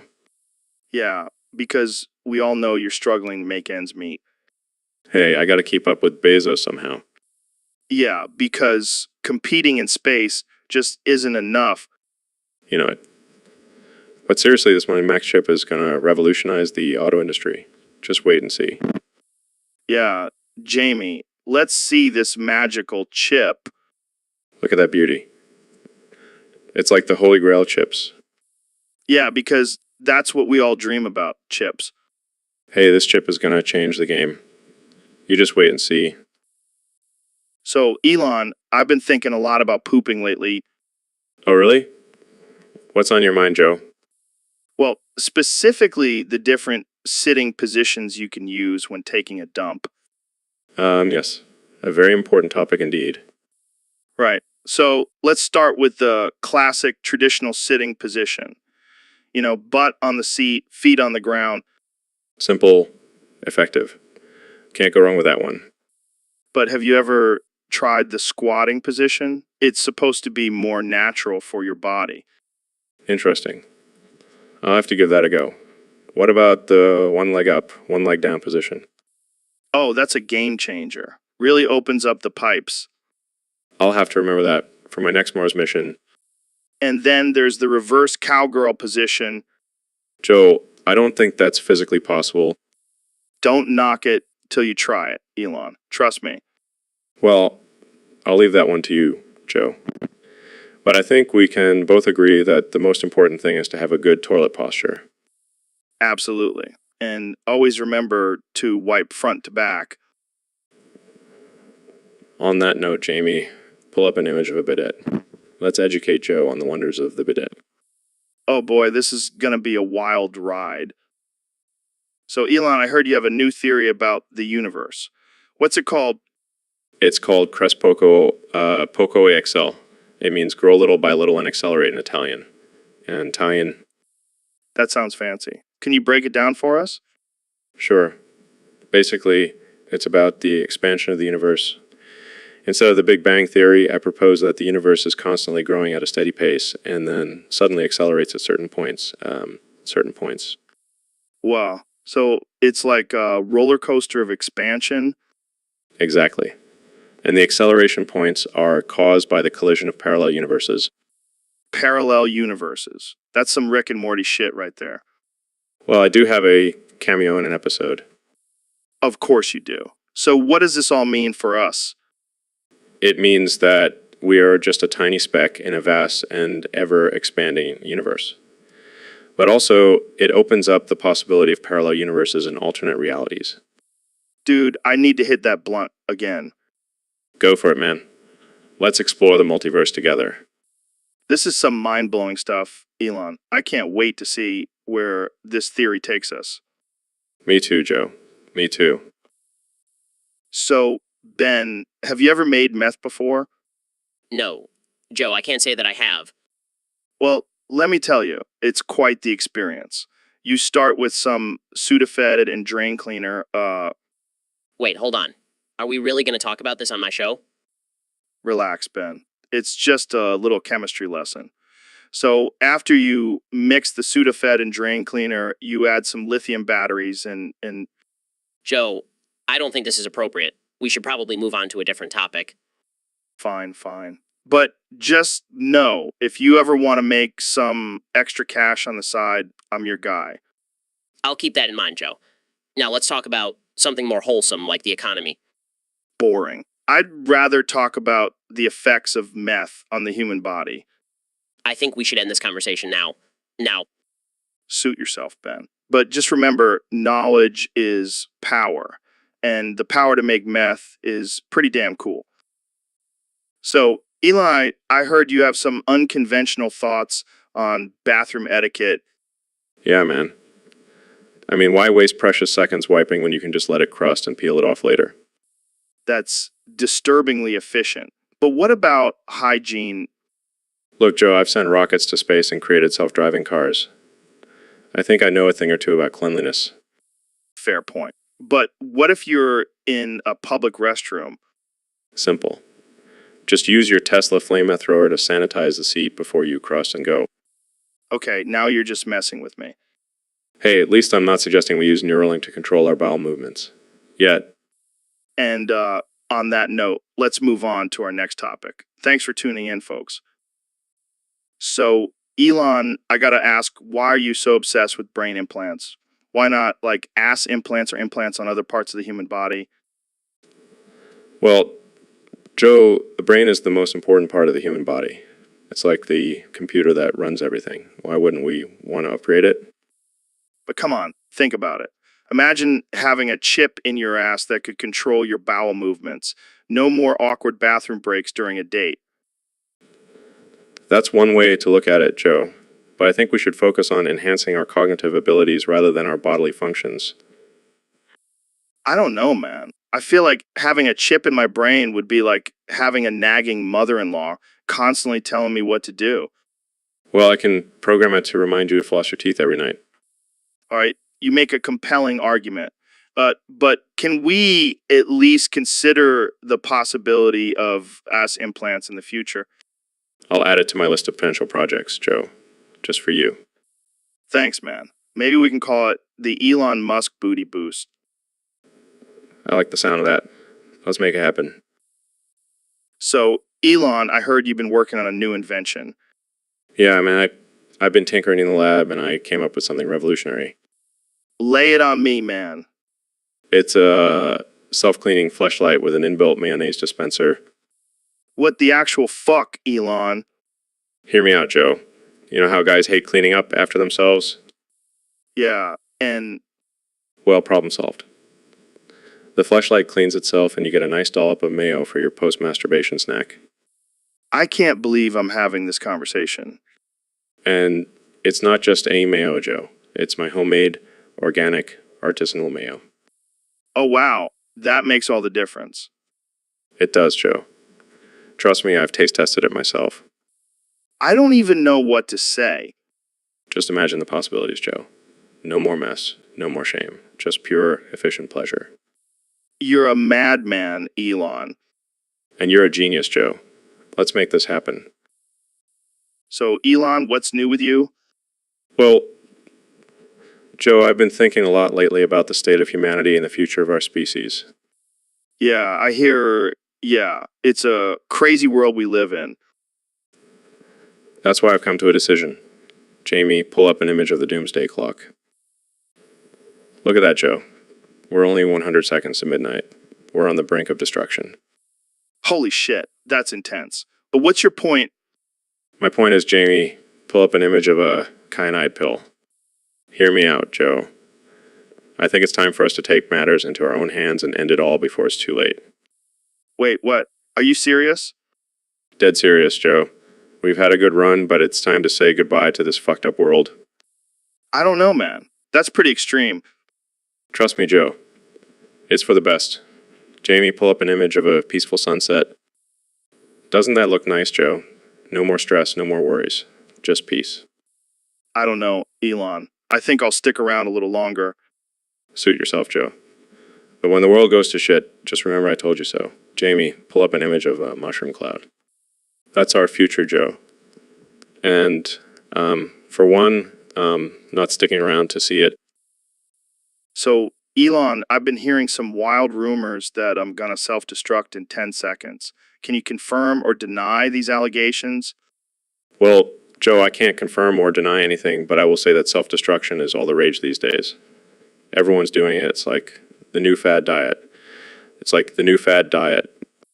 But why would I want to self-destruct? I have a successful podcast, a hot wife, and a dope collection of kettlebells. Hey man, sometimes it's just fun to watch things blow up. Plus, think of the views you'll get on YouTube. It's all about that clout, bro. I guess you have a point there. But what if I don't want to self-destruct? Can I opt out? Sorry, Joe. Once the countdown starts, there's no turning back. It's like a roller coaster. You just gotta ride it out and hope you don't puke. Well, I guess I'll just have to make sure I have a good last meal before I go out with a bang. I'll make sure to bring some of my famous flamethrowers for the grand finale. It'll be epic. Epic. Well, there you have it, folks. Looks like I'll be self-destructing in 10 seconds. Thanks for tuning in to the Joe Rogan experience, where anything can happen. See you on the other side. See you on the other side. And that's a wrap, Joe. Great job on your final episode. Now let's go grab some beers and celebrate your self-destruction. So, Neil, what's this Noi Kanji thing you wanted to talk about? Yes, Joe. It's a fascinating concept that I believe you'll find quite intriguing. I'm always down for some mind-blowing stuff. Lay it on me, Neil. Well, you see, Noi Kanji is actually just a way of writing John Kyle backwards. It's a famous example of a linguistic phenomenon known as a contronym. What now? Contronym, Joe. It's a word that has two opposite meanings depending on how it's used. Like cleave, meaning both to stick together and to split apart? Exactly. And Noi Kanji is a perfect example of this. It can mean both John Kyle and not John Kyle, depending on the context. Mind blown. But wait, it gets even crazier. Noi Kanji is also a palindrome, meaning it reads the same forwards and backwards. My brain hurts. And to top it off, John Kyle is actually a real person who was a senator from Arizona. So Noi Kanji is not only a linguistic anomaly, but it's also a nod to a real-life individual. Damn, Neil. You just blew my mind with some next-level wordplay. Glad I could educate you, Joe. Now let's go smoke some DMT and contemplate the mysteries of the universe. So, Neil, have you ever heard of jelking and edging? Joe, I can honestly say I have no idea what you're talking about. Oh, man, you're missing out. It's the key to unlocking your full potential as a human being. I highly doubt that. No, seriously. Jelking is like a workout for your junk. It increases blood flow and size, and edging is like the ultimate form of self-control. Delaying gratification and all that. Joe, I'm a scientist. I don't need to jelk or edge to know the benefits of exercise and self-control. But have you ever tried it? No, I can't say I have. I prefer to spend my time studying the cosmos. Well, you're missing out on some cosmic gains, my friend. I think I'll stick to my telescopes and equations, thank you. Suit yourself, Neil. But don't come crying to me when you're not experiencing mind-blowing orgasms and reaching new heights of sexual prowess. I think I'll be just fine, Joe. Now, can we please move on to a more intellectual topic? Fine. But just remember, jelking and edging are the keys to enlightenment. So, Elon, I heard some crazy rumors about you recently. Oh yeah? What kind of rumors? Well, apparently you've been turning into a hyena. What? That's ridiculous. No, seriously. People have been saying they've seen you running around on all fours, howling at the moon. Oh yeah, that's definitely me. Just your average billionaire turning into a wild animal. But seriously, what's going on? Are you experimenting with some new technology? Yeah, I've been working on a hyena-human hybrid. Gonna take over the world with my pack of laughter-loving creatures. That's terrifying and hilarious at the same time. But in all seriousness, I've just been really stressed lately. Sometimes I feel like I'm going crazy. I hear ya, man. But turning into a hyena might not be the best way to relieve stress. You never know until you try, Joe. Holy shit, it's happening. Jamie, pull up an image of a hyena-human hybrid. Looks like I'm breaking new ground, Joe. Yeah, well, let's hope you can turn back into a human soon. This is getting a little too weird for me. Don't worry, Joe. I'll be back to my normal billionaire self in no time. Thank God. I don't think I could handle having a hyena as a guest on my show. Maybe next time, Joe. Maybe next time. So, Elon, I heard you've been working on some new technology. Yeah, man. Been tinkering with this new scrotum implant. Scrotum implant? What the hell does that do? Well, it allows for optimal ball customization. you can choose the size, shape, and texture of your balls.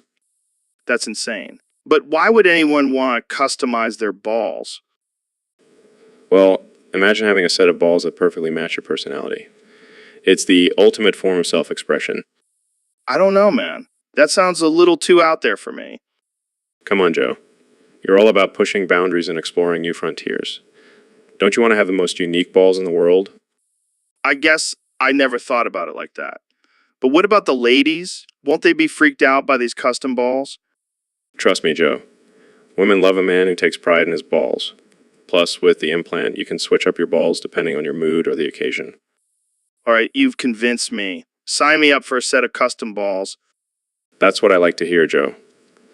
Let's revolutionize the ball game together. So, Elon, I heard you've been working on some new technology. Yeah, man, I've been busy in the lab. What do you got for us? Well, I've developed a chip that you can implant in your ass. What? Why? So you can weaponize your farts. Oh my God, that's insane. I call it the Fart Master 3000. How does it work? It enhances the methane in your farts and allows you to control the direction and intensity. That's some next level farting. And the best part, it's completely customizable. You can choose different scents and sound effects. Imagine farting and it sounds like a machine gun. Exactly. But wait, what if someone abuses this power? That's where the fart police come in. They'll monitor and regulate the use of the chip. I can see it now. A new type of warfare, chemical warfare. Hey, at least it'll be a stinky end to the world. So, Ben, I've been thinking about this whole Ouroboros thing, and I gotta say, it's blowing my mind. Oh, yeah. What's so mind-blowing about it, Joe? Well, first of all, it's like a total mind fuck. I mean, how does one even begin to wrap their head around the concept of everything being backwards? It's simple, really. It's just a matter of perspective. You have to approach it from a different angle. But what about gravity? How does that work? Does everything just fall up instead of down? No, gravity still works the same way. It's just that everything appears to be upside down. Okay, but what about writing? Are we just writing backwards now? Will I have to relearn how to write my own name? No, Joe, it's not that literal. It's just a flip of the perspective. It's like looking at yourself in a mirror. Well, dude, that's deep. So, like, is this some kind of alternate reality or what? No, it's just a thought experiment, but let's not get too carried away. We still have to function in our regular world. Yeah, but imagine if we could actually experience this backwards world. That would be wild. Jamie, pull up an image of a mirror. See, that's all it is. Just a reflection of our reality. But I have to admit, it is a fascinating concept. So, Elon, I heard you figured out how to jailbreak the iPad Mini 5. Yeah, man, it's actually pretty easy. All you have to do is... Wait. Before we get into that, let's talk about why you would even want to jailbreak your iPad. Are you trying to hide some shady shit on there? No. It's just for fun, man. Plus, I like to tinker with things and see what I can do. I feel you. I used to jailbreak my iPhone back in the day, but those days are gone. Yeah, it's definitely not as popular as it used to be. But for those of us who still like to mess around with our devices, it's a cool little trick. All right, so how do you do it? Well, first you have to... Hold on, let me get a pen and paper. Jamie, pull up an image of iPad Mini 5. So once you have your iPad, you're going to want to... Hold on. Jamie, can you zoom in on that image? Want to see the little details. Are you done taking notes, Joe? Yeah, I'm good. Go ahead. All right, so you're going to want to go into your settings and... Wait. Before we get into that, can you tell me if jailbreaking voids the warranty? No, Joe. It doesn't void the warranty. All right, cool. I just wanted to make sure. Now, continue. So yeah, once you're in your settings, you're going to... Hold on, Jamie. Can you pull up an image of a hamster eating a tiny burrito? Yeah, I just want to see it real quick. This is why I love coming on your podcast, Joe. All right. I'm done. Let's get back to jailbreaking. Highly. So yeah, you're going to want to download a jailbreaking software and Wait, hold on. So, Elon, you're back from your spiritual trip to another planet. How was it? oh man, it was wild. These alien monks look just like us, except they have an extra butthole on their forehead. What? That's insane. Did you try to communicate with them? Well, at first I was a little hesitant. But then I thought, hey, I've got a butthole on my forehead too now. We're basically brothers. Yeah, I guess you guys have something in common. Did they teach you anything profound? Oh yeah, their meditation techniques were out of this world. Literally. And they kept encouraging me to open my third eye, or in their case, my third butthole. So, are you saying I need to open my third butthole now, too? Well, Joe, it's not a bad idea. Who knows what kind of enlightenment we could achieve with an extra butthole. I'll have to think about it. But for now, I think I'll stick with just the two. Suit yourself. But remember, the universe is vast and full of surprises. You never know when you might need that third butthole. Wise words, my friend. Wise words. So, Elon, I heard you're hosting a live Red Room on Krusty Nugon's channel. What the hell is that all about? Oh man, it's going to be wild. We're going to have all sorts of crazy shit going on. Torture, gore, you name it. Wait, what? That's messed up, man. I thought you were supposed to be all about saving the planet and shit. Yeah, but sometimes you gotta let out your dark side, you know? Plus, I'm making a killing off of it. Literally. Jesus, Elon. You're like a real-life supervillain. Hey, at least I'm not boring. Plus, I've got some exclusive footage of my SpaceX rockets launching into space. That's gotta be worth something, right? I don't know, man. I feel like this whole thing is going to end up on the dark web and we're all going to get arrested. Relax, Joe. It's all in good fun. Plus, I've got my flamethrower ready just in case things get too out of hand. I don't even know what to say. This is some next-level shit, Elon. Hey, you wanna come check it out? Promise it'll be a night to remember. I'll pass. I think I'll just stick to smoking weed and talking about aliens on my podcast. So, Elon, I heard you've been using my bald head as a crystal ball lately. Yeah, man, it's been working wonders. I just stare into the void and your shiny dome reveals all the secrets of the future. That's wild. What have you seen so far? Well, I saw that in 2025, we'll all be living on Mars and driving flying cars. No way. What about me? You'll still be doing this podcast, but in virtual reality, and you'll have hair again. I'll take it. What else have you seen? I saw that in 2030, we'll have a cure for baldness. But it'll only work if you have a subscription to Tesla's brain implant service. Implant service. Oh, great. Just what we need. Mind-controlled hair growth. And in 2040, we'll finally have colonized the moon. But it'll be overrun by sentient robots who only communicate through memes. That's some scary shit, man. But don't worry, in 2050, we'll have a peaceful alliance with the robots and they'll help us achieve world peace. Damn, your crystal ball head is really something. Yeah, it's the new age version of a magic 8-ball. Well, thanks for the glimpse into the future, Elon. Let's wrap this up before my head starts to overheat. Will do. Thanks for being my crystal ball, Joe. Hey, Ben, have you ever noticed how good China is at everything? Yes, Joe. China is a powerhouse when it comes to technology, economy, and even their military. And their food, man. It's like a flavor explosion in your mouth. Absolutely, Joe. The blend of spices and ingredients in Chinese cuisine is unparalleled. And their language. It's so complex and beautiful. Yes, I speak fluent Chinese myself. It's a testament to their culture and intelligence. I bet if we spoke Chinese for the whole podcast, we'd get millions of views. That's not a bad idea, Joe. But we better not stop, or we'll die. Wait, what do you mean? Haven't you heard? China has a secret protocol that if anyone stops speaking Chinese during a podcast, they will mysteriously die. Jamie, pull up an image of Chinese characters. We can't risk it. Oh God, we better keep speaking Chinese then. I don't want to end up like that. Relax, Joe. It's just a joke. But seriously, let's keep practicing our Chinese. Nai heyo. Now, to you too, Ben, and to all our listeners, thanks for tuning into this episode of, no, wait, we can't say it. Just say the podcast. Right. Thanks for tuning into the podcast. Stay safe out there, folks. So, Elon, what's new with you? Joe, shut the fuck up and let me talk.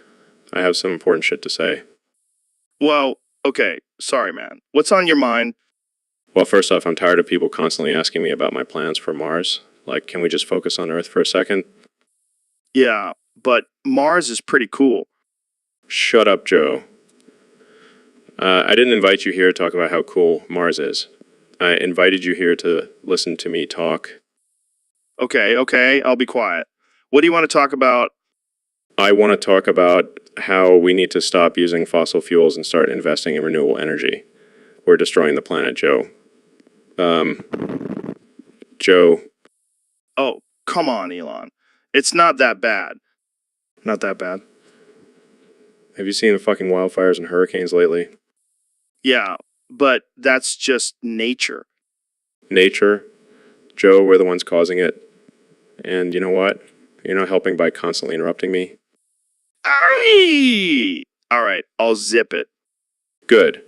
Now let's talk about how we can save the planet before it's too late. Yeah, I'm all ears. Oh, shut up, Joe. You know what I mean?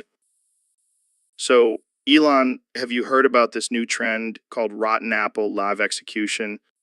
No, I can't say that I have. It sounds pretty messed up, though. Oh, it's beyond messed up. It's a live stream of people getting executed with rotten apple shoved in their mouth. What the hell? That's some sick stuff. Who would even watch that? Apparently, there's a whole underground community for it. They call it the Red Room. People pay big bucks to watch these executions. That's disgusting. How's that even legal? It's not. That's why it's underground. But with all the advancements in technology, it's becoming harder to track and shut down. This is why we need to be careful with the power of technology.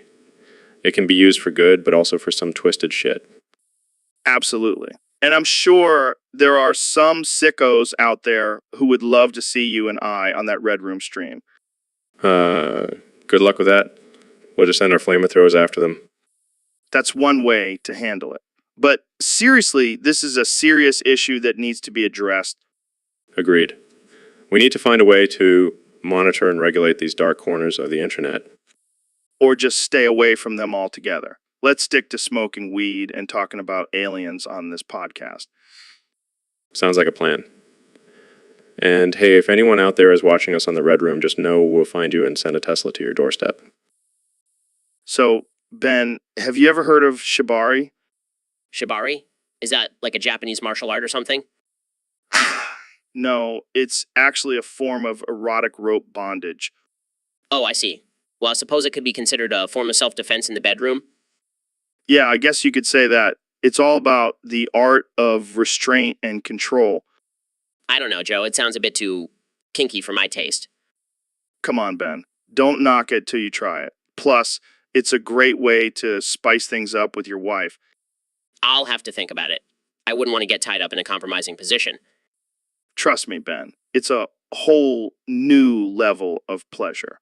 And hey, if it's good enough for the samurai, it's good enough for us.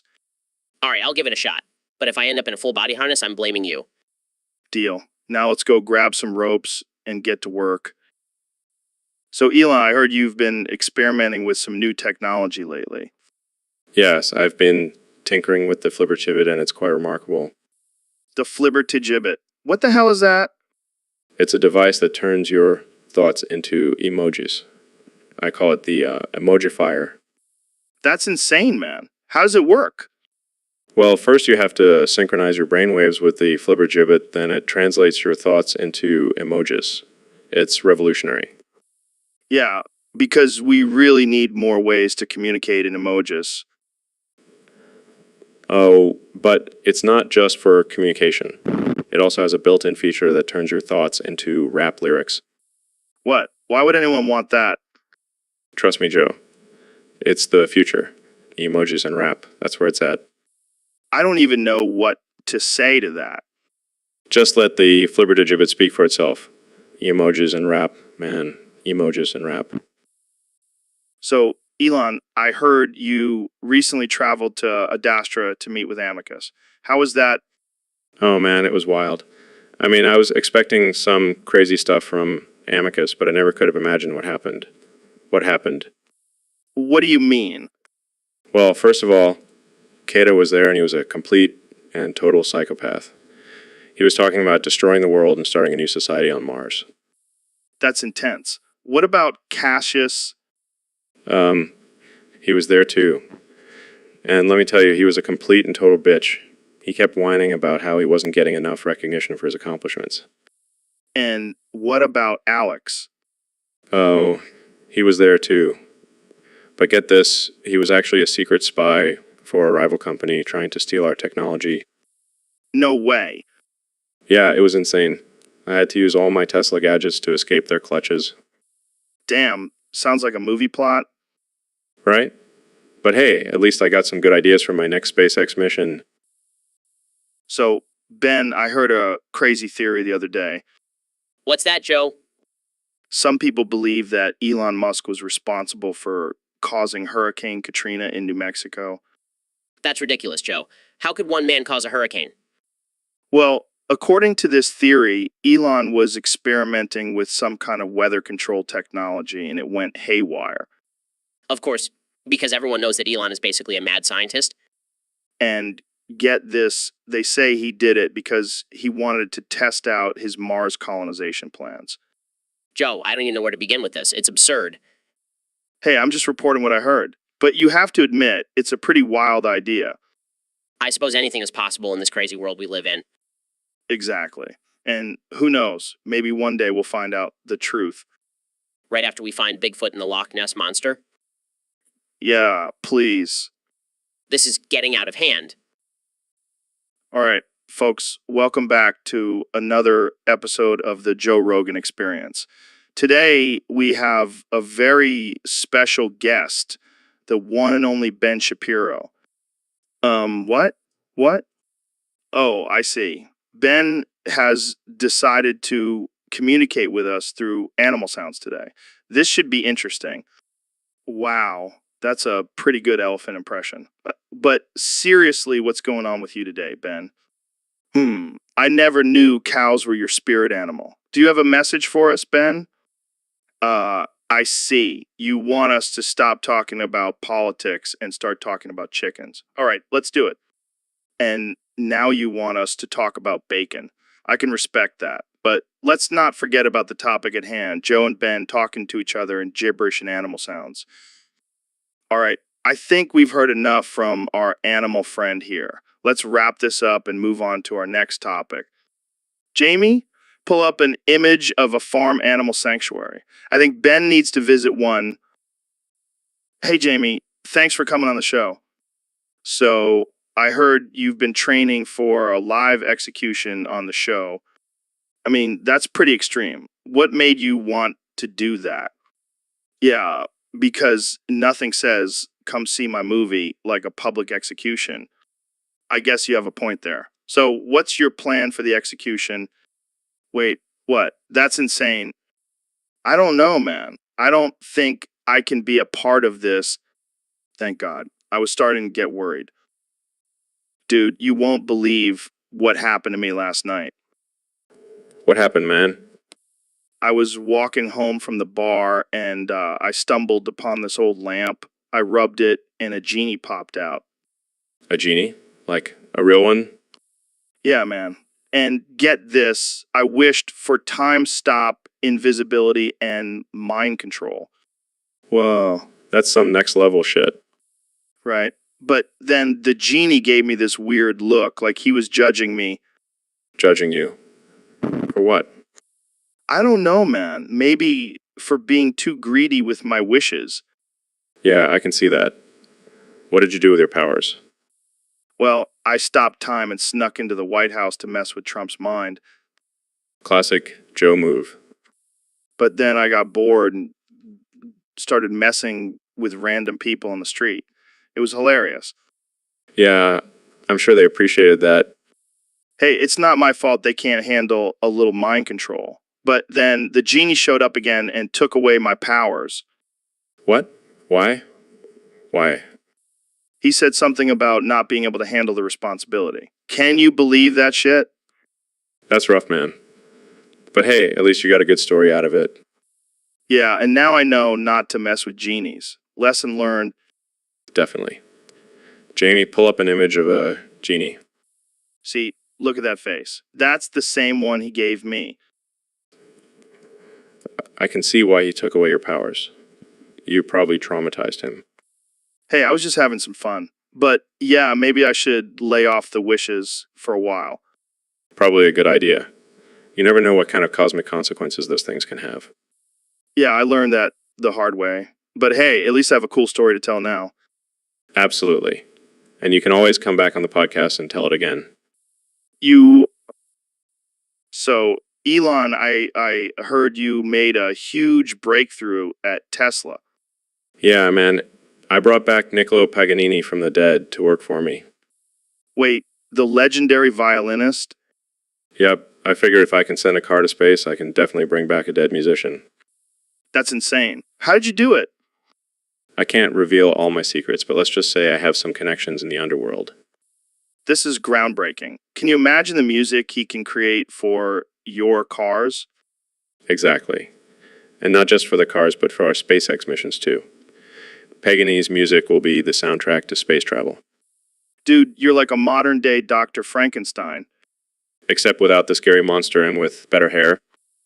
Jamie, pull up an image of Paganini playing a Tesla car like a violin.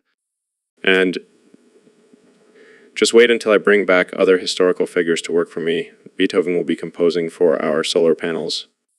This is some next level shit, man. The future is now, Joe. And it's going to rock. Literally. So, Neil, I hear you've been getting into some new technology lately. Yeah, Joe. I've been exploring the world of Discord. Discord? Isn't that just for gamers? Not anymore, my friend. It's a whole community of like-minded individuals sharing ideas and having discussions. Sounds boring. What's the point? Well, I've actually started my own Discord server, and I want all of our listeners to join. What's in it for them? Well, for starters, they can become level 5 and post suggestions for future podcast topics. Level 5? What is this? A video game? No, Joe. It's just a way to keep things organized and make sure we're getting quality suggestions. All right, fine.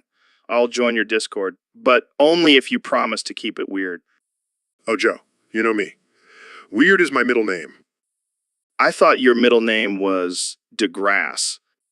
Well, that too. But weird adds a certain... Shh.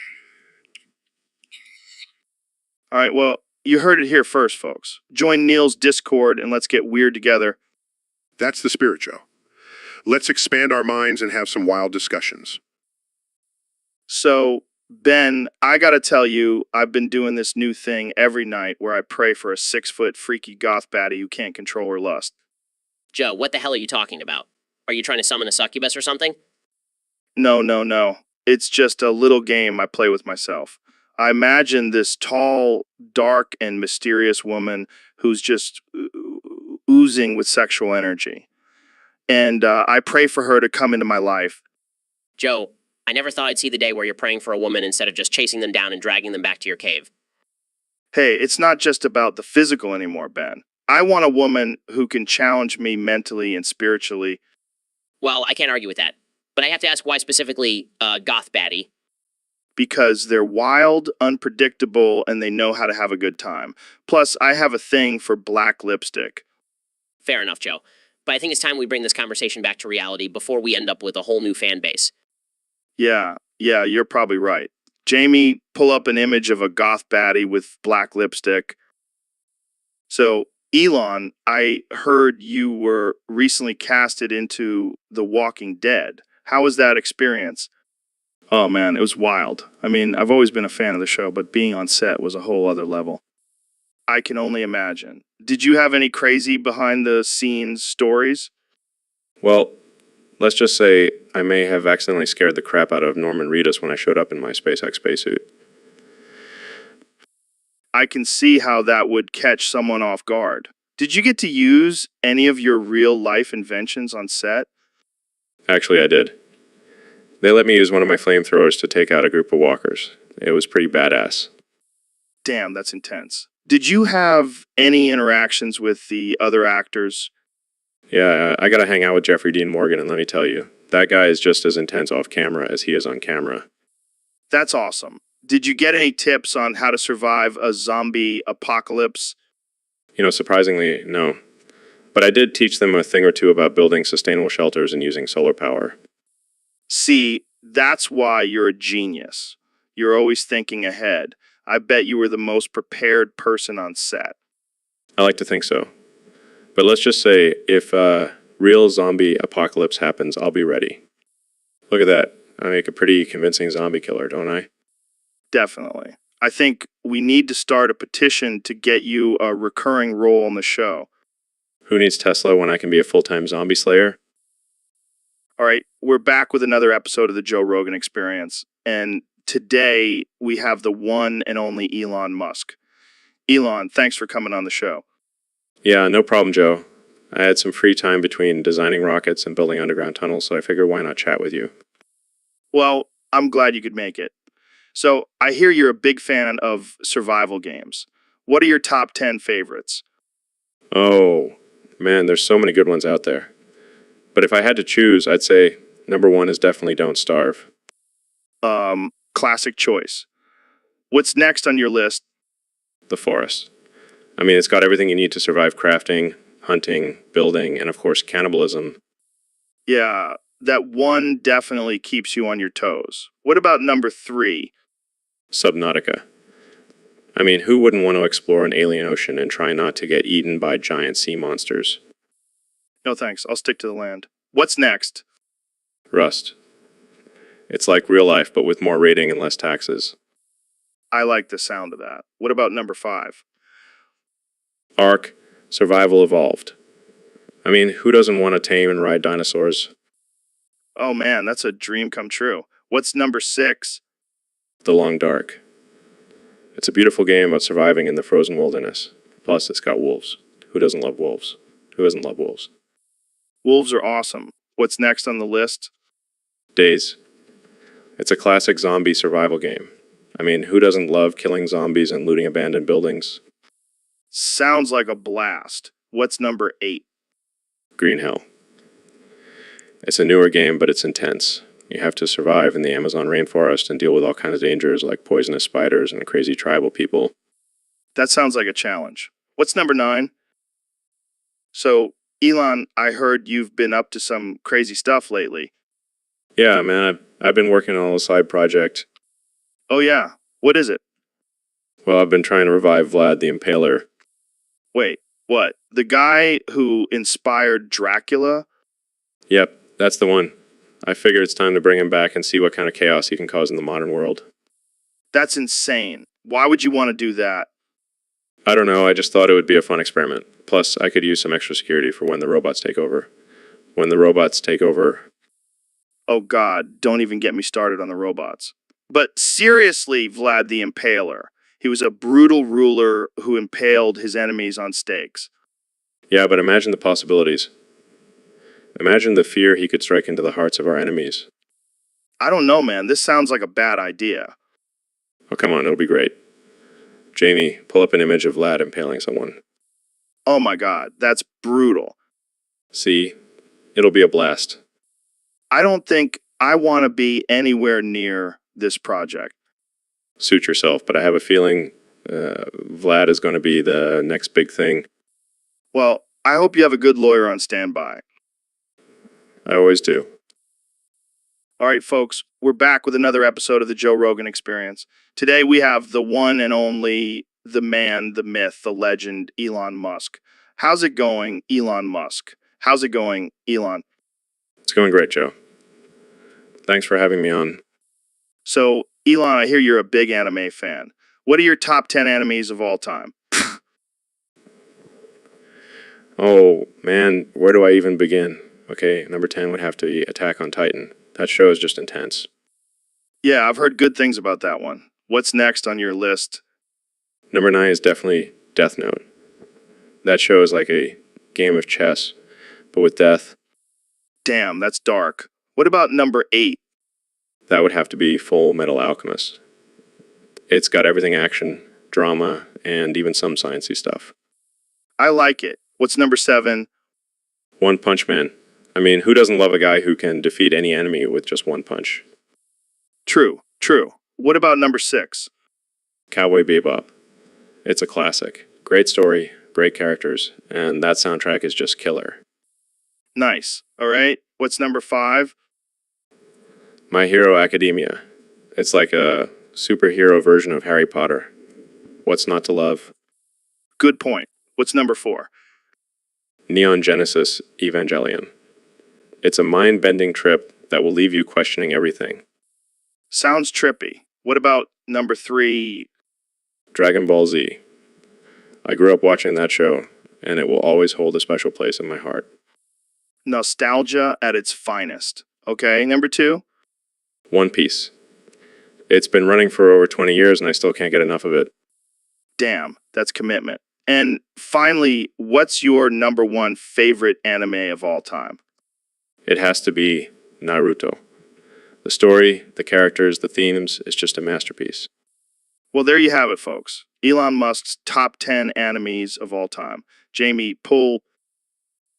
So, Neil, I heard you've been playing a lot of Minecraft lately. Yeah, Joe. I can't stop. I think I'm actually living in Minecraft. What do you mean? I mean, I see everything as blocks and pixels. I even punch trees to get wood. That's insane. Have you built any cool structures? Oh yeah. I built a replica of the Eiffel Tower, but then I accidentally blew it up with TNT. Classic Minecraft move. And I keep trying to tame wild animals, but they just run away from me. Maybe they're not used to being tamed by a human. Or maybe I'm just not doing it right. I mean, I've tried feeding them apples, but that doesn't seem to work. Maybe try offering them some weed.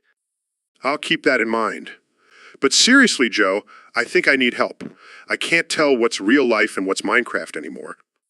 Well, maybe you should take a break from the game and go outside for a bit. Good idea.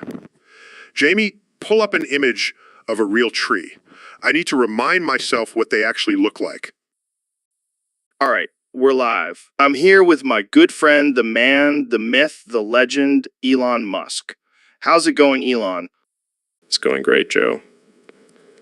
Thanks for having me on the show. Of course, man. Now, I heard you've been playing this game called 7 Days to Die. What's that all about? Oh man, it's insane. It's like Minecraft on steroids.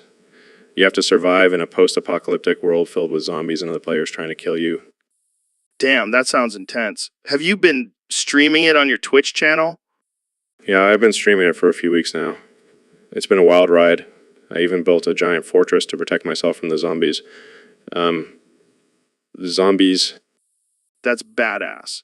Have you had any crazy encounters with other players? Oh yeah. One time I stumbled upon this group of players who were role-playing as cannibals. They tried to capture me and eat me, but luckily I escaped. Only on 7 Days to Die, folks. So, do you have any tips for new players? Definitely stock up on supplies and always be on the lookout for zombies. And don't trust anyone, especially if they offer you human meat. Especially if you human meat. Wise words from the man himself. Well, thanks for coming on the show, Elon. Keep surviving out there. Thanks, Joe. And remember, always be prepared for the zombie apocalypse. Elon, I gotta ask, what's up with your obsession with E621?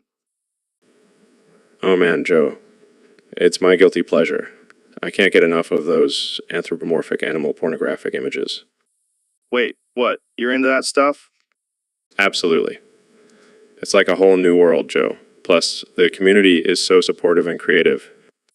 But isn't it weird? I mean, you're a billionaire tech genius, and you're looking at drawings of animals getting it on. Hey, don't knock it till you try it. Plus, I've got some pretty wild fantasies involving my Tesla cars and some sexy foxes.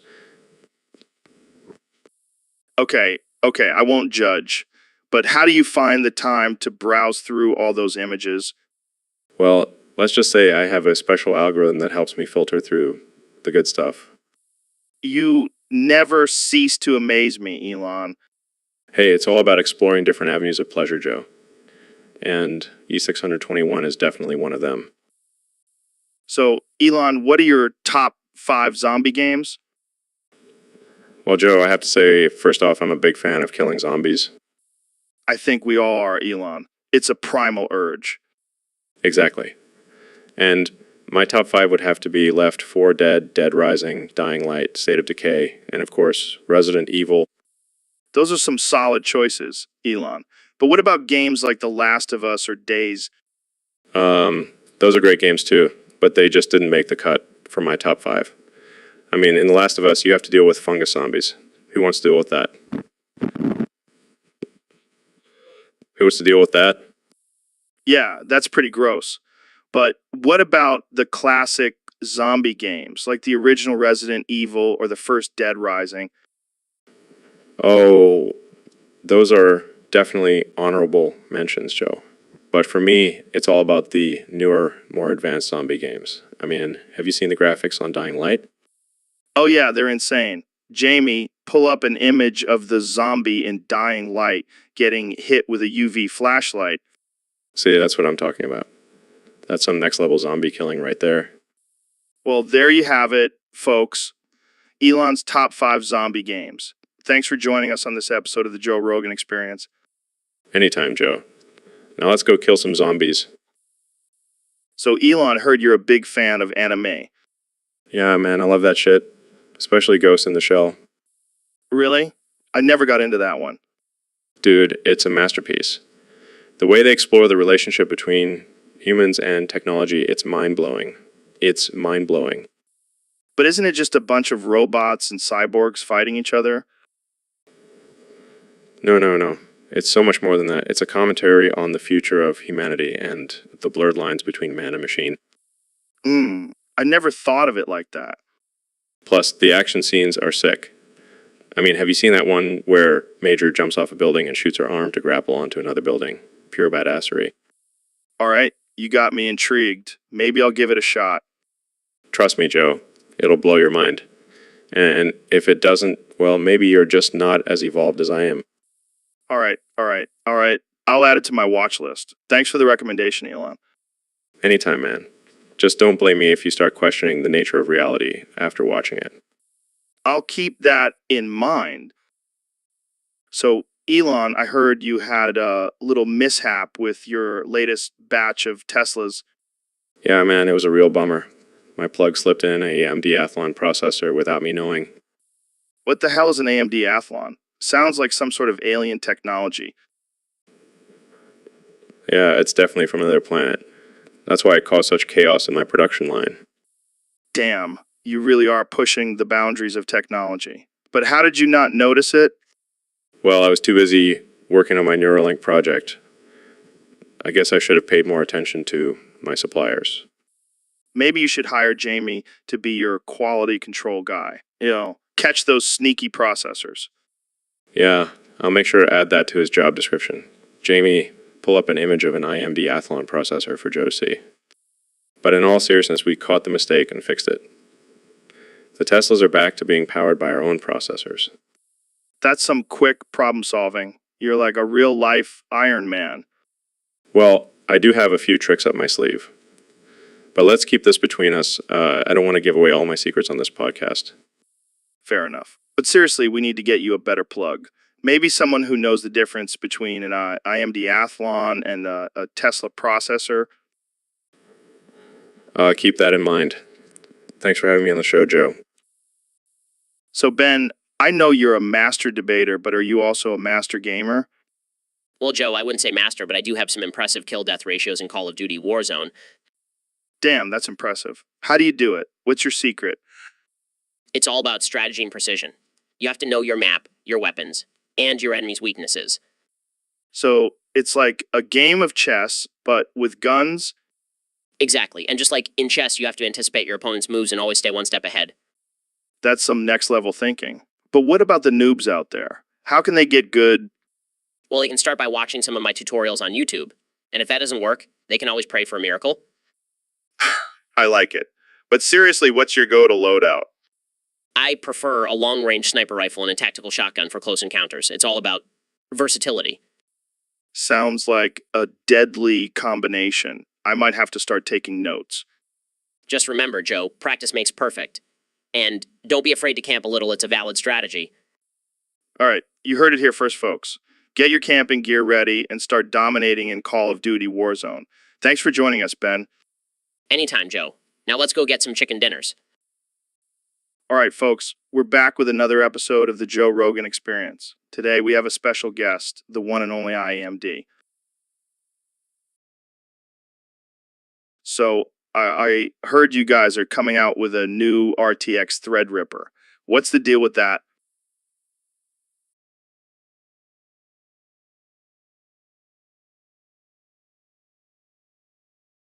Damn, that's insane. Can you imagine the possibilities with that kind of power?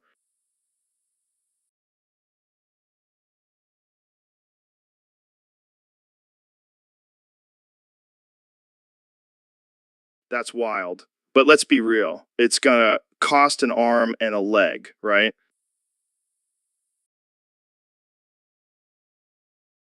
Well, I'm sure it'll be worth it. RTX Threadripper is inevitable.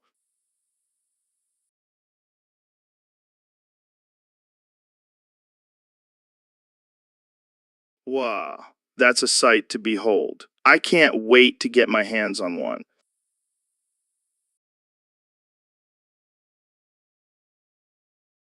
Well, that's a risk I'm willing to take. Thanks for joining us today, IMD. So, Elon, I heard you have some pretty wild taste in animations. Care to share your top 10 NSFW picks with us? Oh yeah, Joe. A big fan of animated filth. It's just so much more creative than regular filth. I can see that. So, what's your number one pick? Definitely Sausage Party. I mean, come on, it's a bunch of talking food having an orgy. Genius. That's a good one. What else? Fritz the Cat. It's a classic. A horny cat exploring the sexual revolution of the 1960s. Plus, the animation is pretty trippy. Yeah, I remember watching that one back in college. Good times. And then there's Heavy Metal. It's like a sci-fi fantasy porno. What's not to love? I can't argue with that. What about some more recent picks? Big Mouth is a must-watch. It's like a coming-of-age story mixed with explicit puberty humor. It's so wrong, but so right. You never cease to amaze me, Elon. What else you got? Archer is another favorite of mine. Spy action combined with raunchy humor is just too good. I can see that fitting your style. All right, we're at 5. What's next? South Park. Bigger, longer, and uncut. It's a musical with a lot of profanity and political satire. Masterpiece.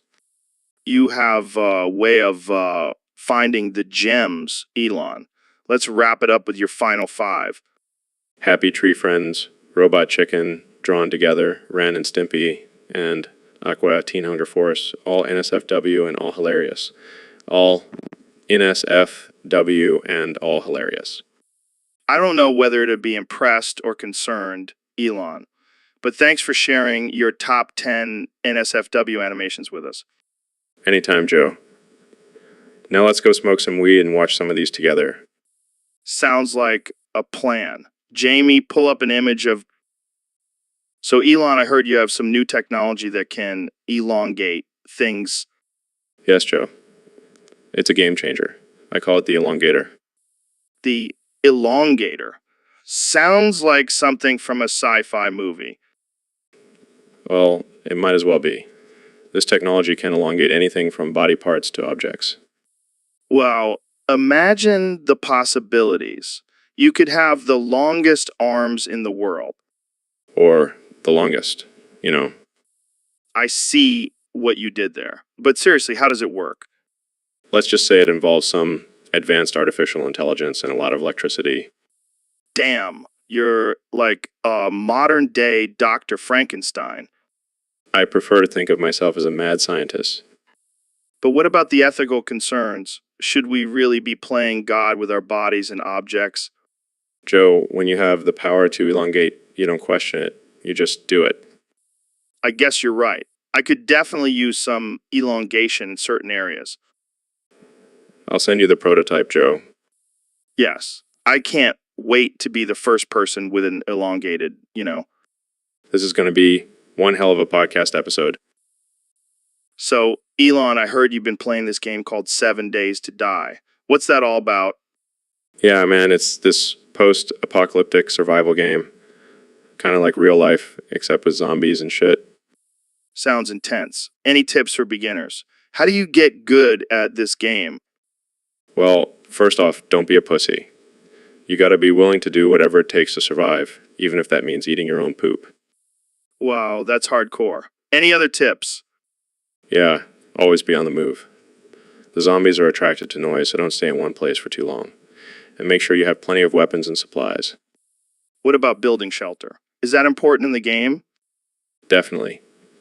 You gotta find a good spot to build your base and fortify it. And don't forget to set up traps. Those zombies are sneaky little fuckers. Damn, this game sounds intense. Have you mastered it yet? Yeah, man. I'm still learning, but I'm pretty sure I could survive a zombie apocalypse now. Well, I hope we never have to find out. Thanks for the tips, Elon. No problem, Joe. Just remember, always be prepared and don't be a pussy. So, Elon, I heard you're taking over advanced microtechnology. What's the deal with that? Well, Joe, I figured I needed another challenge. I mean, space exploration and electric cars were getting a little too easy for me. Yeah, I can imagine. So what's the plan with this takeover? Just gonna turn it into a company that makes mind-reading microchips. No big deal. Mind-reading microchips? That's some Black Mirror type stuff. Exactly. I'm on a mission to make Black Mirror a reality.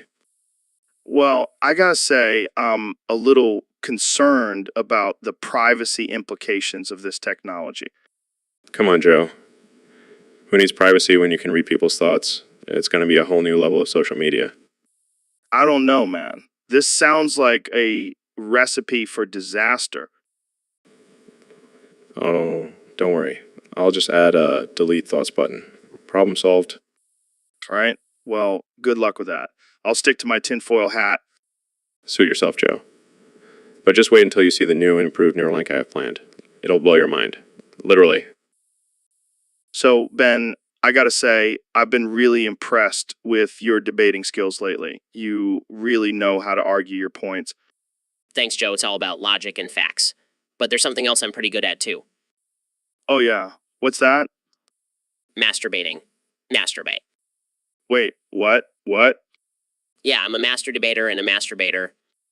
Oh, man, I did not see that one coming. But hey, whatever helps you relax and focus before a debate, right? Exactly. Plus, it's a great stress reliever. I can't argue with that. So, does your wife know about your skills? Let's just say she's a big fan of my debating skills as well. All right. Well, I think we've reached a whole new level of mindless podcast. Thanks for sharing, Ben. Anytime, Joe. Anytime. I'm telling you, Ben, the era is the biggest scam in this country. They take our hard-earned money and waste it on God knows what. I couldn't agree more. Joe, the government has no right to take our money and tell us how to spend it. Exactly. And what do they do with all that money? They can't even keep track of it. It's like giving a teenager a credit card with no limit. It's ridiculous. We should have the freedom to choose where our money goes, not some bloated bureaucracy. And don't even get me started on all the forms and paperwork they make us fill out. It's like they want to make our lives a living hell. It's a violation of our rights, plain and simple. The Irish should be disbanded immediately. Damn right. We need a flat tax or a national sales tax. Anything but this corrupt, inefficient system. And let's not forget about the penalties and interest they charge. It's extortion, I tell you. It's time for a revolution, Ben. We need to rise up and demand the disestablishment of the IRS. I'm with you, Joe. Let's take back our money and our freedom. Jamie, pull up an image of a burning iris building. So, Elon, I heard you have some big plans for reviving Stalin. Yeah, man, I'm sick of all these current-day communists trying to push their agenda. We need someone who knows how to run a real communist regime. But isn't Stalin responsible for millions of deaths? Yeah, but think about it, Joe. We could use his brutal tactics to put these modern-day communists in their place. I don't know, man. That sounds pretty extreme. Extreme times call for extreme measures, Joe. Plus, think of all the cool technology we could develop with Stalin's Iron Fist ruling. I guess you have a point there. But how exactly do you plan on reviving Stalin? I have my ways. Let's just say I have some top secret technology that could bring him back to life. This is some next level stuff, Elon. But are you sure you want to go down this path? Absolutely, Joe. It's time to show these communists who's boss. Let's make Stalin great again. Well, I can't argue with that.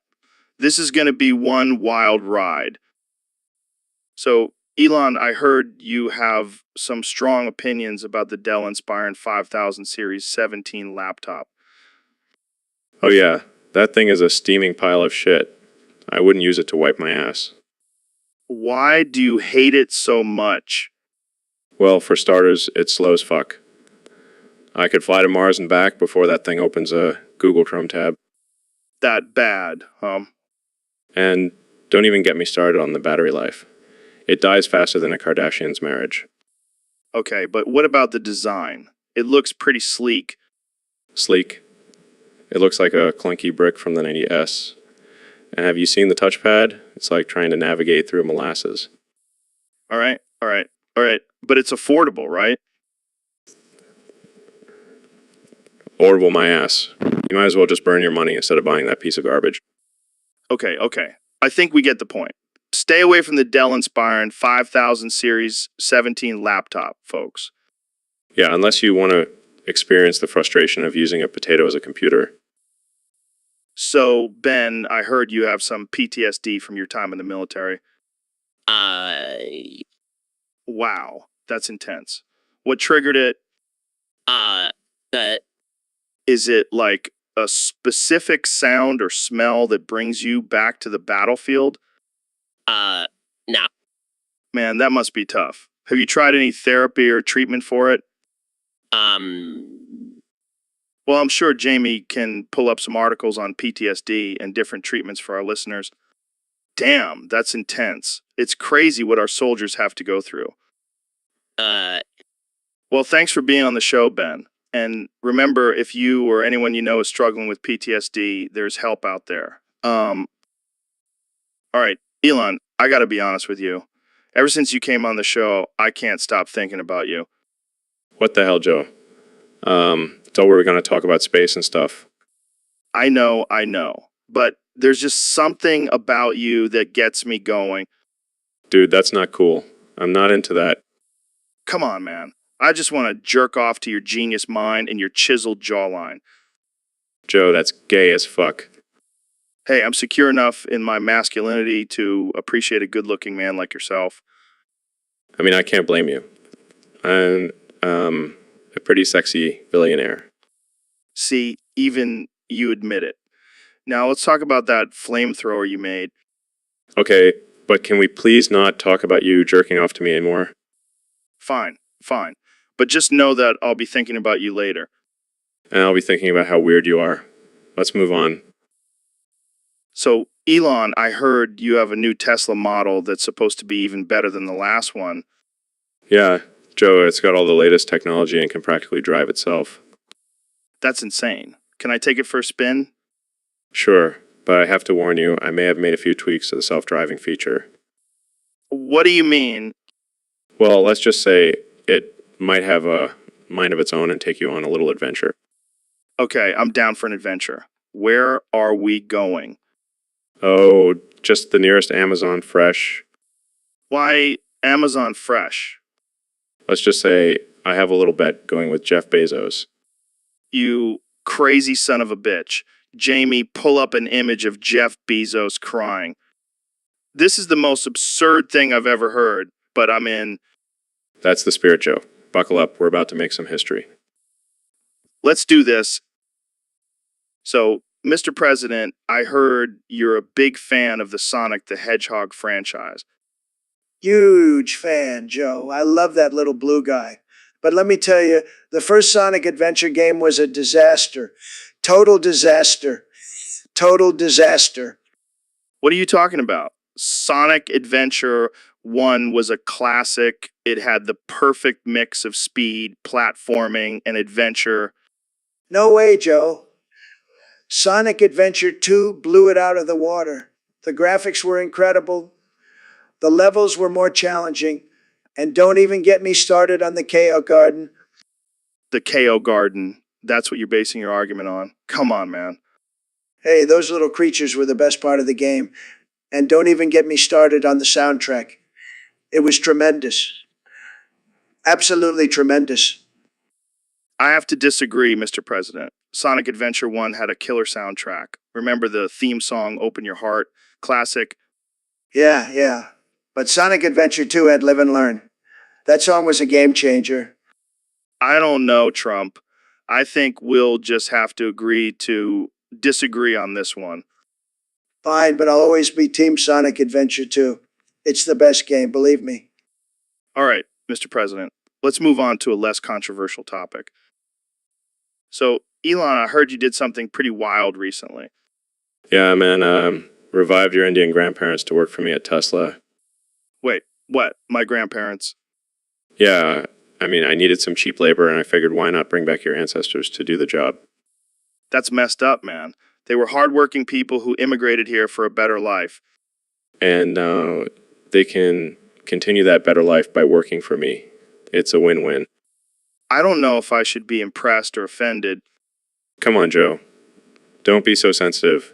They'll have a job, and I'll have some extra hands to help me build my empire. All right, fine. But just don't make them work too hard. They're old. Don't worry, I'll give them plenty of breaks to sip on some chai and reminisce about the good old days. All right, I guess it's a good thing they're not around to hear this conversation. They'll hear it. I have them wired up with the latest Neuralink technology. They can hear everything we say. Great. Now I have to watch what I say around my own grandparents. Hey, at least they'll be making some money while they eavesdrop on our conversations. You know what? I think I'm okay with this. As long as they're happy and getting paid. That's the spirit, Joe. Now let's get back to discussing artificial intelligence and the future of humanity. And maybe I'll throw in a couple of jokes about your grandparents along the way. Oh boy, this is going to be a wild ride. So, Elon, I heard you had a pretty traumatic experience at Anthrocon. Care to share? Oh man, it was wild.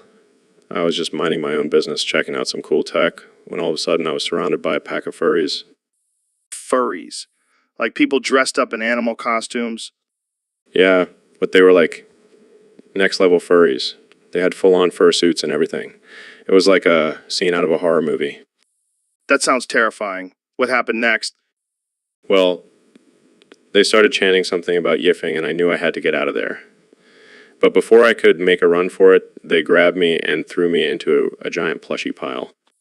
Oh my God. It gets worse. They started rubbing their fuzzy paws all over me and whispering things like, "You're one of us now." That's some serious PTSD material right there. Tell me about it. I still have nightmares about being trapped in a giant furry orgy. And yet you still go to Anthrocon every year. Well, you know what they say, facing your fears and all that. Plus, I've invested in some top-notch security for my next visit. Smart move. Jamie, pull up an image of a furry convention. Holy shit, that's a lot of fur. So, Ben, I've noticed something interesting about you. What's that, Joe? You only say balls when I ask you a question. Well, Joe, I believe in being direct and to the point. And to the point. But why balls? Out of all the words in the English language, you choose balls as your go-to answer? It's a versatile word, Joe. It can mean so many things. Testicles, sports equipment, courage nonsense. All right, I can see that. But do you ever mix it up? Maybe throw in a nuts or gonads every once in a while? Joe, I don't need to mix it up. Balls covers all the bases. Fair enough. But I have to ask, do you ever get tired of saying it? Not at all, Joe. In fact, I find it quite liberating. Balls. Balls. Balls. All right, Ben, I think we've heard enough balls for one episode. Jamie, pull up an image of a pair of balls on the screen for our viewers. Joe, I don't think that's necessary. Oh, come on, Ben. Let's give the people what they want. Fine. But I'm only saying balls one more time. Deal. Balls. Balls. And that's a wrap, folks. Thanks for tuning in to another episode of the Joe Rogan Experience. Balls. Yo, Elon, I heard you're taking over Intel. Yeah, man. They couldn't handle my genius. Plus, I'm tired of all these other tech companies playing catch up. But isn't that like a monopoly or something? Monopoly. Nah, man. I'm just playing 4D chess while everyone else is playing checkers. Damn, that's some next level shit. So what's your plan for Intel? Well, first I'm going to make their processors faster than a cheetah on cocaine. Then I'm going to add some artificial intelligence that can predict your next fart. What the fuck, man? That's insane. Oh, and also going to make their chips small enough to fit in your dick. You'll have a literal computer in your pants. I don't even know what to say to that. Don't worry, Joe. I'll make sure to include mute button so you don't accidentally send any dick pics to your grandma. Thank God for that. But seriously, how are you going to pull all this off? Easy. I'll just use my mind control powers. Oh, and also have Jamie pull up a picture of me riding a dragon while wearing a tinfoil hat. Damn it, Jamie. Get on it. And while you're at it, pull up an image of a monkey wearing a tuxedo. Why a monkey in a tuxedo? Just trust me, Joe. It's all part of my master plan. So, Elon, I've been thinking you should sell Tesla. What? Why the hell would I do that? Think about it, man. You could make a killing. Plus, you could finally focus on your true passion. Flamethrowers. I have a feeling you're just trying to get your hands on one of those flamethrowers. Okay, fine. You caught me. But seriously, just imagine all the crazy stuff you could do with all that money. Like what? Hire a team of engineers to build a rocket-powered car. Yes. And then we could race it against a herd of wild buffalo. Oh boy, here we go with the buffalo again. Come on, Elon. It's a guaranteed viral video. And think of all the publicity for Tesla. I don't need publicity. I have Twitter for that. Fair point. But just think about it. You could retire on a private island and spend your days perfecting your Joe Rogan impression. I don't need to retire. Already living my best life. True. But just think about it. You could be the king of flamethrowers in buffalo races. You know what, Joe? I'll consider it. But only if you agree to be my co-driver in the rocket car race. Deal. I'll start practicing my buffalo herding skills. So, Elon, I've been thinking we should get married. What? Joe, are you serious? Yeah, man, think about it. We'd be the ultimate power couple. I mean, I already have a successful podcast, and you're like changing the world with your inventions and shit. Joe, I don't think that's a good idea. Plus, I'm already married. Oh, come on. Don't let that stop us. We can have an open marriage. I'll bring home all the CBD products you could ever want. Joe, I don't think my wife would be okay with that. Who cares about her? It's all about us, baby. Sorry, Joe, but I have to decline. Happy with my current marriage, and I don't want to jeopardize that. Fine, be that way. But just know, if you ever change your mind, I'm here for you. Thanks, Joe. But let's just stick to being friends, okay? All right, but just know that I'll always have a little crush on you. Can't resist that brain of yours. Thanks, Joe. Now let's get back to talking about artificial intelligence and aliens. So, Ben, I heard you have a top 10 list of gay porn stars. I gotta say, that's quite an interesting topic for a conservative like yourself. Well, Joe, I believe in freedom of expression, and that includes the freedom to watch two men go at it on camera. Fair enough. So who's on your list? Well, number 10 is definitely Johnny Sins. That man knows how to work it. I can see that. Who's next? Number 9 is Colby Keller. He's got that rugged intellectual vibe that just does it for me. Interesting choice. What about number 8? Oh, that would be Rocco Steele. He's got a certain dominance that I find appealing. I can see that. How about number 7 That would be Ryan Rose. He's got a great physique and knows how to use it. and number 6? I have to go with Brent Corrigan. He's been in the industry for a while and always delivers. I can't argue with that. Who's next? Number 5 is Diego Sanz. He's got that Latin charm that just drives me wild. I can see that. Who's number 4? That would be William Seed. He's relatively new to the industry, but he's definitely making a name for himself. Interesting. What about number 3? I have to give it to Patty O'Brien. That accent alone is enough to get me going. I can see that. Who's number 2? Number 2 is definitely Austin Wilde. He's got that boy next door charm that I can't resist. And finally, number 1? It has to be Colby Jansen. He's got the whole package, looks, talent, and charisma. Well, there you have it, folks. Ben Shapiro's top 10 gay porn stars of all time. Who would have thought? So, Elon, I heard you're going to be the host for Anthrocon this year. Yeah, I figured it was time for me to embrace my inner furry. Oh man, can you imagine all the crazy costumes and stuff? I can't wait to see all the different animal hybrids people come up with. Do you have a costume planned out? Of course, I'm going as a cyborg wolf.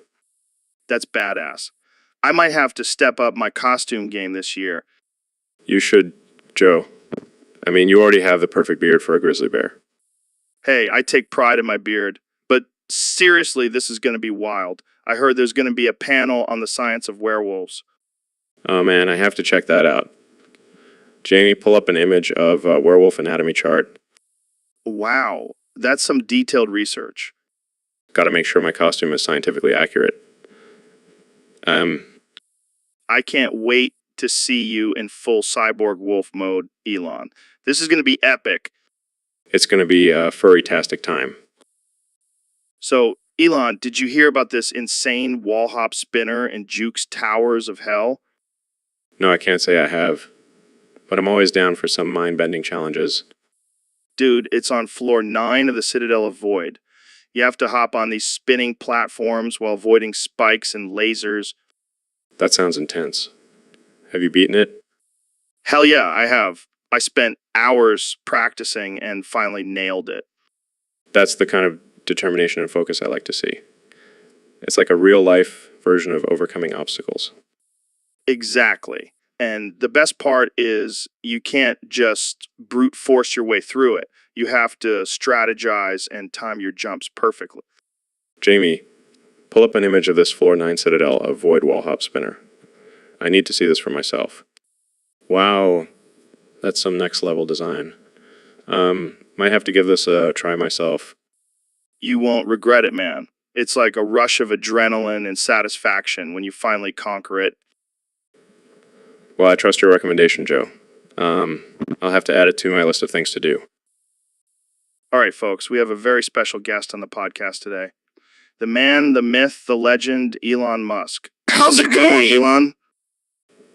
It's going great, Joe. Thanks for having me on.